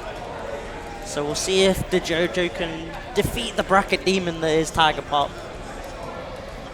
The only thing I want to spend channel points on is whether whoever loses this will then meet again in grand finals afterwards as well. Yeah, that's what it feels right? I feel like this is guaranteed. Winners final is guaranteed. Into grands. But is it when they get knocked into losers? Like they've done it quite consistently from time to time, but I feel like that's possibly a chink in the armor this year. Yeah, because that could be the thing, right? If DeJojo manages to get the win here, it doesn't mean Tiger Pop's not out of that bracket. He can come back, and that could be scarier. If you've got to be like, now I'm against Tiger and loses, he's gonna definitely try even harder. He's gonna pull out scarier stuff. He's gonna maul them. He's gonna want to maul. Yeah, exactly. And if you get reset by Tiger Pop, it's gonna really drain the mental. Yeah. I feel like some people just have a completely different mentality from winners to losers side. Like, I think Gideon winner's side is scarier than Gideon loser's side. Yeah, it's because there's confidence there. There's knowing there's a safety net, right? Yeah. Whereas in losers, it's in the back of your mind knowing that, oh, I could be out of the bracket now. This could be it for me. Well, I feel like, of course, sitting in front of Gideon, I feel like Xandere loser's side is scarier than he is winner's side. It definitely just depends on the personality of the player, right? Some just have that switch that they're able to flick on when they're in the loser side of bracket. Oh, going straight in, okay. No messing about. Tiger putting on the shades indoors. That's how Hollywood he is. Nobody knows what he's thinking. He doesn't express, and he just wears shades. It's like, what's going on in that head of his? Who knows? Oh, nice Kabari spacing. DeJojo starting off strong here, forces the burst early. Oh, gets that kind of hit S. Yeah, has to burst in return. Does not want to deal with a very early wall break on the side of Tiger Pop. But regardless, you can't stop it. Here it comes. Luke's trying to get the chance going. I like it. They're trying. He's trying. Oh, the throw tech on the BRC. Trying to get the dribble, but Guard crush. Wild Assault to get tethered up. Tatami Gesh going to be able to pull him in close. Close S6H. Yeah, nice. Nicely done. Tiger does get burst back, but DeJojo with the round lead so far here in winners finals. Is Tiger Pop now answering back though? Gets the 5D to connect. Wild Assault to break that wall. Very close to 50 tension as well. Now has it, so DeJojo's got to be careful. Does end up getting hit. See, DNF Machina come out. It's not enough though. Viking Guts coming in just in the nick of time. Oh, very cheeky. 5D PRC quick cancel 5D. It's like, oh, 2 for flinching. What? You're trying to instantly go low after you see the PRC. No, no, no. Alright, trying to use the clone as protection. Running out of resource now. Concentration is out. Has to look for an opportunity to be able to focus up. Just lets it just regain by itself. Finds the hit now. Goes into the slump. Going to be able to get that chamber refilled now with Deus Ex Machina. Does almost build burst back for DeJojo. He might get it back by the end of this. However, Blue Wild Assault draining that. He might not get it in time for this combo. Wall slump. Wild Assault once more denies the burst. DeJojo has to guess here. Or are we just going to see some zoning? No, we are going to go for mix. YR Seed. We could see a YRC on the side of Tiger Pop as well. He does have that option available, but does need to be careful where he chooses to use that meter. But the pickup, gonna be able to actually push forward. There's that burst. Oh, and the whiff punish. Bit of an all or nothing play. Was hoping he was close enough for that wild assault to tag, but Maybe just thinking that Tiger Pop might want to try and aggressively take space with them guard crushes. Yeah, like a dash up. Like, oh, you've got the curse on you, so I know you're going to try and dash block, so I'm going to dash up. Trying to go for a, like, layer 2. Gets a throw. Still has the curse on top of him, but the 6P on the wake up. Double overhead. Gets blocked. Super jump air dash out. Again. Another 6P. Ooh. Ah, just get the closest juggle, but might not matter in the end. Oh, straight hit. Kabari, though, closes out Tiger, trying to challenge with the 2S, but it gets denied. Good counter hit. Going to be able to get a big pickup off of this as well. Gets a corner sequence. Yozansen gets a counter hit. Far S to Jojo now with their back to the corner. Not quite enough to be able to actually confirm it's enemy. Oh, wow! Straight to death. Oh, Yo Johnson on the same side burst, now gone from Tiger. Does have the potential thanks to the positive bonus. But RC from to Jojo trying to put the pressure on. Tiger's out of there. PRC catches with the punish. Curse applied. Has to play red light, green light now. Trying to weigh it out. Curse applied once again, has to deal with this next amount of pressure. RC going to be able to be a factor. Doesn't even need to go straight into super. 1 round apiece in game number 2. These guys are going back and forth. 2D round start. That's going to be a corner position for Jojo. Going to be able to spend even more for the hard knockdown. Close to 50 meter. Oh, tries to call out the whiff. BRC, Yozansen, retain the pressure. Another 50 meter coming in. Ooh. YRC potentially doesn't block the cross up on the roll. Oh, still tethered. Oh no, gets hit as well. Do we see Deus Ex? Yes, we do. At the very least, the Jojo does have burst, does have full tension available. All the resources in the world to try and get in. Fakes the bullet with the wild assault. I like that, finds the hit. Tries to call out the burst, the BRC. Oh, backs up for now. 2H wild assault, no burst for a little while for Tiger Poppers. Now it'll be back up post tether. Has to be careful of the YRC, but the hit confirm into RC, but the tether is going to make it drop. But the scramble, Tiger Pop just managed to clutch out for that second game. That was super scary right there. The Jojo with pixel health and having the tether on top of you. Ew. Yeah, that's a jump scare situation. Ooh, 2-0 to Tiger Pop, but that's not the story of the set so far. It's been going down to the last round. Yeah, the scoreboard doesn't really feel indicative of actually how this match has been going so far, but... Ooh, tries to call out the 6P. Nice time on JP, denies Tiger Pop from pressing during that BRC. To the corner we go, wall break with the blue wild assault. It's not quite enough, but all it is needed is one more mix. And it's same side. 7 golden letters. Because that actually was quite fast, Jojo's actually left with not a lot of burst gauge, actually. Didn't really get the positive bonus. It was just bonus, but... It almost goes to make you think if Tiger Pop did that intentionally, right? Whether he's just like... Maybe. You just say, yeah, I'll take the hit. The deficit is too big for me to warrant actually staying here any longer. Ooh! It's gold burst, though. Ooh, finds Yo Johnson. The Jojo getting one on the board. Very fast game 3. 2 perfects, stands her back. Right, no 3-0 here, gets denied. The Jojo trying to claw back to a game 5. Ooh, the clash, forces the burst early. Wow, that 2S. Forsy's coming in. 5D connects. Gonna reset into the wall slump and just gold burst upon wake up. Ooh, already sees the 2S coming out on that BRC. Decides to hold firm. Ooh, good call out on the Escabari. Great reaction. So that start ready with it. Jojo though, after that gold burst, now at 100 burst, full tension, but it's all for naught. The tension now gone. At least gets the burst, but set point coming in for Tiger Pop.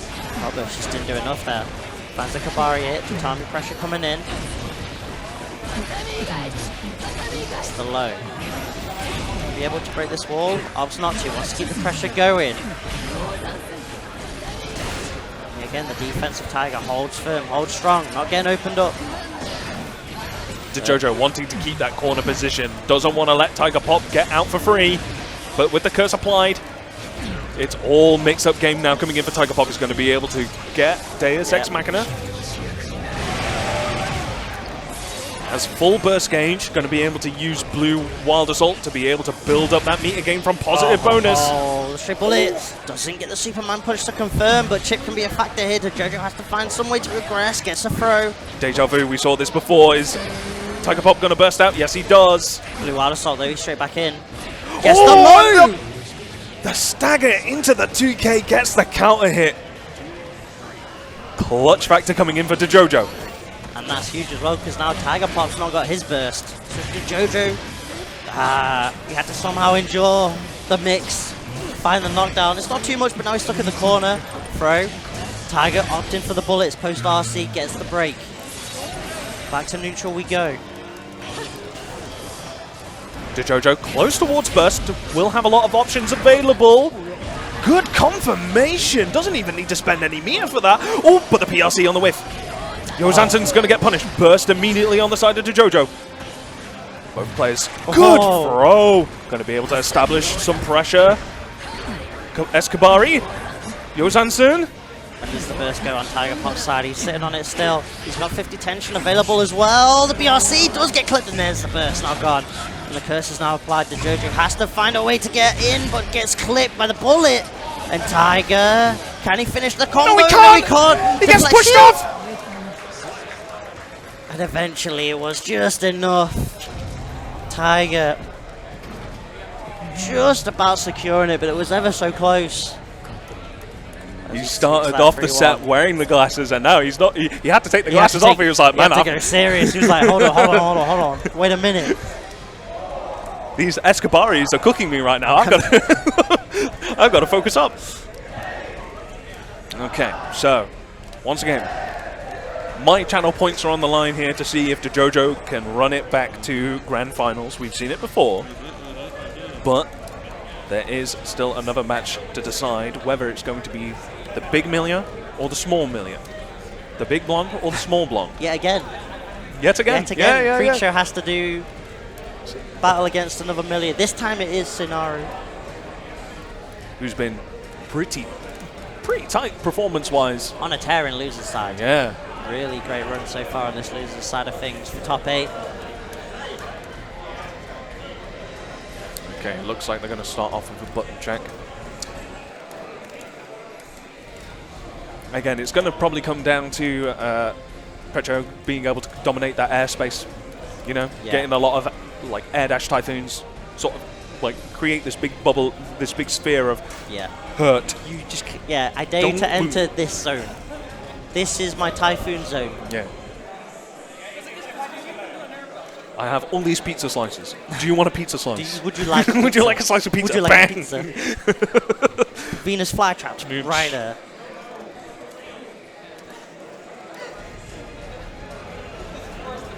Of course, the numbers are beginning to dwindle. We've gone all the way from about 60 when we started off. Now down to the final 4.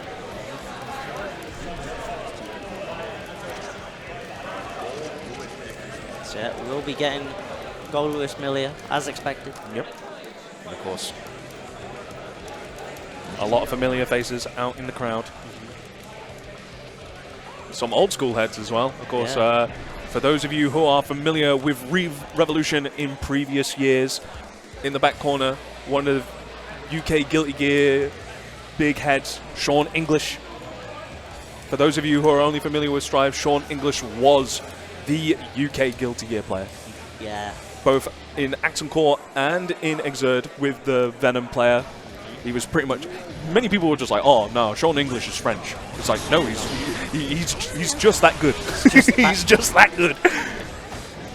It got to the point where Sean English wasn't playing UK players anymore because... They were just not good enough. They just weren't good enough. Like, you have to climb the mountain first to face me. Yeah. Yeah, pretty much exactly. But yeah, him and Kaisertron, who I also saw at Meltdown over this week, were old school Guilty Gear UK heads, so good to actually see them guys once again. Yeah, and that's the beautiful thing about these kind of events that are more, you could argue they're regionals.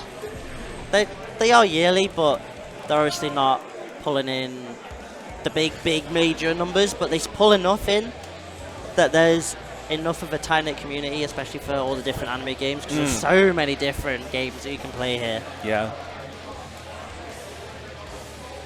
And of course, a lot more games to come in the future,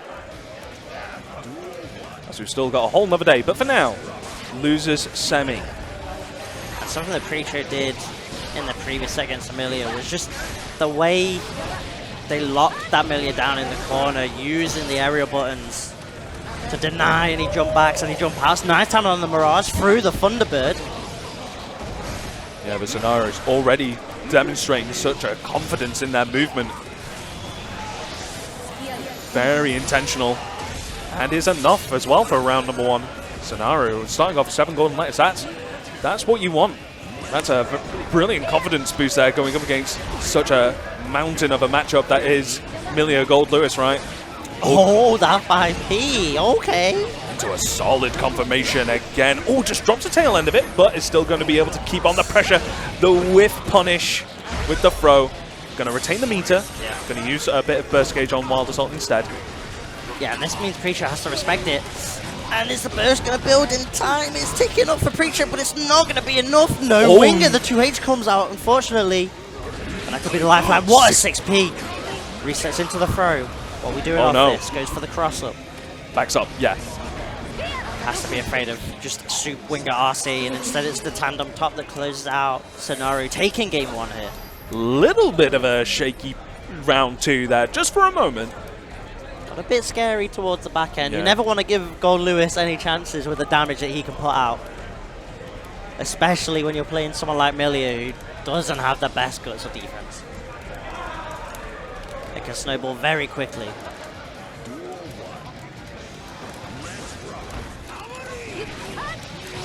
RS connects, kick things off for Sonaru, gets the cross of GH, nice, blocking the burst. No punish, unfortunately, but still, that's a huge amount of resources off the table for Preacher. Flip side now, Sonaru's burst gone. Preacher is sitting on level 3 security, but needs to first get out of this situation. Good blocks on the double low. Finds a moment to get that Thunderbird out. Checks the jump. Gets some counter hit 2D, big extension off the PRC, it's a huge amount of damage. But the wall actually saving Sonaru's life just about. Oh my god, the Capel. Oh, unfortunate there. Just kind of stuttering there for just a little bit of a moment as that allows Preacher to actually bar it out. Oh my, no 6Bs here. Now you're stuck in the corner against these Typhoons. What are you going to do? Tries to deflect shield, but JD right back at you. Preacher finds the hit. Preacher gets the hit. Preacher swings that coffin and immediately ties it up. What a piece. Yeah. And the crowd is definitely behind Preacher on this one here. There might be a little bit of anti-Milia in the crowd. Not going to lie. Oh, but the delay overhead. And now the cross-up still retains the corner. 5K. Doesn't use the burst gauge. Has to deal with neutral once again. But, oh, big counter hit. Immediately bursts out. Yeah, maybe Sonaru, unless he's definitely got the tension straight away, maybe wants to save the burst. Doesn't want to get clipped in and put into Typhoon pressure. Oh! Does connect as well. Down with the system. Here we go. Big counter hit as well, and the burst is going to come back in time. No, it's not. Gold Lewis damage. White Wild Assault still connects, still getting plus frames. Set up into the low. The way he chases jump backs as well. Preacher is so on point. Does get knocked down though. Sonaru's chance to cook here. Set up disc, delay overhead. Wild Assault. Okay, so not quite there with resources, but going to be able to open up with this meter build now. Doesn't even need to. Going to be able to break the wall with super once again. No, opts to use the burst gauge as well. JS, respecting the options right now. Tandem, RC. Nice time on the YRC, goes for the cross up, and now Preacher's out the corner, but no RC! Oh. Oh, just uses a slowdown for the PRC just to get Preacher to stay stuck in place. Okay, again, got a little scary though. Oh, just... You don't want to be whiffing throws in neutral, my guy. Uh-oh. It's a go. Pressure's on. Chipping away. Look at the chip damage on Millie already. Gold Finds burst. a nice time on the gold burst though to deny the wild assault in. Going to be able to get an extension as well. Am I just... No winger. I think he was trying to go for quarter circle forward. Dust, but didn't actually have 50 Yeah, gauge quite. life. Yeah. Very unfortunate there, and it's actually going to Casemiro. Very scary Oh my burst right God. towards the end. PRC, Cannot get empty tagged. low. But that might matter. Familiar does get the throw. Needs one more mix possibly off this. Gets the low into the super, but the wall gets broken. The wall HP allows Preacher a chance. Wake up gold burst does get blocked. Can't get punished. Oh, gets an air throw on the Typhoon! What an air throw. Ooh. Godlike stuff. Damn. Ooh, reactions. Ooh. All right, okay. On to the next game, I guess. Yeah. It's crazy. They just go straight into it like that. It's Anaru starting off the offense, but the Arbaro from Preacher can't knock down. Denies that 6k. Sonara says right back at you. I can 2p myself. Hey. Ooh. Trying to sort of put themselves at the edge of Typhoon to try and get a whiff punish afterwards, but runs into it. Oh, what a block. Trying to get the just block punish on the Lush Shaker Ender. I like the call out, but didn't quite work out, unfortunately. Now, gonna hold this mix. Double dash DH, good block still. That's gonna tag. And that's gonna be enough. Preacher takes that round. One round away from taking us to a game 5 BP. RS to start off with. It's Sonaro on the offense. Oh, Tried something huge there. that could have been very scary for Sonaro there if that 5H managed to connect. But with the wall break, 50 meter in tow, going to be a lot of pressure coming on the side of Sonaro. Gets the overhead. Sets up disc once again. What a block. What a block. He's still going to hold the pressure. Does get tagged by Capel, and with 50 tension available, extends with the super. 7 golden letters. Set point coming up for Sonaro now. Burst available on both sides here. Preacher gets the first knockdown with the throw. Do we see Sonaro burst? No, because the Wild Assault denies that, drains away the burst gauge. Using all the movement tools in Millia's arsenal to get out the corner and gets rewarded with the knockdown. Finds the JH, and here it goes, tandem top time. Empty low. Cross up. Carry towards the corner. Going to be able to pick up off of this as well into Wild Assault. This next hit could potentially go into a super to end the game. Is it enough? Oh, there's the Burst burst! Gate just gets back. Should have gone for the super. Burn it down. Does tag. Burst now available on Sonaro though. Preacher, gotta be careful. Gets opened up with the BRC to actually be able to confirm that for him. Sonaro securing themselves at the minimum 3rd place. Whilst Preacher drops out at 4th. Yeah. Sick run from the goal, Lewis. Couple of boos though. The Millia still lives. Boos from the gallery. Notably from one Axel main. Definitely saw that.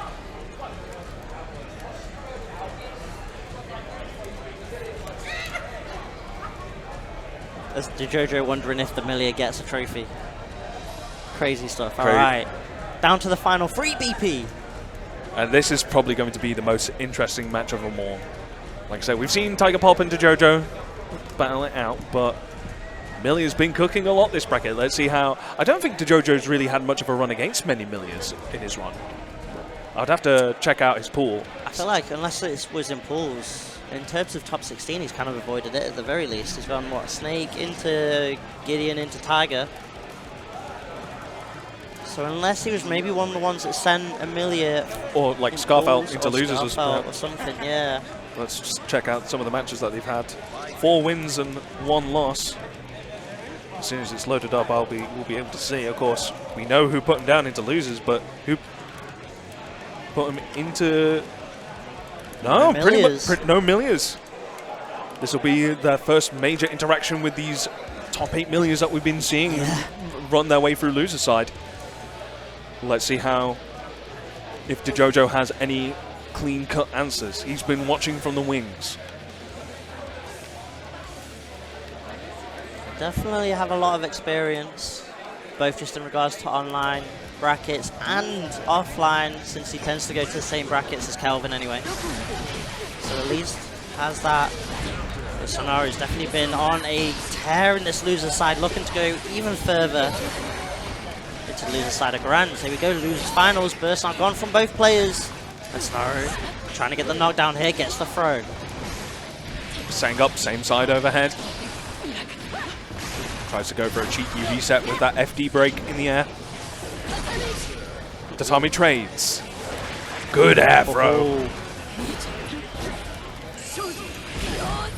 Locks him down with the BRC and Yozansen. But Sonaro forcing their way out. It does have 50 meter now. Gets clipped by the 2H. This is going to be able to set up into cross up Yozansen. And that 6H clutching it out to Jojo. Taking round 1. Oh, wants to try and control that airspace with that jump D. That was a big call out. That was a huge call out there. And if Viking can get away with that, trying to get those air to airs, it means Scenario probably goes for a more grounded approach, which means DeJojo can then go for JS's later on in the game. But right now it's about the ground. Kabari, Wild Assault to get the tether on. Goes Sansen, connects. There's a ton of meter as well to spend in this combo. Extends with the Wild Assault. The fireworks is enough. Brilliant extension sequence there. Good recognition. You could probably tell that JoJo wanted to go straight into the gunshot off the jump D. Yeah. But as soon as he saw the wall splat, Like, OS cancelled into the air dash to get it into gunshot as well. Brilliant pressure sequence to start off game number 2 coming in for DeJojo. Big count hit as well. Guard crush into the throw. Gets to set up the tether once again. Same side.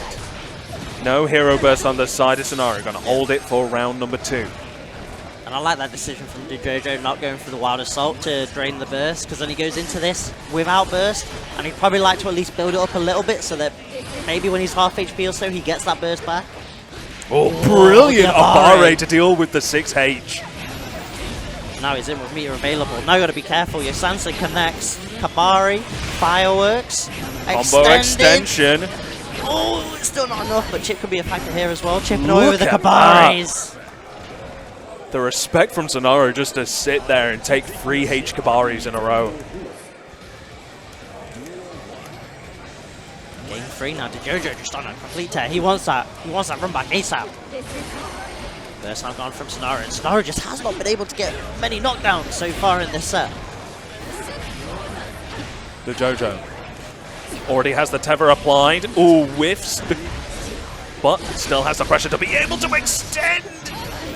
That's going to go flip tension. And he's going to be able to convert off that with the RC. Yes, set point coming in with DeJojo with yet another perfect. There's been so many perfects. DeJojo just on a tear. Ooh, that dash cancel though. That gives Sonaro a chance. Corner position. And the cross up does have to push back out into mid-screen now, however. Oh, but that wake-up parry. UI moment. No, you can't escape. Oh, does get a pickup. Set up, same side. Should be enough. Yeah, just enough with the charge 5D. DeJojo holding on to the burst. Wants to save it for probably a Wild Assault into a tether, or maybe just in case he gets knocked down, like maybe we're seeing here in this situation. Whoa! A call out on the tandem top, not being meaty. Great match of awareness. Now use that Wild Assault to get in and get in. He does put in the damage on. The combo is huge. Into another Wild Assault, and this is a guess for set situation. Oh! And it's the BRC Yozata, but doesn't actually get the follow-up, but still cleans it up with the 2H. A very dominant performance from DeJojo. The loser bracket demon. Yeah, Jojo's definitely the scariest on Luce's side. He's mad. He's a demon. I'm not gonna lie. That looked like it was kind of just like a formation lap for DeJojo. That just looked like he was warming up his tires, getting ready. That was Tetris blocks. He was putting them into the gaps. He was getting ready for the setup. He was waiting for that line block to fit perfectly in place. It's like, you have them impossible gaps in Tetris, and then you manage to rotate at the last to like snap it into the place. That was him pressing like 2P against Milia's 6H. Yeah. When he filled that gap, he's like, snap. And that's something that you can always be ready for the JoJo set, is matchup knowledge, checking stuff like the 6H, like the cross-up parry like we saw as well. That's something that the JoJo is always going to be showing off in matchups, that awareness. Milia's always, Baiken probably is one of the, always historically one of the most defensive characters in the game, right? Definitely amazing defensive tools to be able to work around, but DeJojo's definitely a brilliant guy to utilize that defensive kind of knowledge as well. And it's the fact he mixes up as well, which makes it even more scary. It's hard to know when he's parrying because he does it so very little, but when he does it, it seems to always work out. All right, so we started off. We've actually done really well on time so far. Starting off from 3 o'clock, well, probably about 3:15, and now 7:15. We managed to get through this entire bracket. And here we are at Grand Finals, the run back. I hope you guys at home have all been enjoying this. This will be our last game of Guilty Gear, and pretty much the last game on stream, I believe, for today, as we come to Grand Finals. From 60 down to the final 2. The seeding works out. It is, in fact, Tiger up against DeJojo. The run back of Drown Impulse, the run back of Sodium Showdown. Is it going to be Tiger Pop being crowned the winner once more, or is DeJojo going to be able to get the reset first of all? Because he has to win 2 sets against Tiger Pop. Yeah, of course. Being Grand Finals, DeJojo coming in from loser's side has quite a mountain to climb. But we have seen it. We have seen it. It's possible. But will the bridesmaid finally become the bride? Has he caught the bouquet? Let's see. I don't think they're doing a button check. We're going straight into it. Just block FD on the wake up, but the Kabari catches out Tiger Pop, and now the Happy Cow stuck in the corner. Oh, finds the hit right there into the loops, and Tiger Pop bursting, denying the positive bonus from DeJojo. Gun is out. Good tech on the throw. That's going to sort of disarm the situation as DeJojo gets the RC into round 1. And I think going from a 3-0 to immediately taking the first round, it's a great ride for DeJojo's momentum. Oh, he is cooking right now. Empty throw. Cross up Yo Johnson. Has 50 meter as well. Going to be able to PRC. Gets a throw tech. Look at this movement to avoid the gunshot, RNG. Escabari. Oh, both players sort of staring each other down. Guard crush. Oh. Yeah, again, oh my days, they're staring each other down so much. It's Tiger that gets the hit. Dash cancelling, into the corner we go. Oh, catches that backdash with the knee. Going to be able to break the wall. Glass is shattered everywhere. Oh, but good block on the BRC. Oh, the 5D though. That gives DeJojo a chance. BRC trying to chase down. Wild Assault trying to deny the burst. But all this needs one more tag from Tiger Pop, and there it is with the throw. Good defense there from Tiger Pop to be able to actually throw on that gap against Tatami. Big jump from Tiger Pop once again. Huge aggression to start off. Super jump as well, so it's hard for DeJojo to try and answer it immediately with like an instant JD or anything like that. Has to kind of respect it a little. Trying to find the way in. Nice timing on the 6P there from Tiger to get out the corner. Calls out the throw. Going to be able to push towards the corner. Oh, but the throw whiff doesn't get a punish, however. Has to be careful of concentration gauge. He's now out. And of course, with that concentration gauge gone, that's going to allow DeJojo to start off a hell of a lot of pressure now. He's got the tether attached. Gets a 6P. Tether still attached. White Wild Assault, no, doesn't manage to get a pick up with the RC. Ooh, was that a 3-kill setup? Maybe. Did JoJo taking the first game here in Grands?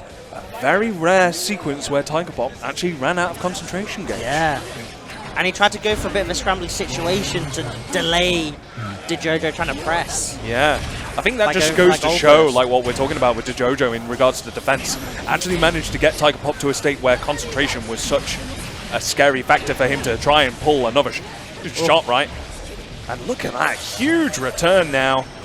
Still with Wild Assault on the table. Tatami Gage actually catches Tiger Pop. Yeah, counter hit as well, so you're trying to do something there. Great situation for DeJojo. Tethers up. 6P, beautiful stuff here. Gonna be able to get the wall bounce. Oh, doesn't get the close S, but gets a reset to throw regardless. And that's the thing, right, with a couple of these quote-unquote drops, right? They end up being working out as resets anyway for DeJojo, so it's not too bad. However, Tiger Pop, nice Wild Assault, you get positive bonus, a chance to go for a bit of shooty. Concentration Gauge. Just gonna rinse that positive bonus whilst it's still going there. Calls out the YRC, doesn't get a pickup however. Bit of scramble. Yeah, he buffered the button, unfortunately. Nice air throw. Not going to be enough. Look for the 5D. Nice backdash from DeJojo to Tommy, and now it's his chance. Gets the Yosansen, gets the low. Wild Assault does deny the burst, but doesn't find the combo. Oh, and the 5P to call out. DeJojo's second game. 2-0 up here. Returns to character select. Now what is this? Is this... Yeah, just get taking a moment to just catch go their to his breath. colour. He's going back to his proper colour. Wants those golden guns. It's like, man, the air in here is pretty fresh. Let me put on a t-shirt.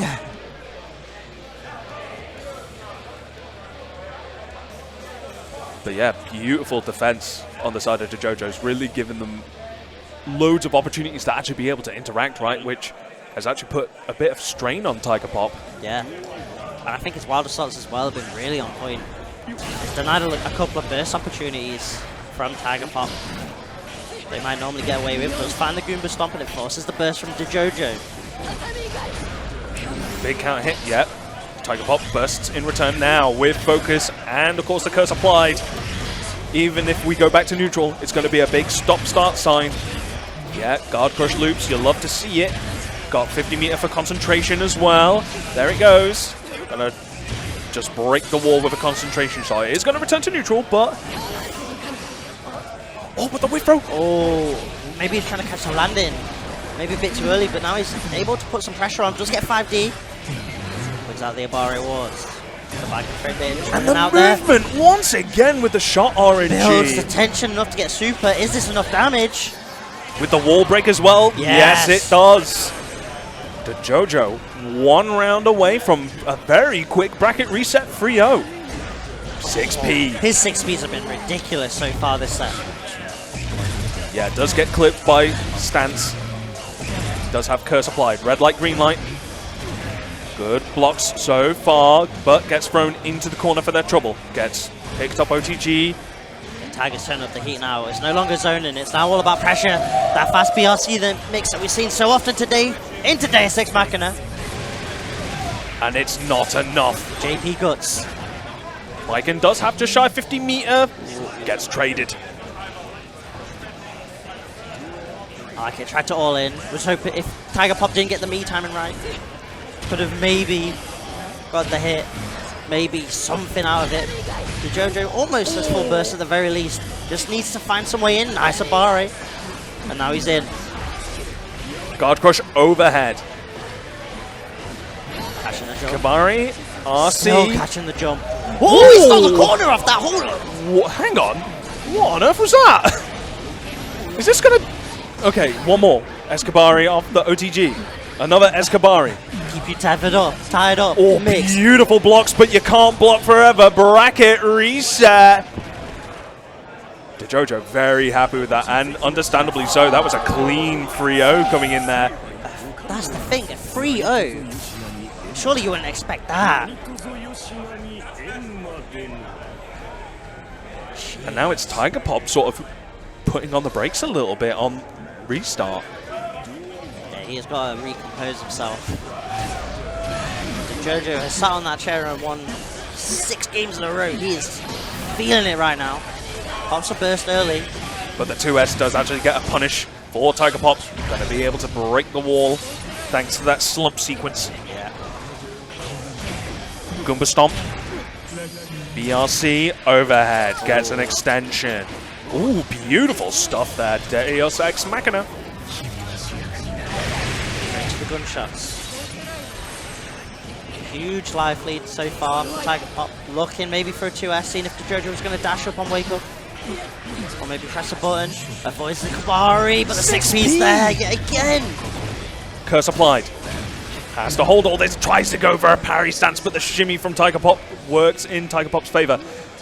Loses the round, but at least has forced Tiger Pop to pop that burst. So now in a situation where if the Jojo does get the knockdown, he might run away with it, but has to get out of this corner somehow first. Chasing down. Kabari does get just blocked. Just the backdash. Deus Ex Machina time. Refill the bullets once more. Break that wall. Positive bonus for Tiger Pop. Going to be able to get 50 burst gauge back to extend with Wild Assault if need be, but straight into it. No messing about. It's going to be enough. Tiger now. Actually on the board Getting for the first time. That's crazy as well to say that. In the second set here, the last set of the day. Comes down to this. Tiger now with that lead.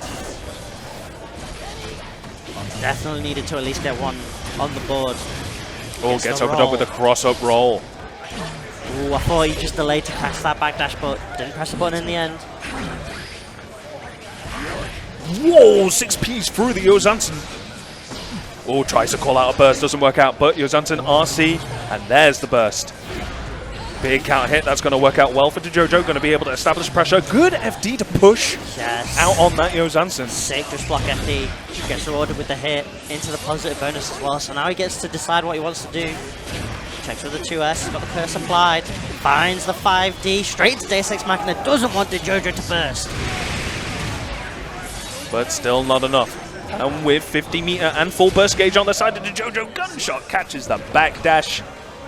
But still quite a fair few resources on DeJojo. It's going to give them the opportunity to press a button into Wild Assault, into Tether, if they so choose. Stuck under the curse ball, and now DeJojo is in. That's Counter hit a on the big Wild counter Assault. hit. Oh, but the drop! Oh, that's so unfortunate, because now he's stuck in the corner. No burst available, has to respect the clone. Finds a nice throw though. OTG into the mix. Yo-Sansen again finds the hit, and now DeJojo gets around here in game 2. Still doing really well in regards to burst management as well. Just shy of Very burst close. gauge. Look at the end of this combo here. Oh, what a back throw. The Sajam special. This is going to be scary for Tiger Pop. Another tether applied, throw into the corner. Oh, with the whip throw! Oh, but it was a bait with the RC. It catches Tiger biting, and now Tiger no burst, but does have the curse. Very close to 50 tension. The burst is now gone for DeJojo. Oh, but the 6P from Tiger Pop gets the focus up. Oh, the parry! But it's not enough. Needs something off this. Goes low to Tami. The Abari! Beautiful recognition. So you saw Tiger Pop just block the tatami, and he's like, I can do something now, finally. He's like, oh, I've got this gap that wasn't there before. Shuts that door completely. He's like, 5P. Oh, big trip. Guard crush into Escabari. Oh, but the 5K, this is going to work out really well for Tiger Pop as he gets the side swap as well. Necessary challenge. He was very close to red risk. Needed to do something in that situation. Found the right answer. Big counter hit off the wall break. Be able to break it once more with the Wild Assault. Wants to save all that tension. Yeah, he's going to be able to use concentration supers to be able to just run DeJojo's meter down. Whilst positive bonus is happening, he's going to be able to go into concentration once again. God, he might be able to do it again. The meter build is enough for him to get it once more. 3 in a row. Bang, bang. Pull the Tiger trigger as he keeps zoning. Now he finds the moment to get the mix, gets the roll, finds the hit, and takes the round. RC, and just in case DeJojo is feeling a little bit frisky with the burst. Oh, can't hit to start off. Hard knockdown, same side, gets a throw. Pressure into the guard crush. Ooh.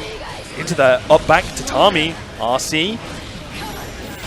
Yeah, Tiger Pop holding on to his burst. Wants to keep hold of it until, if he even needs to, back throw into the corner. Hang on. He might just spend that burst for wild assaults. Yeah, it's going to be able to actually use this now to extend pressure. Ooh. Gets hit by the dust. Cold burst. Wow. Oh my god, he is cooking. Fast BRC. And has the meter now as well. Deus Ex Machina. Not enough. Probably the chance that JoJo needs. Whoa, the parry. Oh, with the 5K to challenge after H. Kabari. 2-1. Just like that, after getting reset, Frio Tiger now with a chance to win this year's Strive Revo bracket. JoJo taking a little bit of time, not going straight into it. Focus up.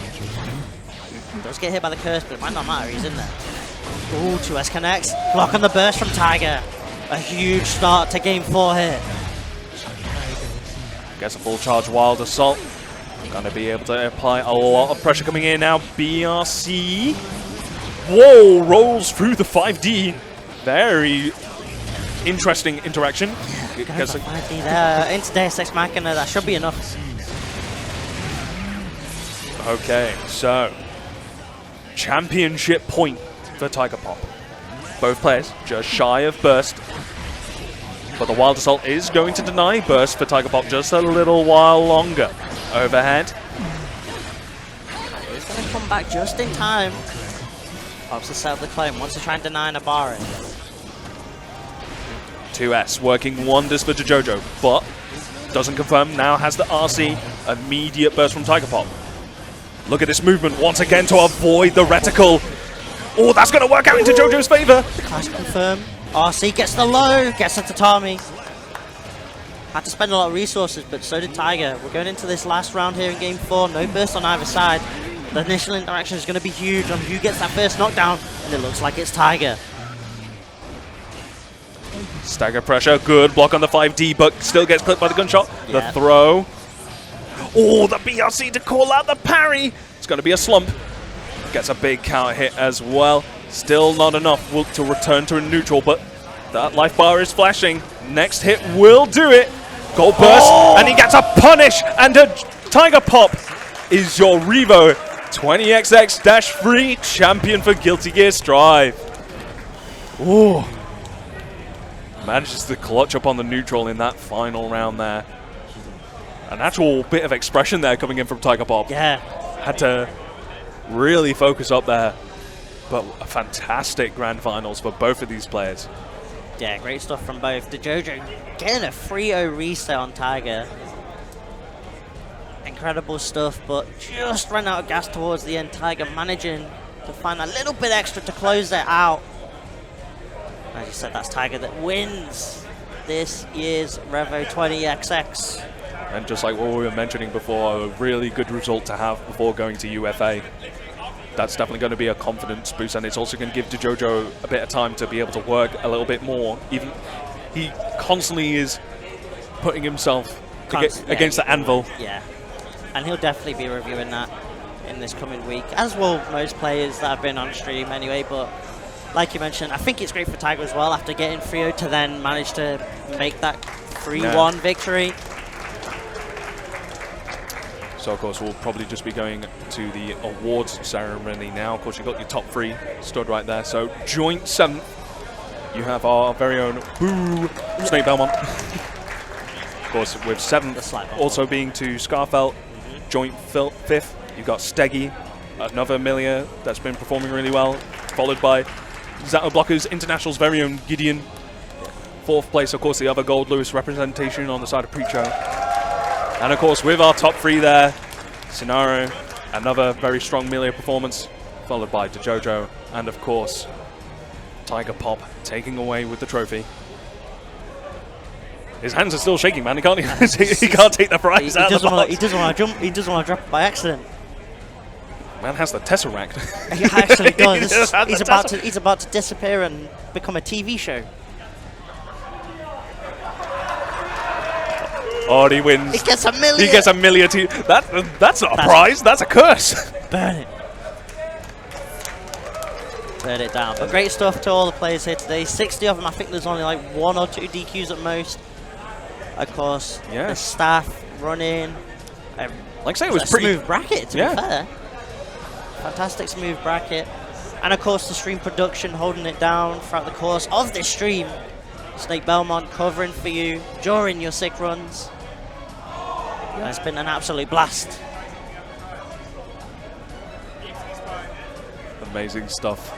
And of course, this is only day 2 here at Revo. We've got the 3rd and final day for the last Revo. Marvel, baby. It's Marvel, baby. It's Marvel, baby. And of course, we've also got Blaze Blue, the Revo fan favorite here.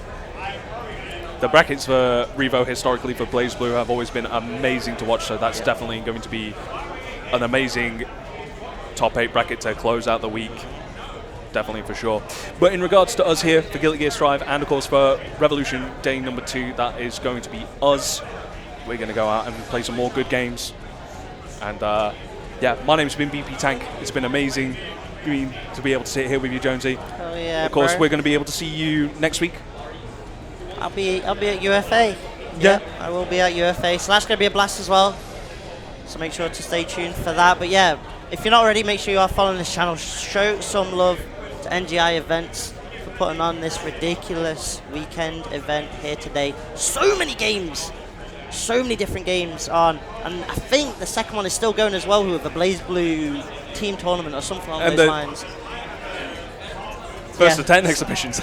So yeah, first to 10 exhibitions. So make sure to hop onto that. Yeah, they're probably going to raid that other channel right now as soon as the stream's over. So of course, from us here with Guilty Gear Strive and Revo Day 2 on the main stream, we're going to check out. We'll see you guys tomorrow. Have a good night, guys. Take care.